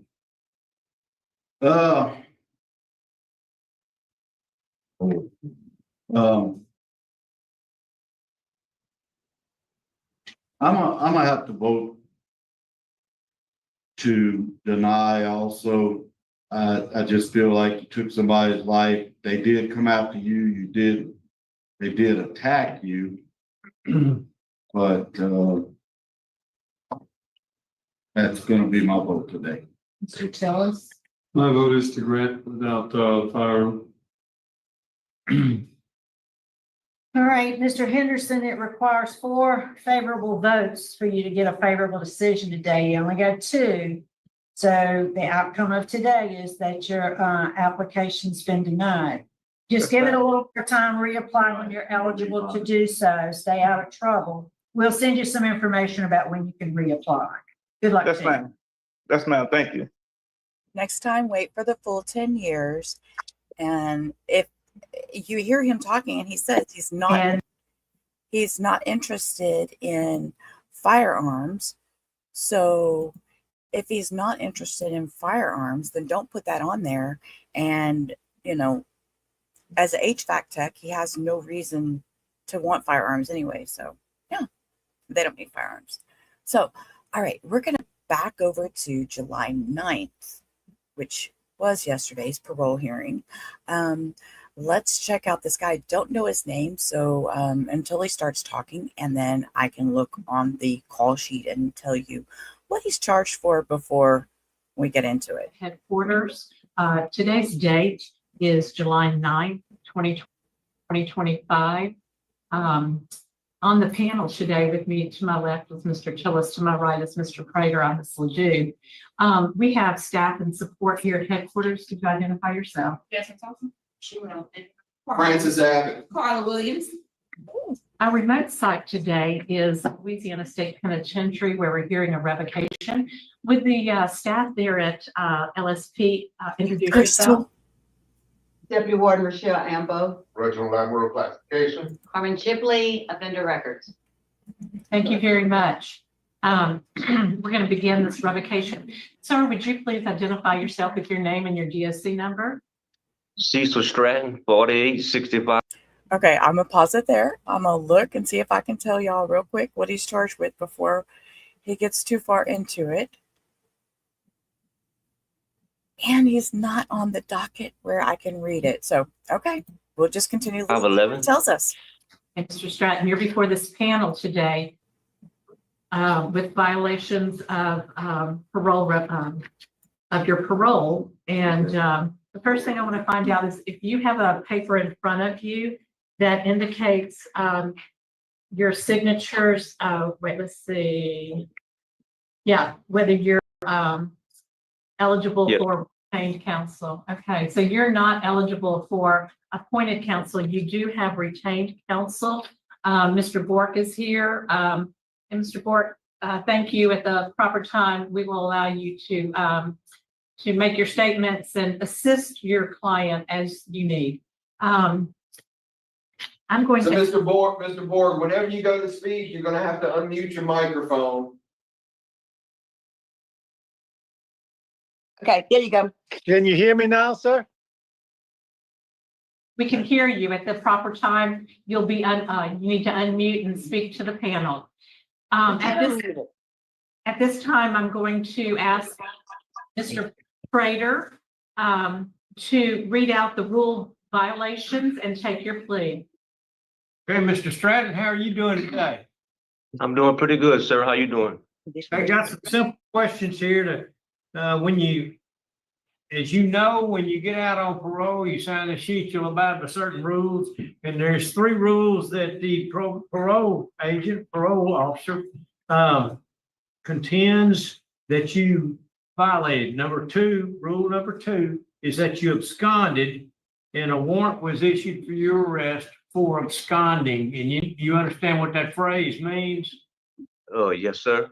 Okay. And that was back in August of 24 is when the warrant was issued.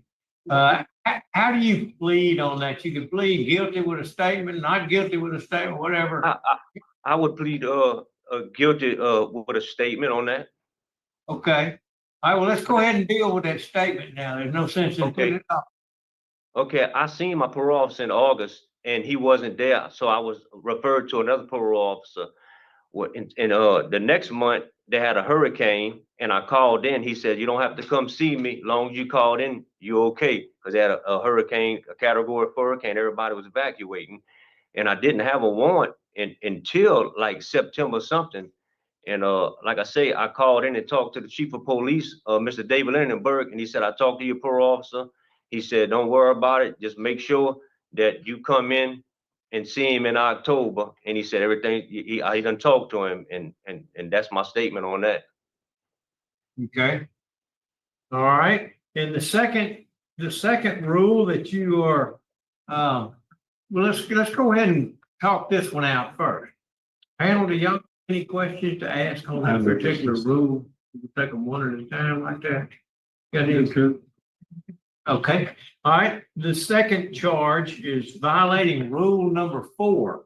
And that's the one that says you're going to stay out of trouble. You're going to stay out of, you're not going to commit crimes and things like that. And you were arrested on a warrant for aggravated second-degree battery and battery on a dating partner. And you were arrested on, let's see, I believe 10/30 of 24 was when the warrant, you were finally arrested on that. The warrant was obtained back 8/9 of 24. So tell me, yes, sir. Tell me about that. This lady's claiming that you really beat her up bad. Yes, sir. But like, and she did say that, and I was at work, and they never come out my job to see when this incident happened. Was I at work? And so that's when I hired this attorney and told him what went on. And I went to court, and I never was billed on felony charges. They charged me with that. When I went to court, they billed me on a misdemeanor charge, and was going back and forth to trial. She wouldn't show up to say what happened. So the judge said, you know what, Mr. Stratton, this is only a misdemeanor that carries 90 days. He said, if you want to plead guilty, you can. He said, if not, I'm going to set it back and give her one more chance to show up. So they set it back. I went back to trial again. And he said, you know what, Mr. Stratton? He said, I'm going to put a warrant out for her arrest, and I'm dismissing these charges on you. And I said, thank you, sir. And that was that. Okay. All right. And do you have any relationship with her now, or any way that you know of we could get in touch with her? Well, whenever I first failed, she contacted me a few times through lettering, but I say about 2 months after that, I didn't contact her no more. Since I was locked up, she just never contacted me no more. She calls my sister every now and then. Oh, did he get out? But I really don't. I've been through a lot with this here and with her, so my plans are not to go around her and mess with her anymore. Put me through enough stuff already, to be honest with you, sir. Okay. And the rule number 10, it says that you owe $423 on parole fees. Here Yes, tonight. sir. And I did, I had got behind a little bit and I had made those payments since then. Since I've been incarcerated, I paid 451 of the dollars to catch up on it because my parole officer told me if you need to pay that, as well as get these charges taken care of. So I made that payment since I've been incarcerated, sir. And my attorney does have the code numbers to the payments as well. Okay, all right. Board, do y'all have any questions about the rule violation before we go to the attorney? No, I'd like to speak with the attorney. Okay, yes, sir, Mr. Board, would you talk to us, please, sir? Can you hear me? Yes, sir. Oh,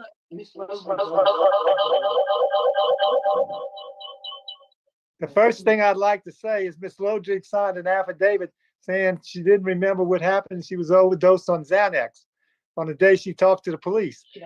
She don't remember talking to the police. That was August 19th, right after the alleged incident. We went to court. I filed a 701 motion because they never billed Mr. Stratton, and 100 days had passed.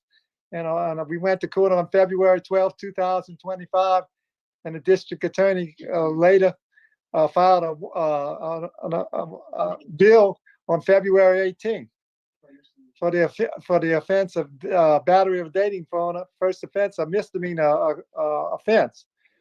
We went to trial. The trial was set for March 13th, 25. Ms. Lodrig did not show up for trial, and it was continued until April 16th, 2025.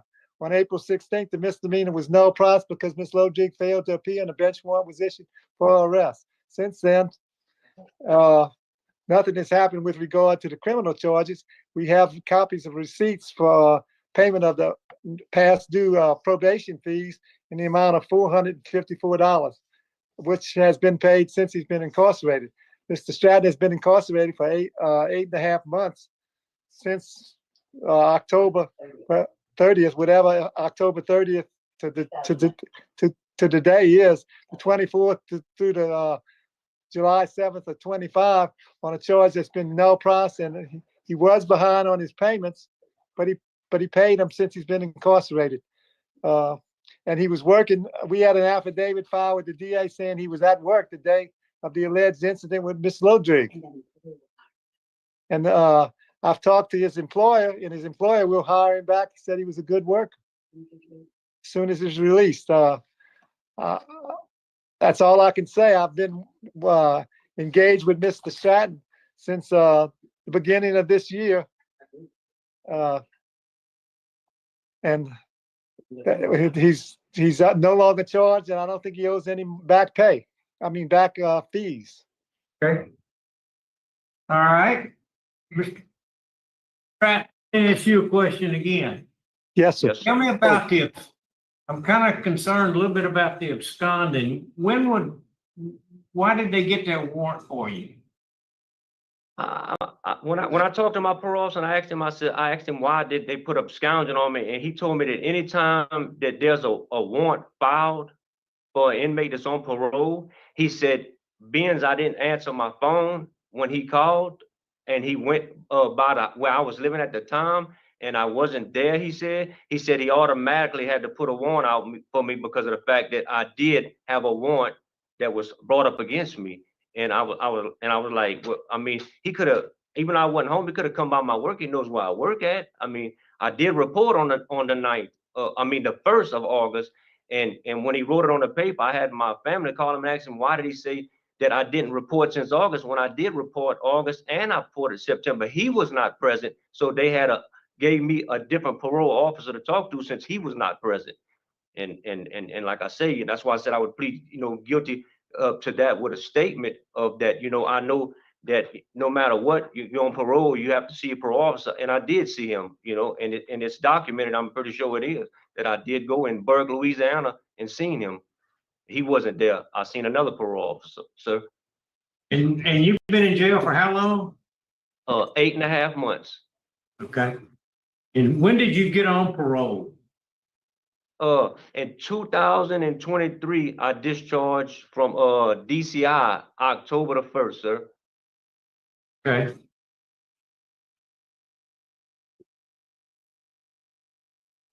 Have you learned anything? most definitely, sir. I learned that I need to make a wiser decision on, as far as my girlfriend. She's a good person. Her mother was dying and she was taking more prescription medication than she was supposed to. And, that don't give it no reason, for me to be in here, but I need to make wiser decisions on who I date. That's most definitely for sure. I don't have any other questions.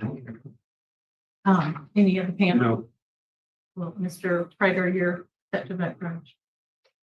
Okay, Mr. Stratton, I think you've been in jail for 8 months. I think the fact that we can't even find this lady to testify, the fact that the only correspondence is through your attorney, and then she dismissed all charges, said it didn't really happen that way, which is not unusual for us to hear. It's aggravating, but it's not unusual.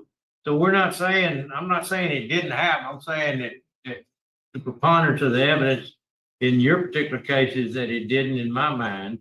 The absconding, I think we can deal with that. I think you've learned a lot about that, and it's just a brief period of time, and you get caught up on your fees. So my recommendation is that we not revoke you and that you immediately report your parole officer. Yes, sir. My vote is do not revoke. My vote is to not revoke. Today, your parole has not been revoked.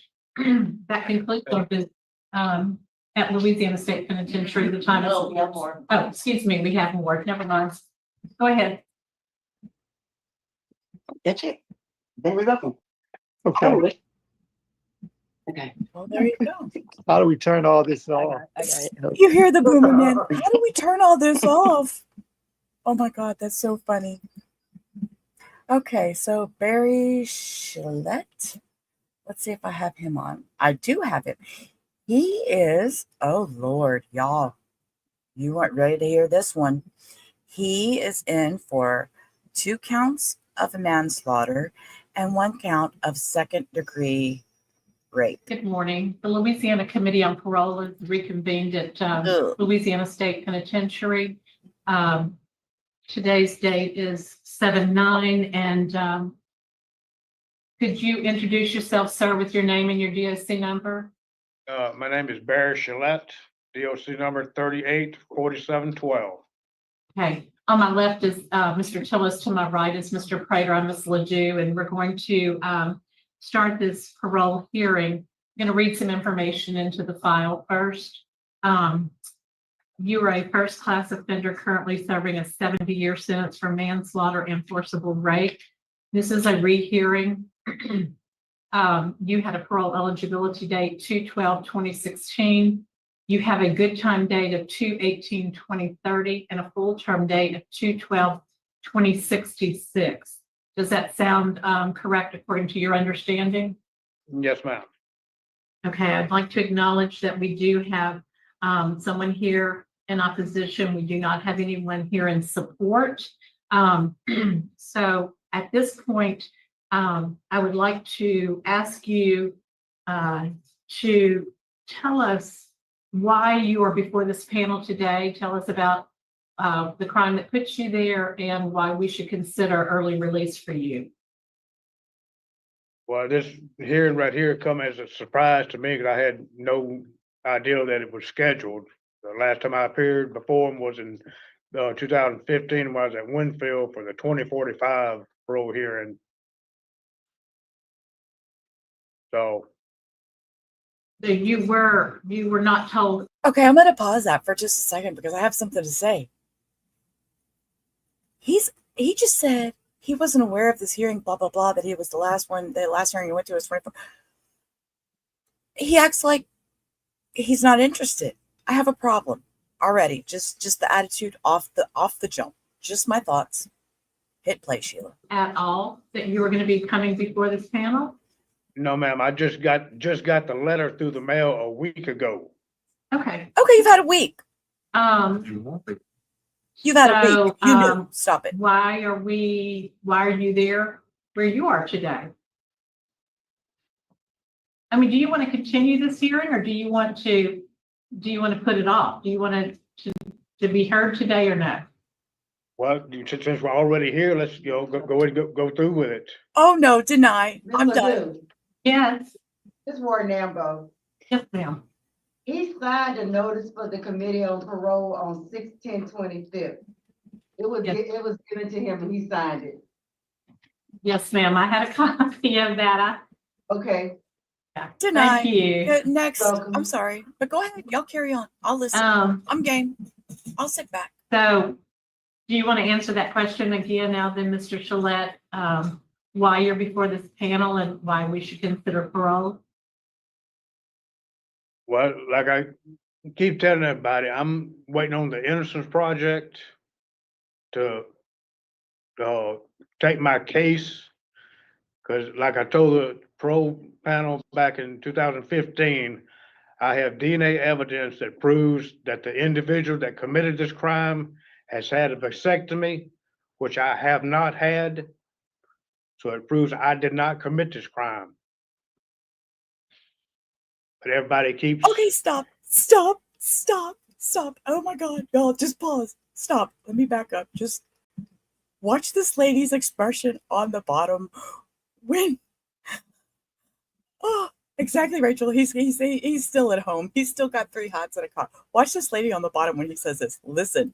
Evidence that proves that the individual that committed this crime has had a vasectomy, which I have not had. So it proves I did not commit this crime.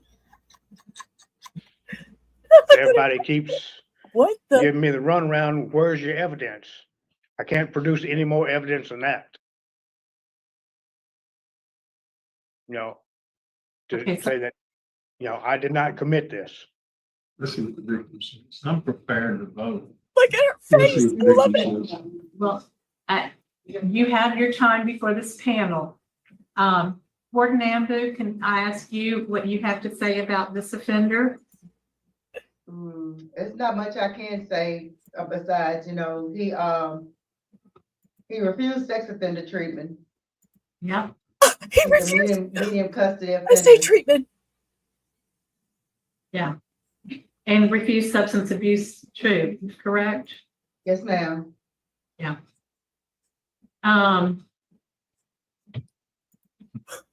So we would like to, at this point, hear from Heather Bridges, the Heather, victim's speak up, mother. lady. And I want to Bridges, hear you. would you just address the panel with what you have to say? I'm on mute for her. Come on, Mama. Good morning. Morning. This is really hard for me. He killed my daughter. It was proven that he killed her. He does not deserve a second chance. She can't have one.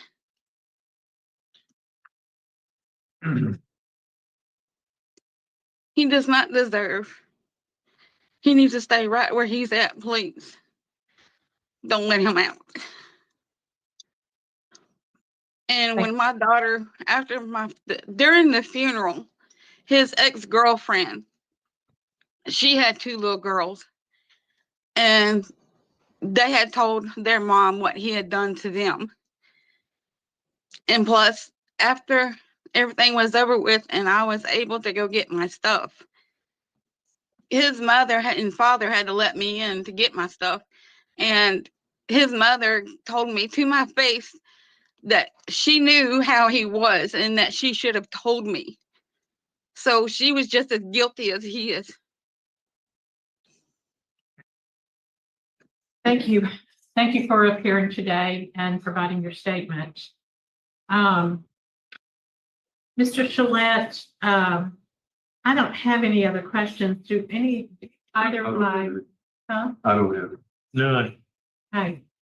Mr. Gillette, I'm going to vote today. My vote is to deny parole. And there are so many reasons. I'll just use refusal of your treatment programs and strong victim and law enforcement opposition. Mr. Prater I concur. and Mr. Tillis. My vote is to deny. And today, unanimously, your vote has been, the vote has been to deny your parole. Okay. Oh, Mama crying. And you hear him go, excuse you, sir. You rude ass. Sorry. Oh, I don't like him. I didn't like him. John Burkett. Let's see what he did before he gets up here. Aggravated rape, aggravated crimes against nature, another aggravated crime against nature, another aggravated rape, and 2 more aggravated crime against nature. I have no idea where this is going, so buckle up, people. Oh my God. Hey, good morning, sir. Just saying. Here before the Louisiana Committee on Parole. I don't To my know what left crime is, against nature Mr. is. Tillis, to my right, Mr. Prater, and Ms. Ledoux. Would you please state your name and your DOC number for the record?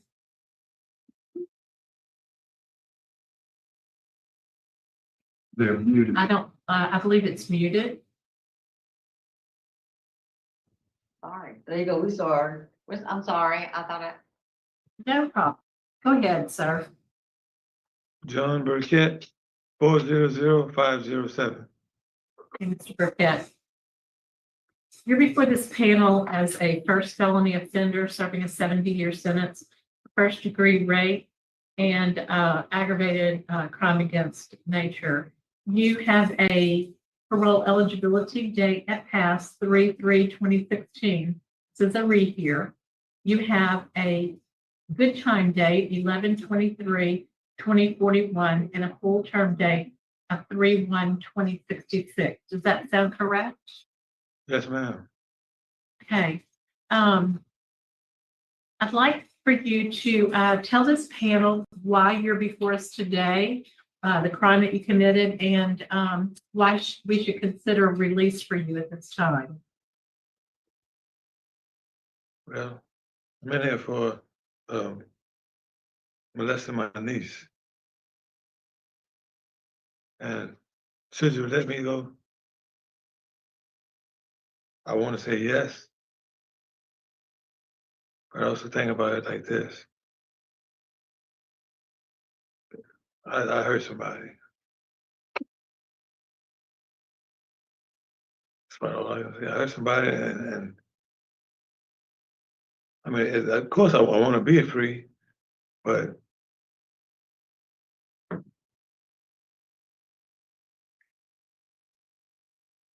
I really don't know what else to say, man. you just speak clearer too and louder. They gotta hear you. Okay. I understood you. Warden Ambo, what do you have to say about Mr. Burkett? Only thing I can tell you is that he's a medium C offender. He works as an inmate minister and a janitor, and he only had 1 DB report since he's been here, and that was for a 30J. I don't have anything else to say. And you show he served 27 years. Is that correct? Yes, ma'am. He served 27 years. Thank you. So, Mr. Burkett, your case has been assigned to Mr. Tillis, and he's going to ask you some questions. Good morning, Mr. Burkett. How are you? I'm fine, thanks. How you doing? All right. What have you been doing with your time since you've been incarcerated? Besides working and being a minister? Yes. Have you been taking classes, sexual abuse classes or anger management? Yes, I took those already, sir. All the classes I needed, I took it already. All the classes you needed, you've taken them? Yes, sir.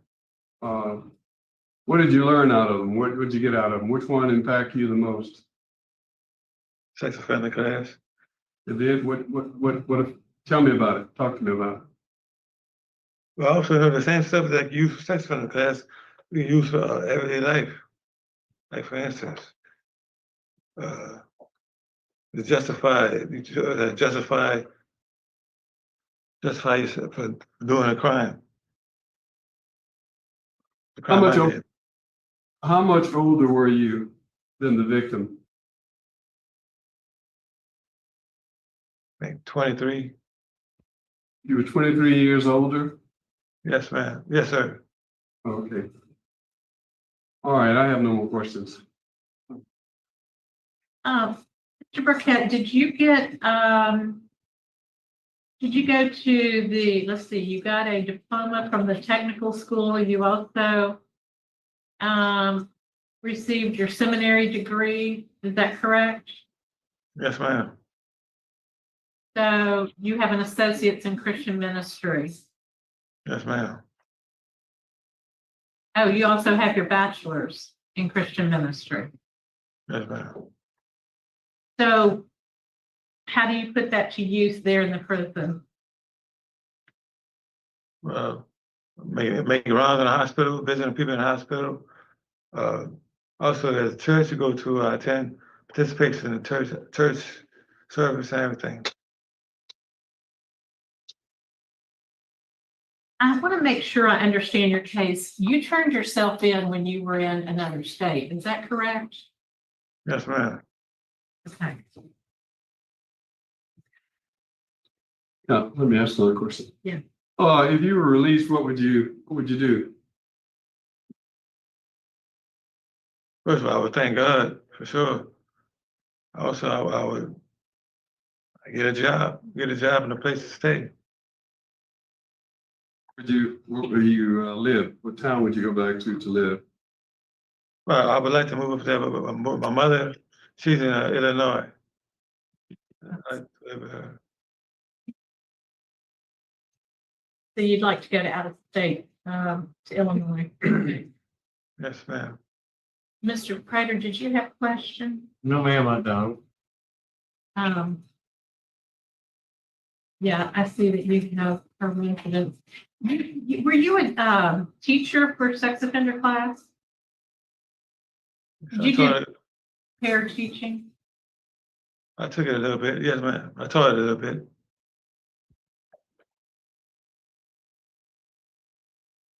Okay. The panel prepared to vote. Any other questions? I have.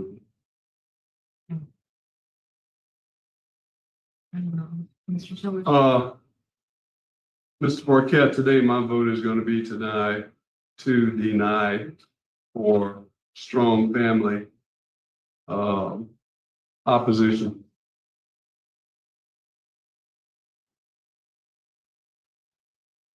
And Mr. Prater. I concur.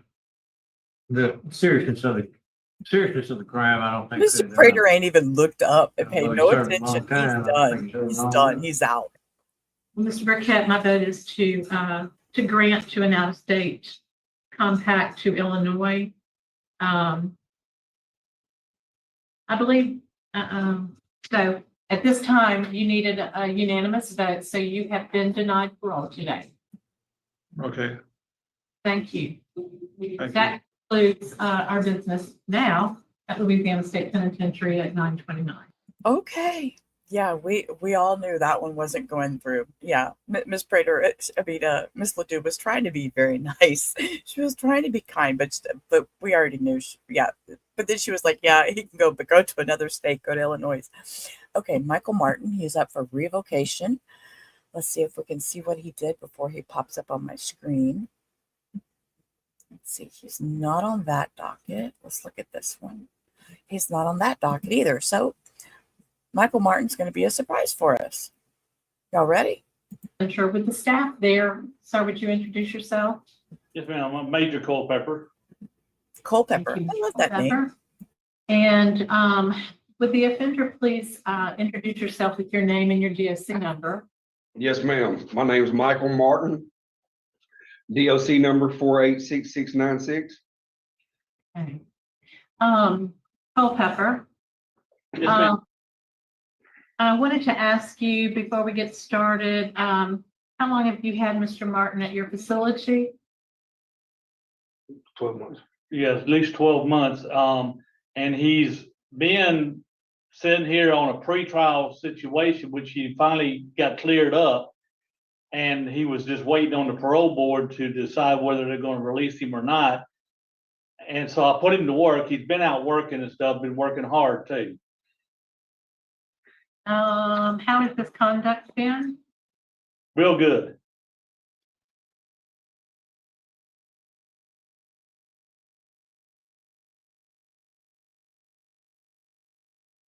7/4/2025, did you have a 14 violation, Mr. Martin? Yes, ma'am. Well, that is not what we're here to discuss, but I just wanted to make sure I understood this paper that was provided to me.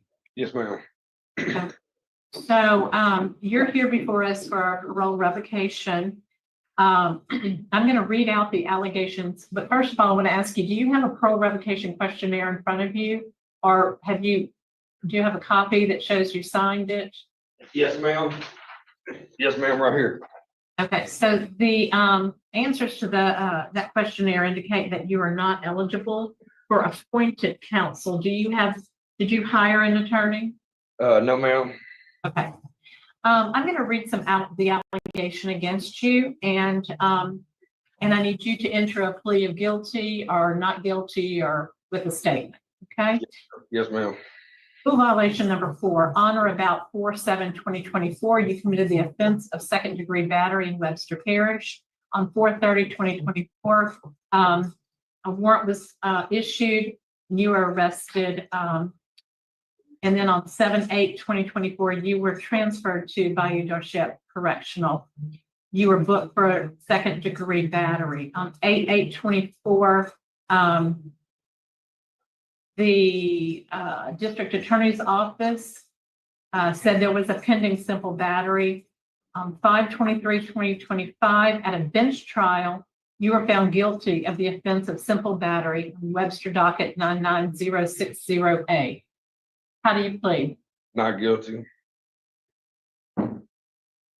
Okay. Can you help me reconcile? Did the bench trial come out as a guilty plea? I mean, it found you guilty. Yes, ma'am. So you went to court and were found guilty. Okay. So your contention is that you are not guilty of that. We have one person here who is wishing to speak in support. And at this time, we will ask Ms. Gina Silvo to make her statement to the panel. Good morning. Shane was doing really well before the incident occurred. There's been some new evidence that has come to light that shows there's more to the story than what was presented. I'm not sure if you want to hear that or not, but Shane wasn't there that day that they're alleging the incident took place. I do know where he was. He was actually working, and that the injuries that the victim sustained were sustained a few days later after his release from jail, and then he went back and falsely presented that as something that occurred on Friday. I have also spoken to the work hand that was there with the victim, and I sent y'all a copy of his recorded video statement. Unfortunately, he can't be here because he's incarcerated himself. But he's also signed a sworn statement a year ago as to what he was aware of had happened, because Dustin was with him.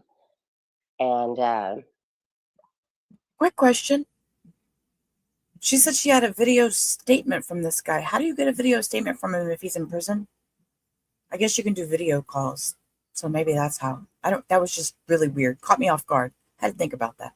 Yeah, maybe it was just a video visit and she recorded him. I don't know. That was weird. I don't know if y'all got all of that information. Yes, and I reviewed it. Okay. Reviewed. Thank you for your speaking to us today. Thank you. Mr. Prater, do you have any questions, this offender? Yeah, you said you were not guilty. Would you explain to me why? I wasn't even there at the incident, sir. How long have you been out on probation? 17 months, sir. 17 months, and you hadn't had any incidents? No, ma'am. No, sir. Been complying with parole important? Passed all my drug tests, paid all my fees. I've reported every time. Why do you think this victim did this? I've had a time and time with this guy before, and me and him we don't get along, and any way he can see to do anything wrong to me, he does. Yes. Who is the captain there? Okay. Mr. Culpepper, Yes, sir. since he's been incarcerated with you, you say how's his attitude? His attitude's been great. We've not had no issues out of Michael. We put him on work crew and stuff because he did get found guilty, but and he had a 6-month sentence, which was already time served. And then he went on work crew. He's been out on work crew. He did receive a write-up lately, but it was on, it was a weekend. It was about 3 other people. We have not resolved that issue with that write-up yet at this time. But so far, he's been complying with what you want him to do? Correct. Correct. He's a very hard worker. Thank you so much. Mr. Prager? Yes, sir. Mr. Martin, so this isn't one of those, it wasn't as bad as I thought it was, or one of those deals. You're saying you weren't even there. Yes, sir. Why did the judge find you guilty? I don't, he said that he thinks that, he said that he thinks the victim knows who I am. That's what he said. Okay. I don't understand why he found me guilty either. I don't understand why this hasn't been resolved within the 6 months that I was first here. I've been here 12 months on this misdemeanor. What's your full-time date? May 15th, 2028, sir. Any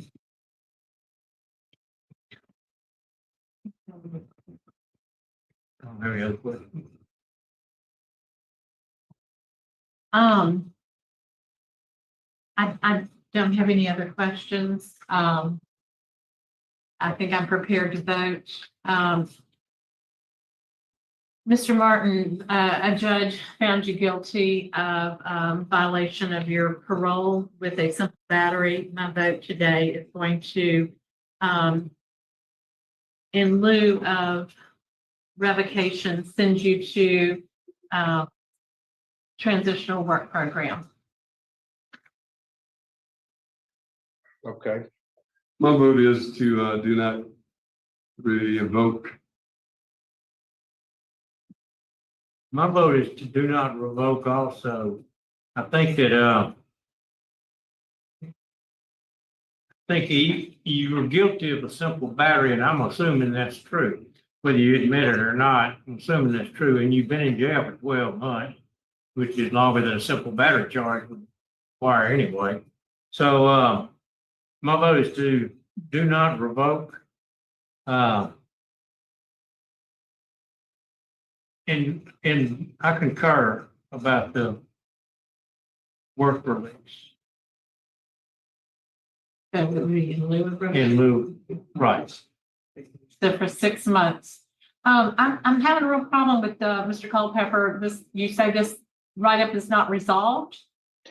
No, ma'am, it just came out to light. So it just happened over the weekend. So we really have not even looked at it because, being that he is in limbo in the way of whether he's been revoked or not being revoked, that's where we were in limbo on that because we didn't know how we could proceed with that. Well,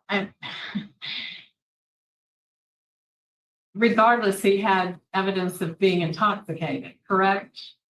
No, I'll pass my drug test. And Yeah, he everything. passed his drug test and everything. That's what I said. I haven't had a chance to talk to the head of security and everything about it yet. Well, So, the 2-to-1 is in lieu of revocation, 6 months transitional work program. okay. So continue doing what he's doing and let you take care of that. And that's the only thing we have before y'all today at 9:47. We're gonna adjourn from by leadership. Thank you. All right, thank you. Thank you. They're going to grant to not revoke his. God, before you say a word. That's interesting. Guess what? That's interesting. Okay. Next one, Elvin Ortiz. Let's see if I have him on the docket and can tell us anything before he pops up. He's not on that one, and he's not on that one. So Mr. Ortiz will be a surprise for us also. Detention Ledoux. We are at Refuge Parish Detention Center. Would the staff there introduce yourselves, please? Perhaps you're on mute. It's a boomer. Sergeant Marsh. Unmute. Hey, Sergeant, thank you. And is there someone behind the offender? I see. Yes, this is, I'm a. Are we sliding it this way? No. So you're Ms. Brown, the attorney, correct? Yeah, I'm attorney Bridget Brown. Okay. So, sir, would you please, okay, we can't see him now. Would you please introduce yourself? Sit up behind them. Hold on. Okay, we do this. Sit up a little bit, Mr. Ortiz. No, you see how this, if you're not in the camera, push over a little bit. Okay, just in front of you. There you go. There you go. Is that good enough for you? Yes. Okay. We could, yeah, okay. Please state your name and your DSC number for the record. Elvin Ortiz. My DOC number is 299674. And it's ELVIN, Elvin? Yes, ma'am. Okay, great. Wanted to clarify that. Mr. Ortiz, you're before this panel today because of allegations of rule violation in your parole. Let's see, you're a fourth felony offender. Mr. Prater is going to handle asking you the questions and getting your plea. Okay. Okay, Mr. Elvin Ortiz, you doing okay today? Yes, sir. I'm doing fine. How about yourself? I'm good. I'm good. When you get out of jail, you sign a deal saying you're going to abide by certain rules. Yes, Two sir. of the rules you're accused of being in violation of today. The first one is rule number 4, and the second one is rule number 10. Number 4 says that you will not be involved in any criminal conduct and be around illegal drugs and alcohol, okay? Yes, sir. When you're accused, because of the fact that on 3 March of 2025, you were stopped while you're riding your bicycle and you had some methamphetamine in your sock, according to the police report. Okay, I know that case was null-prossed at some point. Is that correct? Yes, sir. Okay. Do you plead guilty? You were arrested, correct? So you're guilty of having been arrested. Is that correct? No. You're not guilty of the crime. He's not guilty of having been arrested. And when I say that, I looked at the preliminary report, which the 3 of you have seen, and that is the report from the preliminary hearing, and in it incorrectly states on page 2, right under number 4, that Mr. Ortiz's attorney, Bridget Brown, spoke on his behalf and advised Ortiz to plead guilty to the arrest only. He didn't plead guilty, he acknowledged that he had been arrested, but he didn't plead guilty to anything. Okay,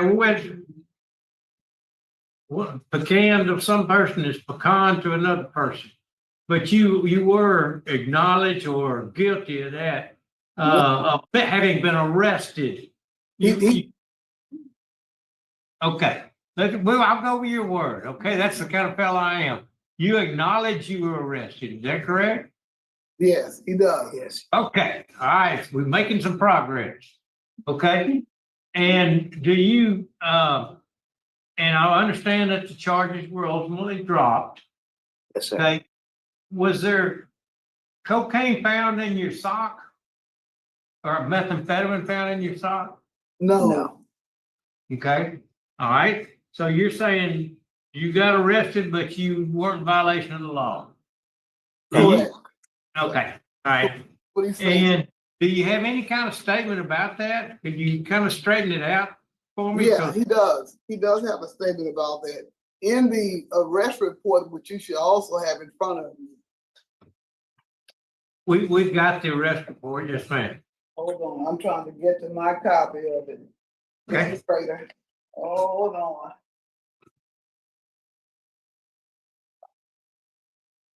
And there are two copies of it. The narrative, I don't know if y'all have that page in front of you, but the narrative says on March 14th at approximately 1300 hours, I, Stephen Ross, was operating a unit in Pineville, Louisiana, when I observed Evan Ortiz riding a bicycle and failed to stop at the stop sign located on Wadley and Bragg Street. No citation given to him for failure to stop. Okay. Then it says, I'm also aware that Mr. Ortiz carries illegal narcotics on him while riding his bike. Again, no evidence of probable cause to stop him other than him writing in his report that I'm also aware that Mr. Ortiz carries illegal narcotics. There wasn't a lab report. There wasn't a field test done to see if what he said he took from Mr. Ortiz's sock was any kind of drug at all or any kind of illegal drug. Okay. And then he goes on the second page to say that he stopped him for the citation, but didn't issue him a citation. How about just a second? Ma'am, we're not here to argue constitutionality or police procedure, whether it was proper or not. Okay, that's not really what we look at. We look at, did he violate his parole? So although I understand those are the kind of issues that you deal with on a day-to-day basis, we don't really need to hear it. So all we're interested in is he admits to being arrested, but he says he didn't do it, and the courts have dropped the charge. Exactly. Is that all correct? Exactly. Okay. What about well, it says you owe $104. That doesn't even worth talking about. But Mr. Prater, I do want him to address to the board that he's been on parole at the time of his arrest on March 20th. He had been on parole. Record on jury instruction. We are on the record. Okay, here we go. Outside the presence of the jury, we have counsel and Ms. Cooper here. I'm gonna pause it for a quick second. Y'all know it's that time of day. It's 1 o'clock. Time for me to cook the bacon. So camera's off while I cook. I'll be right back. Behave and chat. No throwing sand. And let's roll. We're here to make a record on jury instructions. I provided counsel with a proposed set of jury instructions over the noon hour, and after some informal discussions regarding jury instructions. So at this point, I guess we'll start with the state. Does the state have any record they wish to make with respect to the jury instructions? And I've got 33 of them on 15 pages, and then a form of verdict. Would ask only that the verdict form be changed to guilty of the offense of murder in the first degree as the first form of verdict 1, rather than the way the court has rearranged it. So just an objection to the form of verdict, no other change to the statement? That's correct. To the jury instructions? Okay. And I guess on the behalf of Ms. Cooper, Ms. Watt? I have no objection to the instructions as they are. Okay. All right. I mean, other than you just prefer a different order, is there any legal basis that you can provide me, or just simply a preference on the state's end? That is correct. All right.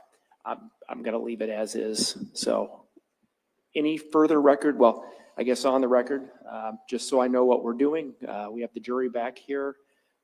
Does the state have rebuttal witnesses to call? We do. Okay. Then once the jury's ready, we'll start with that.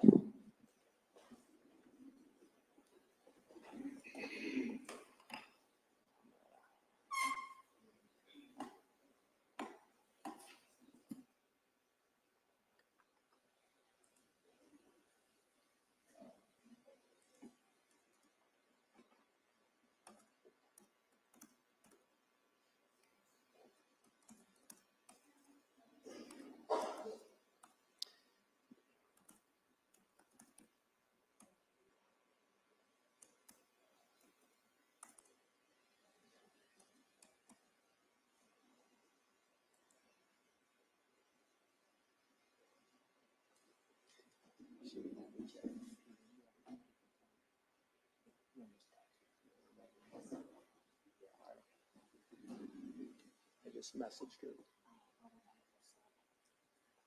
All right.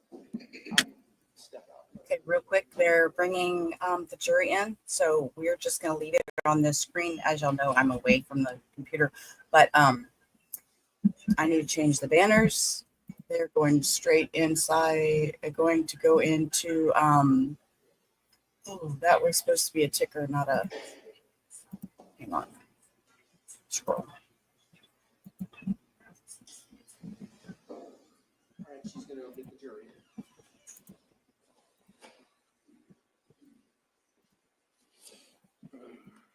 Scroll that bottom. Save. Okay. Let's see. Nope. This one. There we go. I got it. I got it. I need to change this over here too. Hold up. On stand. Nope. What are we doing? We are doing closing arguments. Or no, are they doing jury instructions or closing arguments? Jury instructions. Closing.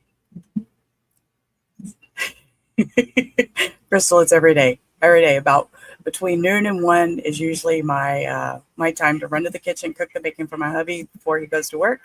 So yeah, that's my thing every day, Monday through Thursday. Let me rephrase that: Monday through Thursday. So I'll be back. I repinned. I got the new little thingy scrolling across the bottom, and I'm in the kitchen listening. So you see me chatting. It's Rubber Romano chat.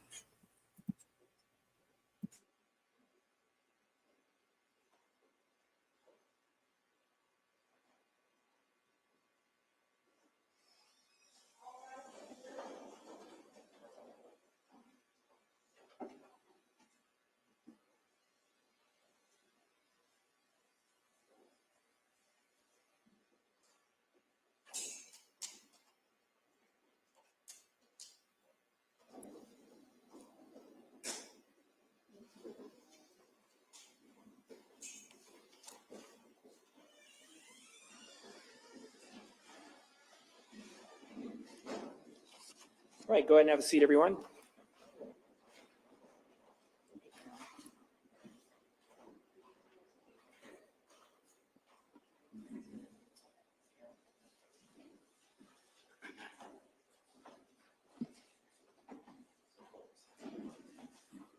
All right, welcome back from your lunch break, ladies and gentlemen. We're back on the record then. We have our jurors, counsel, and parties present. And right before lunch, our lunch break, the defense had rested. At this point, does the state have any rebuttal witnesses to call? The state recalls Tiffany Lord for rebuttal.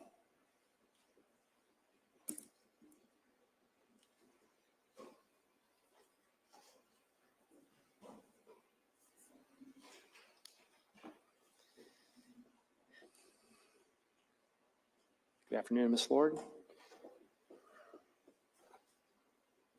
Go ahead and have a seat. Now I'm going to go ahead and swear you in again. Do you swear or affirm that the testimony you'll be giving today will be the truth? I do. Okay. And we've already got your name, so I don't know that we need that again, your spelling. So with that, Mr. Kodiaga, you may begin your questioning.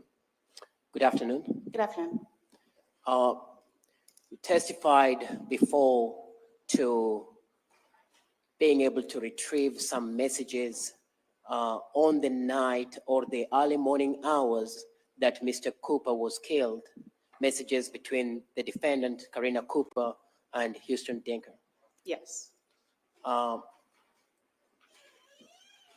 Judge, if you may have the monitor, would like to show what's been admitted as defense B.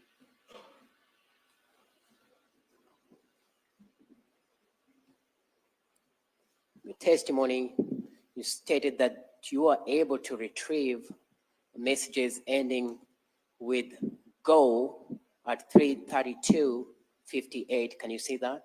Yes.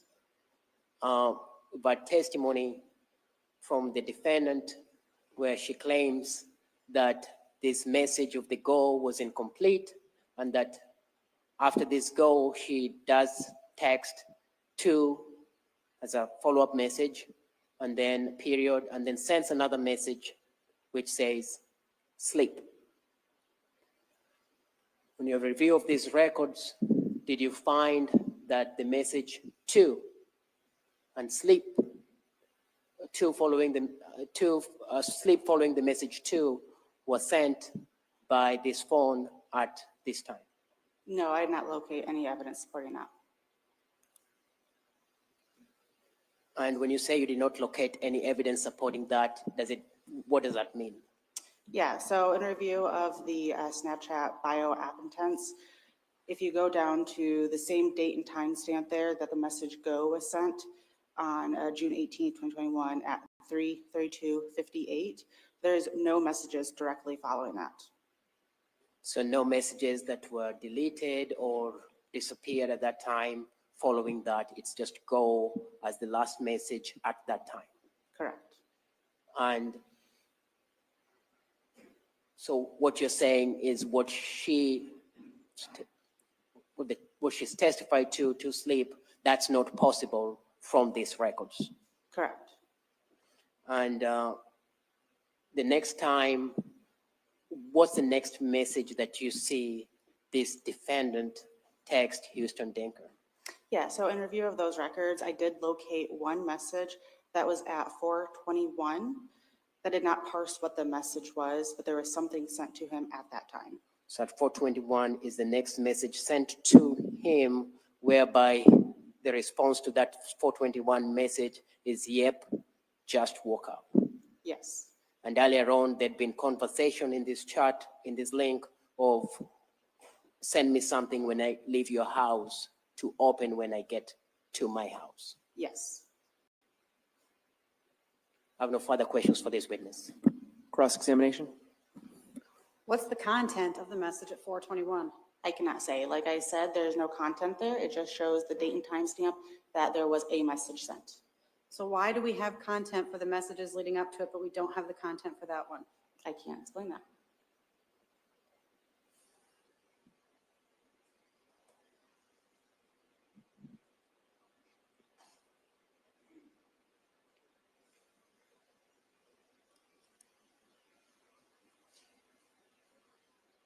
You would agree that obviously there were other messages sent before the ones that we're seeing here because of the biomap intents. We know that there were more messages. I'm going to between the two. object to be on the scope at this point. Overruled, you can answer. Prior to, yes. And we can't answer why sometimes the records are incomplete because it's proprietary information by Snapchat. Yes.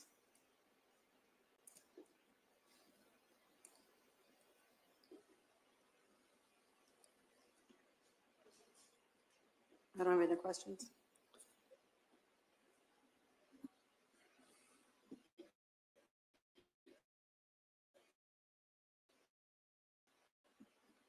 Redirect? Again, just to go to sleep, that is not possible from the records that you have. In my expert opinion, that is not possible, correct? All we have is go. Yes. No further question. Ms. Watt, anything further? Do you know for a fact, I mean, is it ever possible with a biome app intent that a message can be sent but not go through immediately? If the contact is deleted, it is possible on their end. So if Huston were to delete it, it could have something sent, but the biome app intents would still show that something was being sent.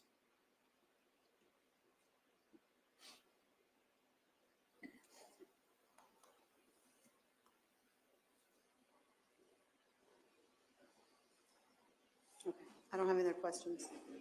And here, the biomap does not show that something is being sent, correct? Correct. No further question. Right, thank you, ma'am. You may step down. Any further rebuttal from the state? No, Your Honor, the state rests. All right. So council just want to approach just real quick to talk about the schedule.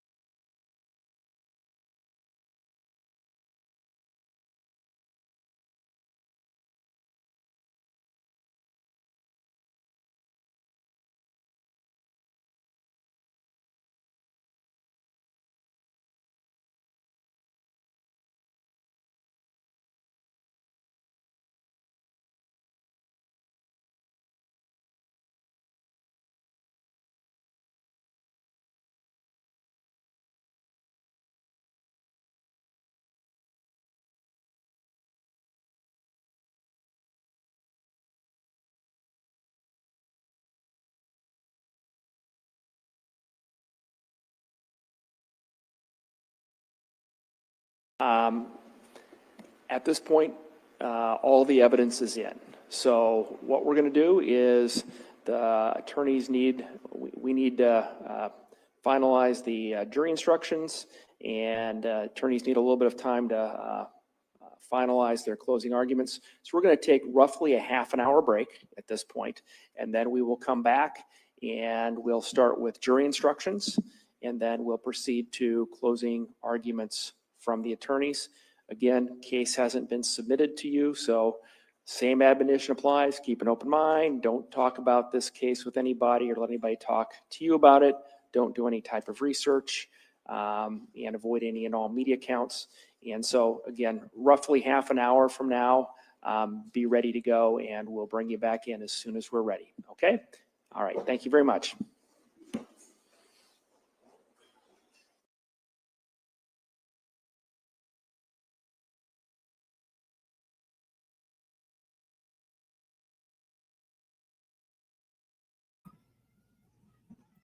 Okay, bacon's not ready yet. I need like 5 more minutes, so we're gonna pop up and continue with this hearing that we were watching. Okay, bacon's not ready yet. I need like, where's my phone?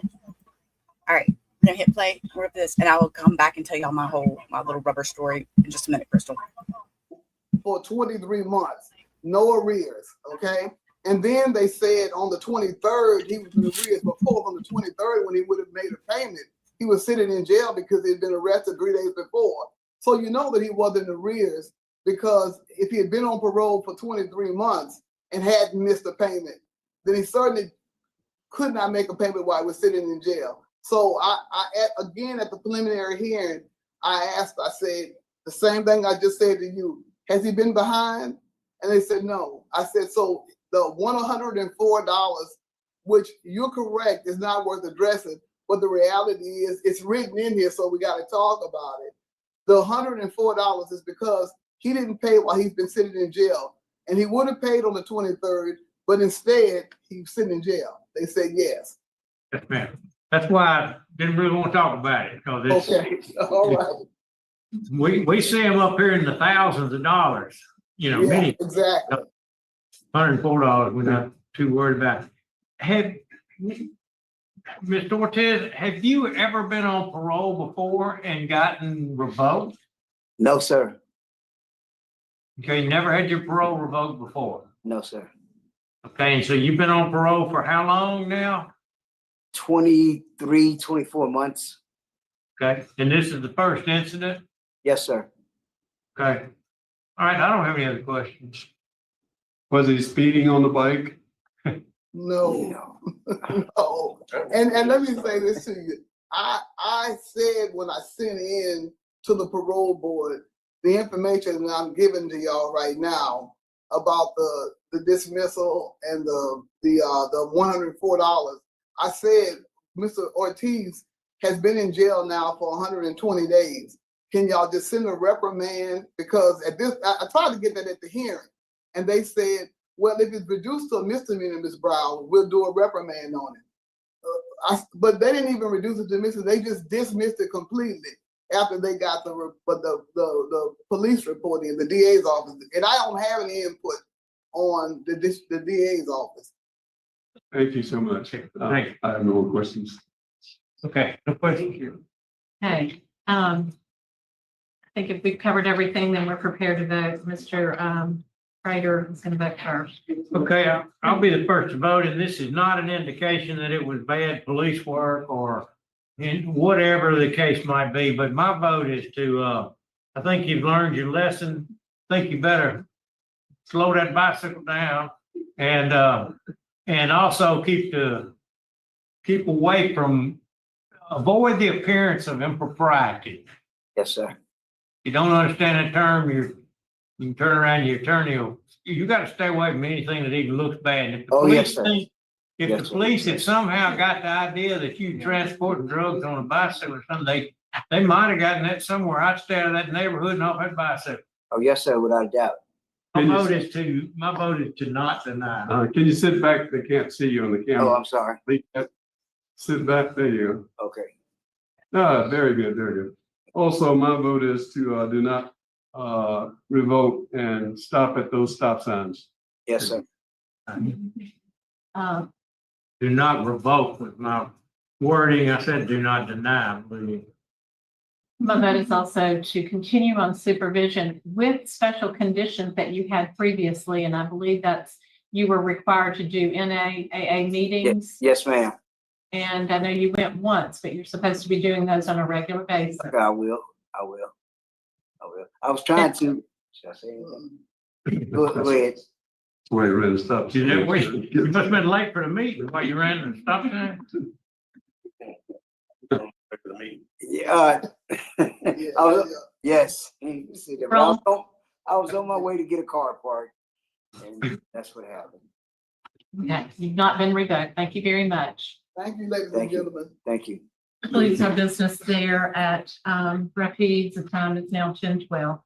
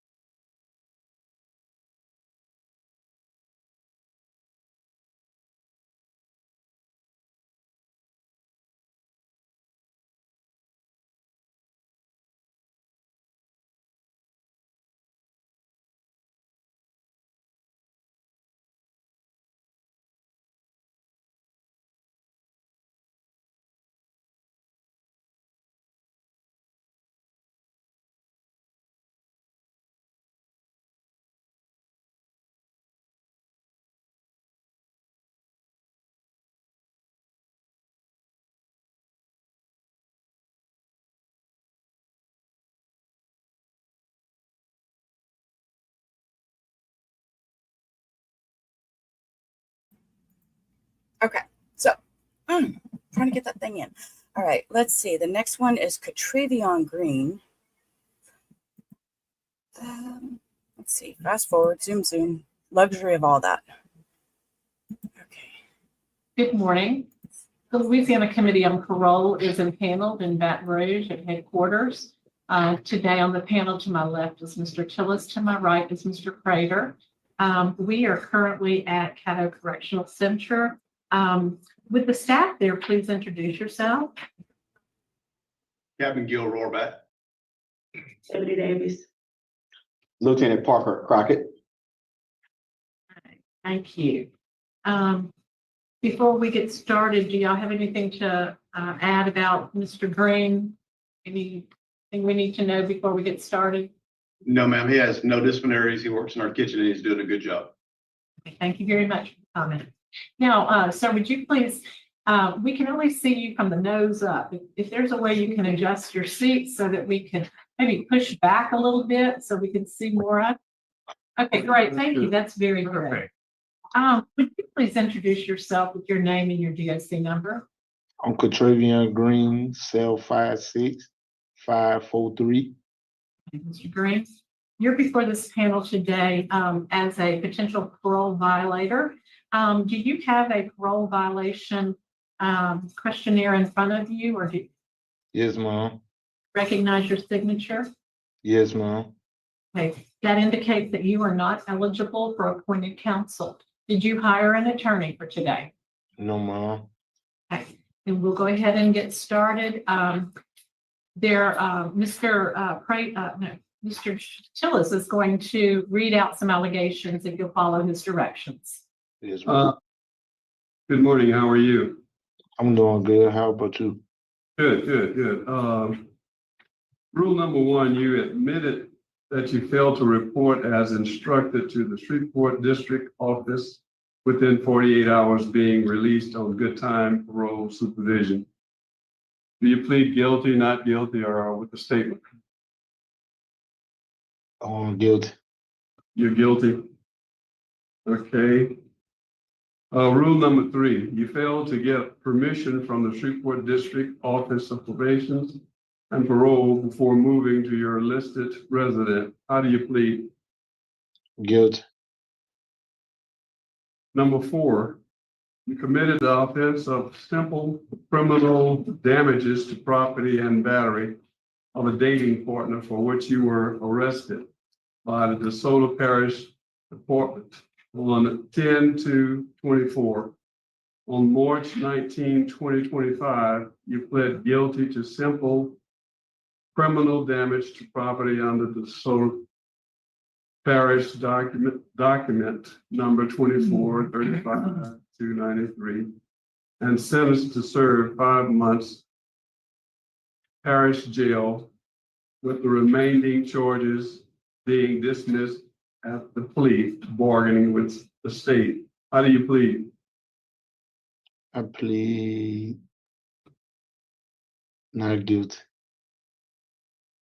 Okay, let's talk about it. What happened? Why do you plead not guilty? Did you damage the property? Oh yeah. Yes, sir. I had broke the window out,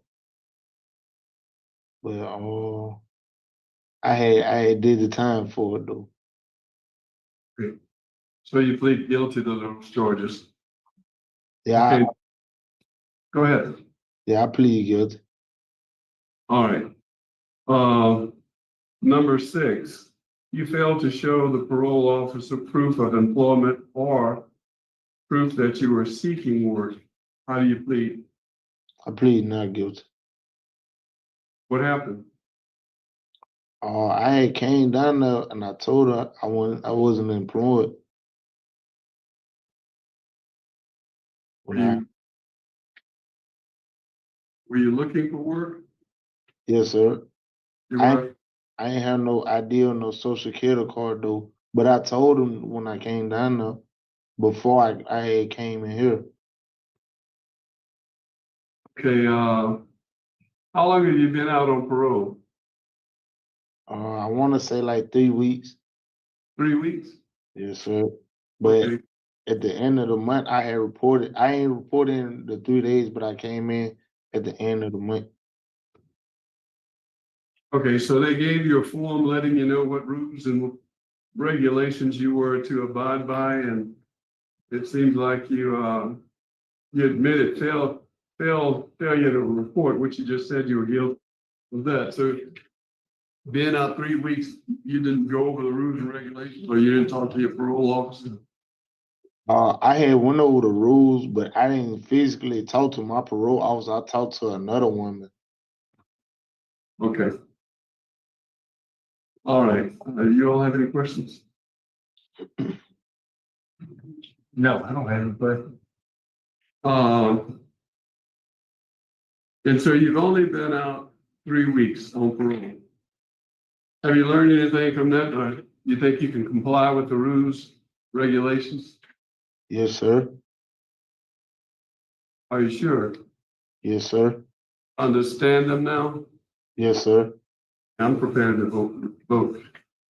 My vote today is going to be do not revoke, simply because of the time that you've not been out. But I hope that you will learn something if you get paroled. I mean, not revoked today. So my vote is do not revoke. Mr. Schrader. Yes, sir. When you sign that list of rules that you accepted, those are not suggestions. Those are rules that you abide by. And so I think that my vote is to revoke your parole, violations of Rule 1, 3, 4, and 6. Mr. Green is a third-class offender. You know the rules. Yes, ma'am. Have you been revoked before? Yes, ma'am. On probation. Yeah. So you didn't follow the rules then. You pled guilty, you were found guilty, you even had a plea agreement to reduce it. My vote today is to revoke your parole. So today, 2-1 vote, you have been revoked. Okay, that concludes our time there. It's now 10:26. He's been revoked before. Well, hello, sir. Back up with your antlers. Whew. All right. Yeah. So he's been revoked before. So that didn't really surprise me at all. So just while I'm in the back checking, Rachel, are you still here, Rachel? Because I can tell you my little story. Because I think it was Rachel that asked. No, it's Crystal. Sorry, Crystal, you still here? If you're still here, wave at me in chat or something, and I'll tell you my rubber story. But we'll fast forward on to the next one while we're waiting to hear back from Crystal to see if she's still in here, and I'll tell my rubber story. I don't want to tell it without her here. Let's see. Okay, so the next one, you are here. Okay, I'll pause this and I'll tell you my rubber story real quick. Let's go over here and look at the clock while we.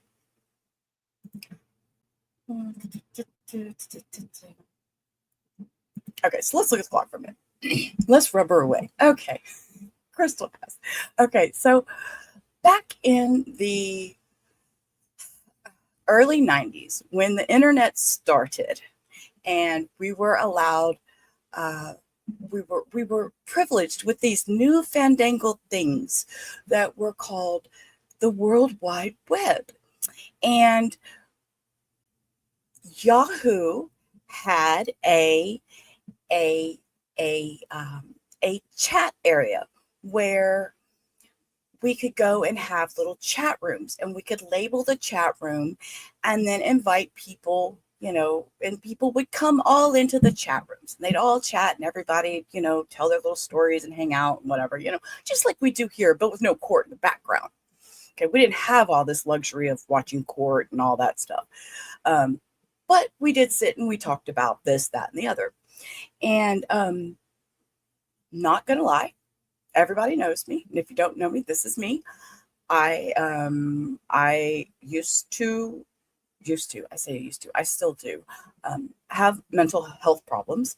And yes, an AIM. Okay, see, Crystal, you catching on the AIM. Okay, well, they had the AOL had our little chat rooms back then too, but most of them was on Yahoo. And the little group that I hung out with our mental health problems, and we'd all go in there and we talk about our bipolar, which we didn't have borderline personality back then. It didn't come around. Well, people weren't diagnosed as borderline personality back then. And so ASL. Okay, see, there you go. You're remembering. So we would talk about our bipolar, our anxiety, our depression, whatever was going on. Like I said, we didn't have the luxury of watch court in the background. Well, but we would sit in there for hours on end. Well, the ones that I hung around with, we used to always call it the rubber ramada. We were all crazy. We all had our own little hotel space, and we hung out in our little rubber ramada. So we started naming our chat room the Rubber Ramada Room on Yahoo. And people would come in wanting to know what it was all about. Well, it's really funny because if you pull up the Urban Dictionary, which I will do that for y'all real quick.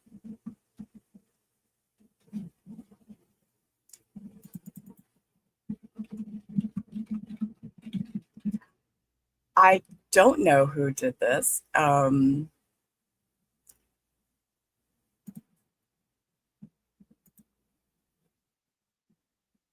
Let's see. Here we go. Rubber Ramada, right here. Right there. So it says, y'all, I know I'm crazy. A mental institution, a nut house, a sane asylum. See also Laughing Academy. That chick, nuh-uh, ain't gonna go out with her. She's in and out of that Rubber Ramada way too much. So whoever Bigfoot is posted this October 5th, 25th, 2003. Okay, so I have memories of that. I have memories of my enjoyable time sharing my experiences with my fellow mental health people, you know, and back then that was where we had the Rubber Ramada. And so it just kind of carried on, and, you know, the Yahoo rooms went away, the AOL rooms went away. I believe, what is the turn to Bing, whatever that was before the not Microsoft, it was something else. I want to say it started with an M. I don't remember what it was called, but it was a web browser, and they had a chat too.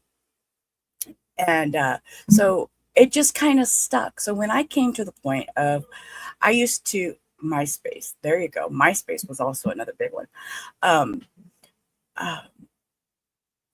So when I started originally on YouTube, my name is Sheila. So I always went by Sheila Says, because I always thought it was cute that after my name, it said, my name would say Sheila Says, and then my comment, you know. So when I was in the chats, as a chatter before I started streaming, it would say Sheila says MySpace or Sheila says I remember chat rooms and AIM. So that's why my name was Sheila Says. And I kind of went with that. Well, when it came time for my comfort zone and I broke out of that hold that I had of being able to be seen in public and deal with all that, I decided to make my own channel, and I wanted a fun place for everybody. I wanted a fun place for everybody to go, bust out of your shell, be your own person, just kind of, have fun. We watch crazy things, talk about crazy things. Therefore, Rubber Ramada. So that was kind of a long story to get there, but that's the explanation. So there you go, Crystal. That's where Rubber Ramada come from. So, and I enjoy it. And I don't mind telling the story because I will always live with my own mental health. I will always own it. It was not until 2020, when my mother passed away from COVID, that I put down all the illegal substances and started my life over. And I have been living very healthy, very happy. My mental health is in order. And it took me 4 years until I was ready to start my channel. And here I am now. What is this? 6 months, 8 months later? And I enjoy every minute of it. I just enjoy being here. So this is my time. This is my space of freedom to be me. So anyways, that's my story. So, all right, let's, they're still over here doing this. So let's check back in with this parole hearing and let's see what's going on with this Gabriel King guy.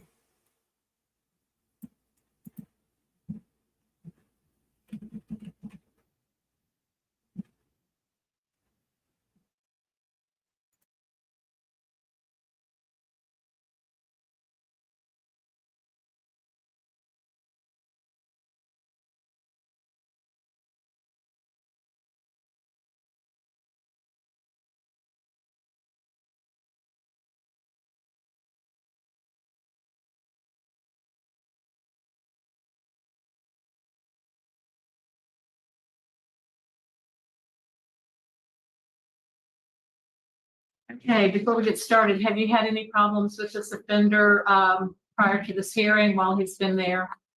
No, ma'am. No. Okay.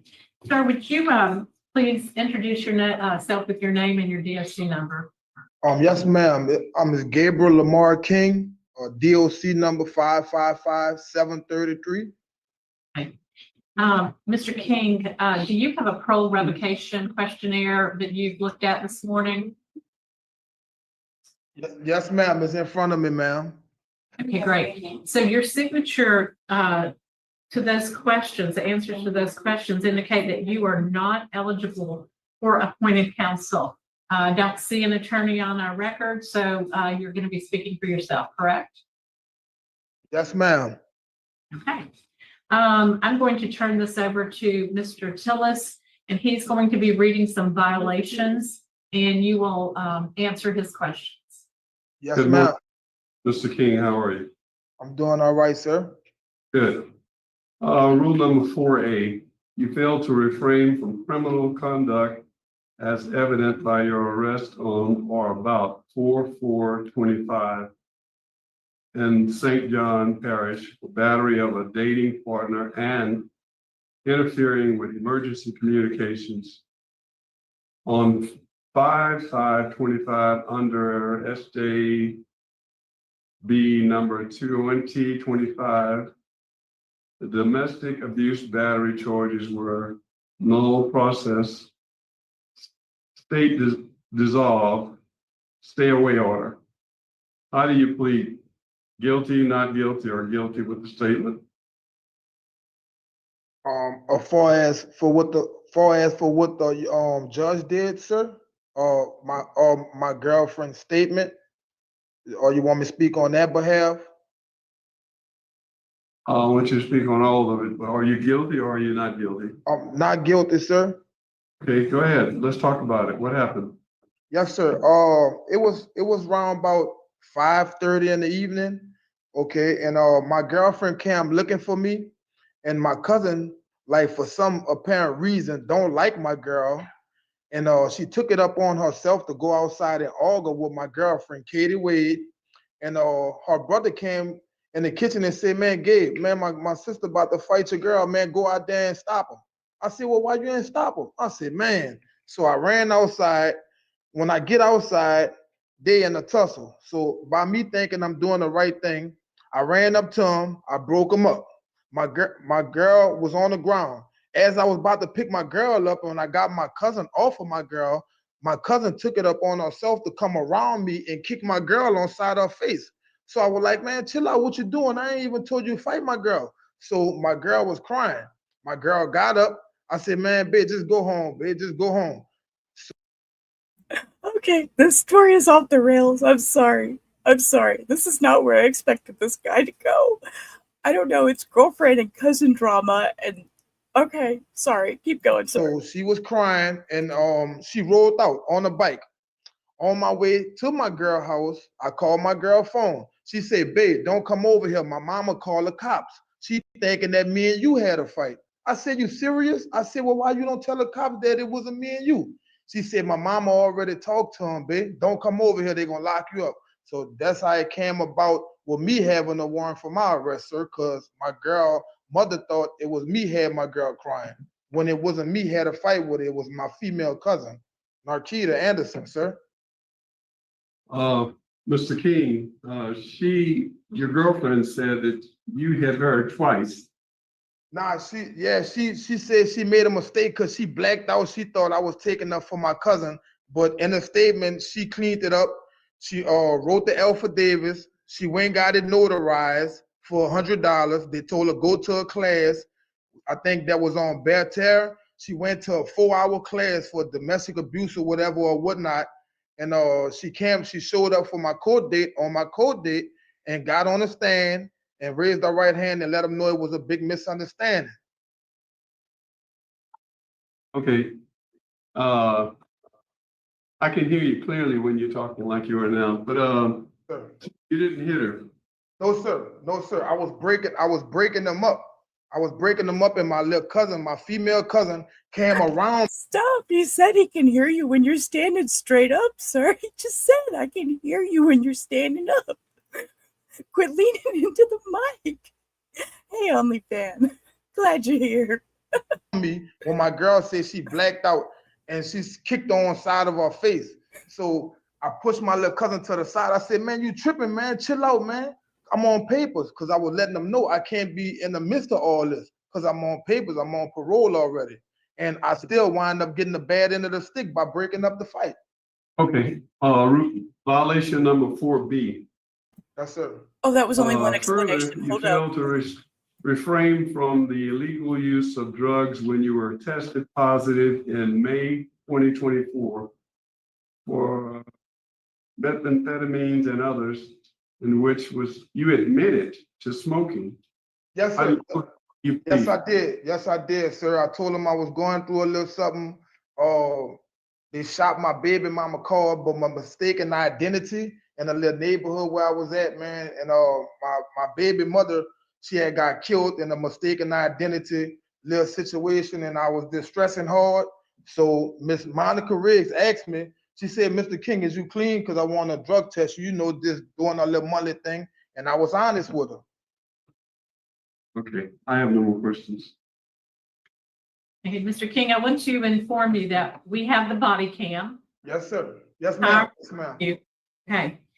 I have read all the notations since you were paroled April of 24, every notation that your parole officers submitted. I so want to finish this, but they are back. They are back. We will come back to this.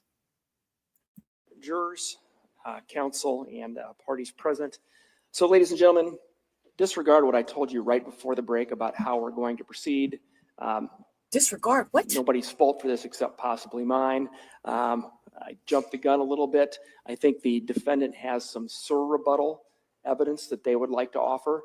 And It's, not, when people present rebuttal evidence or serve rebuttal evidence, it's not always clear what's going to happen. And so people sometimes need a little time to prepare, both the state and the defendant, when that happens. So we're not going to be in a position to proceed with that until tomorrow morning, okay, at 9 o'clock. So I anticipate that we will be done with serve rebuttal and any additional rebuttal the state may have fairly quickly tomorrow morning, and then we will proceed with jury instructions and opening statements. So apologize for the Closing confusion. statement, Like sir. I said, that's my fault. I'll take the blame for that. No, We're going to let you go then for today and ask that you be ready to go at 9 o'clock tomorrow. And again, remind you of the admonition. Keep an open mind. Don't do any type of research or investigation. Avoid any and all media accounts. Don't speak to anybody about the case or let anybody speak to you. And with that, we will see you tomorrow morning, and have a good night, everybody. Well, okay. Y'all can take that crappy clock off my screen. Now I'm mad because I really thought, oh, wow. So they're done for the day. I'm going to finish out this parole hearing, and then I guess we can go for the day. And, yeah, let's go back, finish this guy, and then we'll go for the day. And just so y'all know, Katya will be here tomorrow subbing in for me in the morning, as I have a doctor's appointment that I already had scheduled for an infusion. So I have to do that. I can't change that. So yeah, I need to know what happens with this man too. So we're going to finish out this guy, and then I'll close out.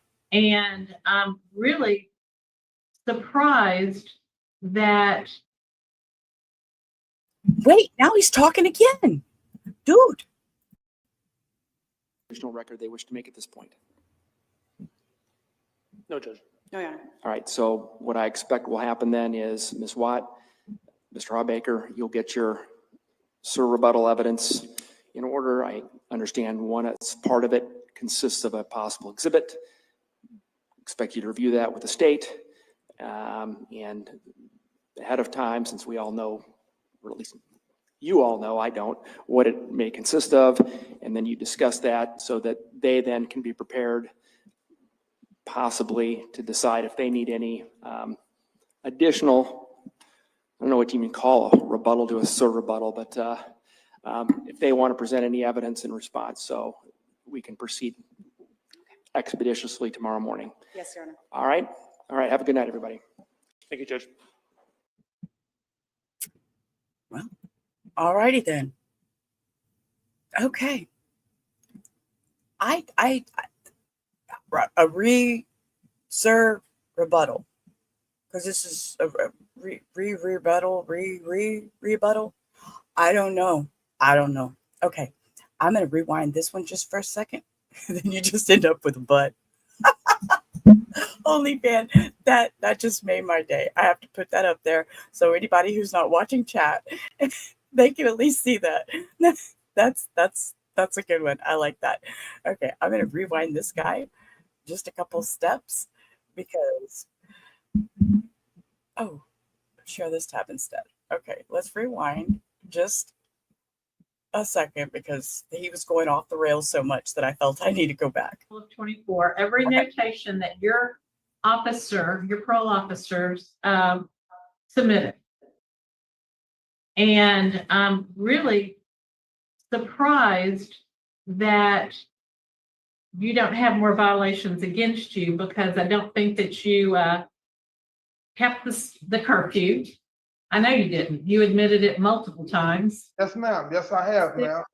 They attempted to see you, couldn't find you. You were very, very difficult to supervise.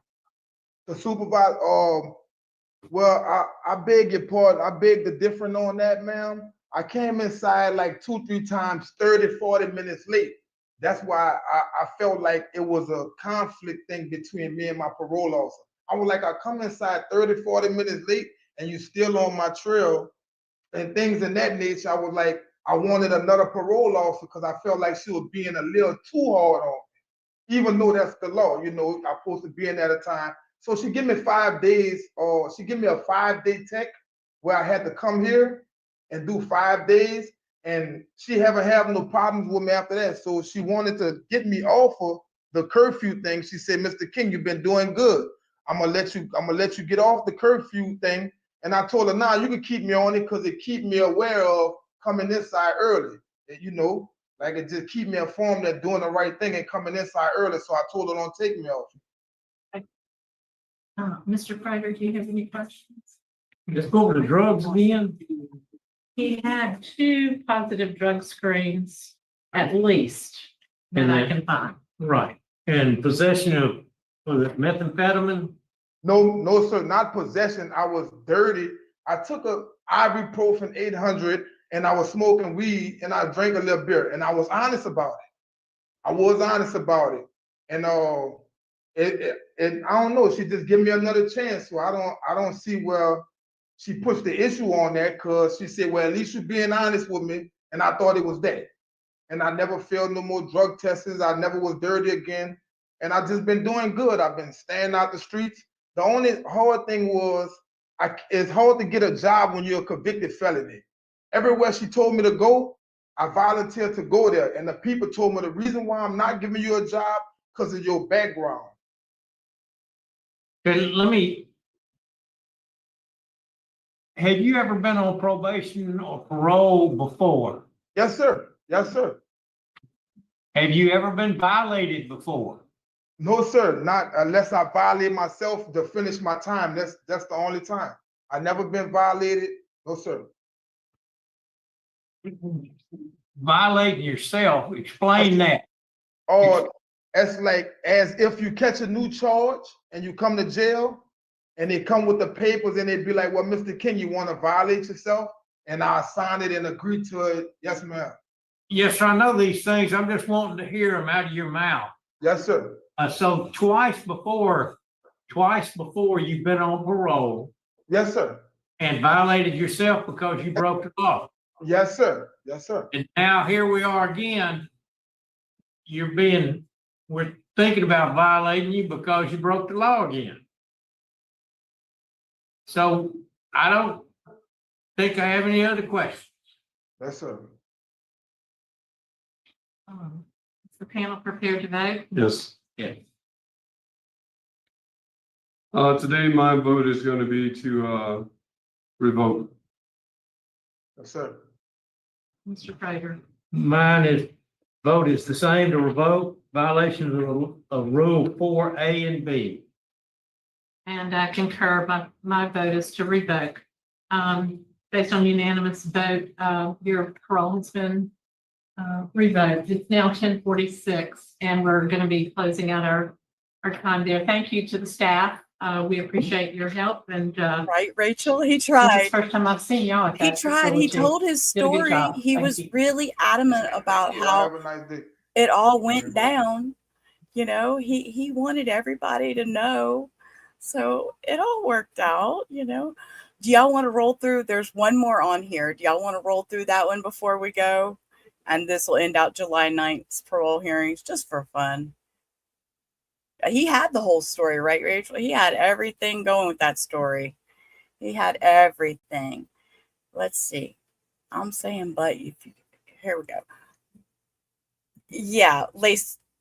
His Tylenol was laced. Okay, yeah, and yeah, he had it all. He had it all, and he was a previous offender. So you know, hey, let's see if I got anything on Thaddeus Landor. Let's see. Let's look at this one over here. Nope, I don't have anything. Let's go ahead and roll through this last one. It looks to be maybe 10, 15 minutes long. Let's see what's up with Thaddeus Landor.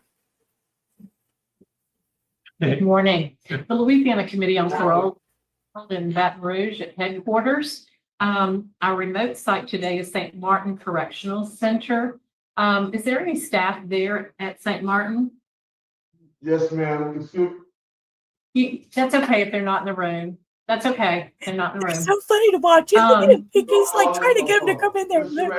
Waving. Okay. Just stand at the podium, on sir. the panel today, to my left is Mr. Tillis, to my right is Mr. Prater. I'm Ms. Ledoux. We are going to be reading some information to you, but before, would you introduce yourself and give us your DOC number? Thaddeus Milton Landor, 383738. Hey, Mr. Landor, do you see a revocation questionnaire in front of you anywhere? Yes, ma'am. Yes, And your answers, did you refuse to sign that? yes, ma'am. I didn't want to sign any paperwork because when I was free, I was trying to get my parole officer to get this correct because I did all of my time. I wasn't supposed to be on parole, but I agreed to, to follow do the things and until she get it straight. But she didn't want to get it straight. She told me I had to come sit in jail to get that straight. So I've been. That's just a few questions. Are you able to read and write? Ma'am. Can you read and write? Yes, ma'am. Have you had any mental illness or disorder in the last 5 years? No, ma'am. You understand the charges against you? Yes, ma'am. Okay, and so you're willing to. No, I don't, because I'm not supposed to be on parole, but. Okay, so according to Supreme Court guidelines, you would not be eligible for appointed counsel. And so we're going to go ahead and continue with the hearing based on those answers, okay? Yes, ma'am. Okay. Mr. Lander, you're before this panel today for failing to report to the parole office from 8/18/2023 until your arrest, May 15th, 2025. How do you plead? I stopped going, ma'am, like I said, because she wanted me to come sit down in jail, and I did my time flat. I wasn't supposed to be on no parole. They got an error somewhere. So, but I did stop going to see it. Okay. Because she wasn't trying to get in touch with trying to get it straight.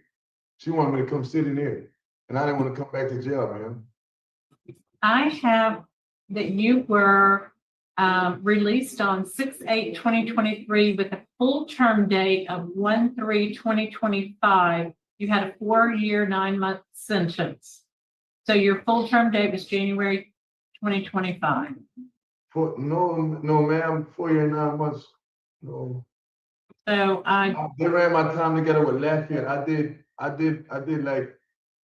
Okay, so I'm not anything with time. We Yeah. don't anything with time. Yes, Okay. ma'am. Yes, ma'am. So what I'd like to address mainly is that were you under supervision at all after you were released in 10/23? Did you report? Did you do anything? It just guilty or not guilty? Yeah, I did a report.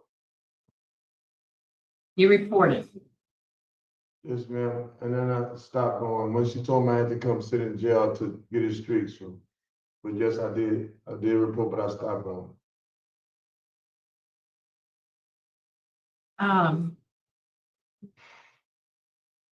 Were you living at your, you were not living at your approved address of 3322 Main Highway, Bro Bridge? That's still my address, ma'am. Were you living there? Yes, ma'am. That's still my address. Okay. Being an address and actually being there every night to live is two different things. Yes, ma'am. So, were you there? I just went there when she came there, because I'll be working with my stepbrother, but I live there. I don't have other place to stay. That's where I stay. Is that where your head was every night? Yes, ma'am. You engaged in criminal activity when you committed failure to register and notify as a sex offender or child predator first felony, and failure to register and notify as a sex offender and pay the fees. You were arrested on the warrant. Okay, I'm going to pause right there because, see, I didn't know his charges and stuff and what he was in there for. And he said he did straight time and served his time and got out and thought when he got out, there was no parole to violate. And then he said that his parole officer wasn't going to work with him and that he wanted a new one or something. And Oh, okay. And you didn't register? Did she just say he didn't register? On 5/15/2025. Those charges are still pending. Have you been to court for No, any of? ma'am, no, ma'am, but we did speak to my registration officer and he said after the hearing, he was gonna come and talk to me and free me. Cause he knew about me trying to get my parole stuff straight. I just didn't want to come back to jail. That's why I just stopped going around the police thing. Okay. He said, Did you? He said, I stopped going around the police thing. Sir, you're not explaining yourself very well. You're not making a good statement for yourself here. While you do look sad, no. Provide your probation officer with proof of employment? No, I wasn't working on no regular job, ma'am. I was just helping, like a helper with my cousin's husband. What's his name? Mike. I was working with him for a little while, and I was doing lawn stuff with my brother. Okay. It's alleged that you failed to make yourself available for visits at your residence because you were not living at 3322 Main Highway, Grove Bridge, and your whereabouts were unknown. How do you plead? I told you, ma'am, I didn't want to come back to jail, so I just stopped. Whenever she told me I had to come sit in jail to get this straight, I just stopped. But I still was living there. I don't have another. The screen blanked out. I didn't have another place to stay. That's why I stayed 3322. And then you're $1,134 behind on your fees. How do you plead?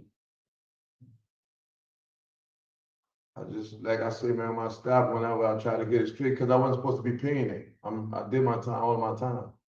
They got an error somewhere, but I know y'all don't deal with the time, but who do I need to get with about that, ma'am? Okay, there are a lot of people watching this video, and I'm sure that will be addressed. Mr. Lander, based on all that we've been talking about, you were not being supervised, you were not available for supervision, and your whereabouts were unknown according to the probation and parole officer, okay? When the warrant was put out, your credit on the street stops. So all I can tell you is that I find you guilty of violation of your parole conditions. Do either of my colleagues have any questions? I don't have any. I don't have any.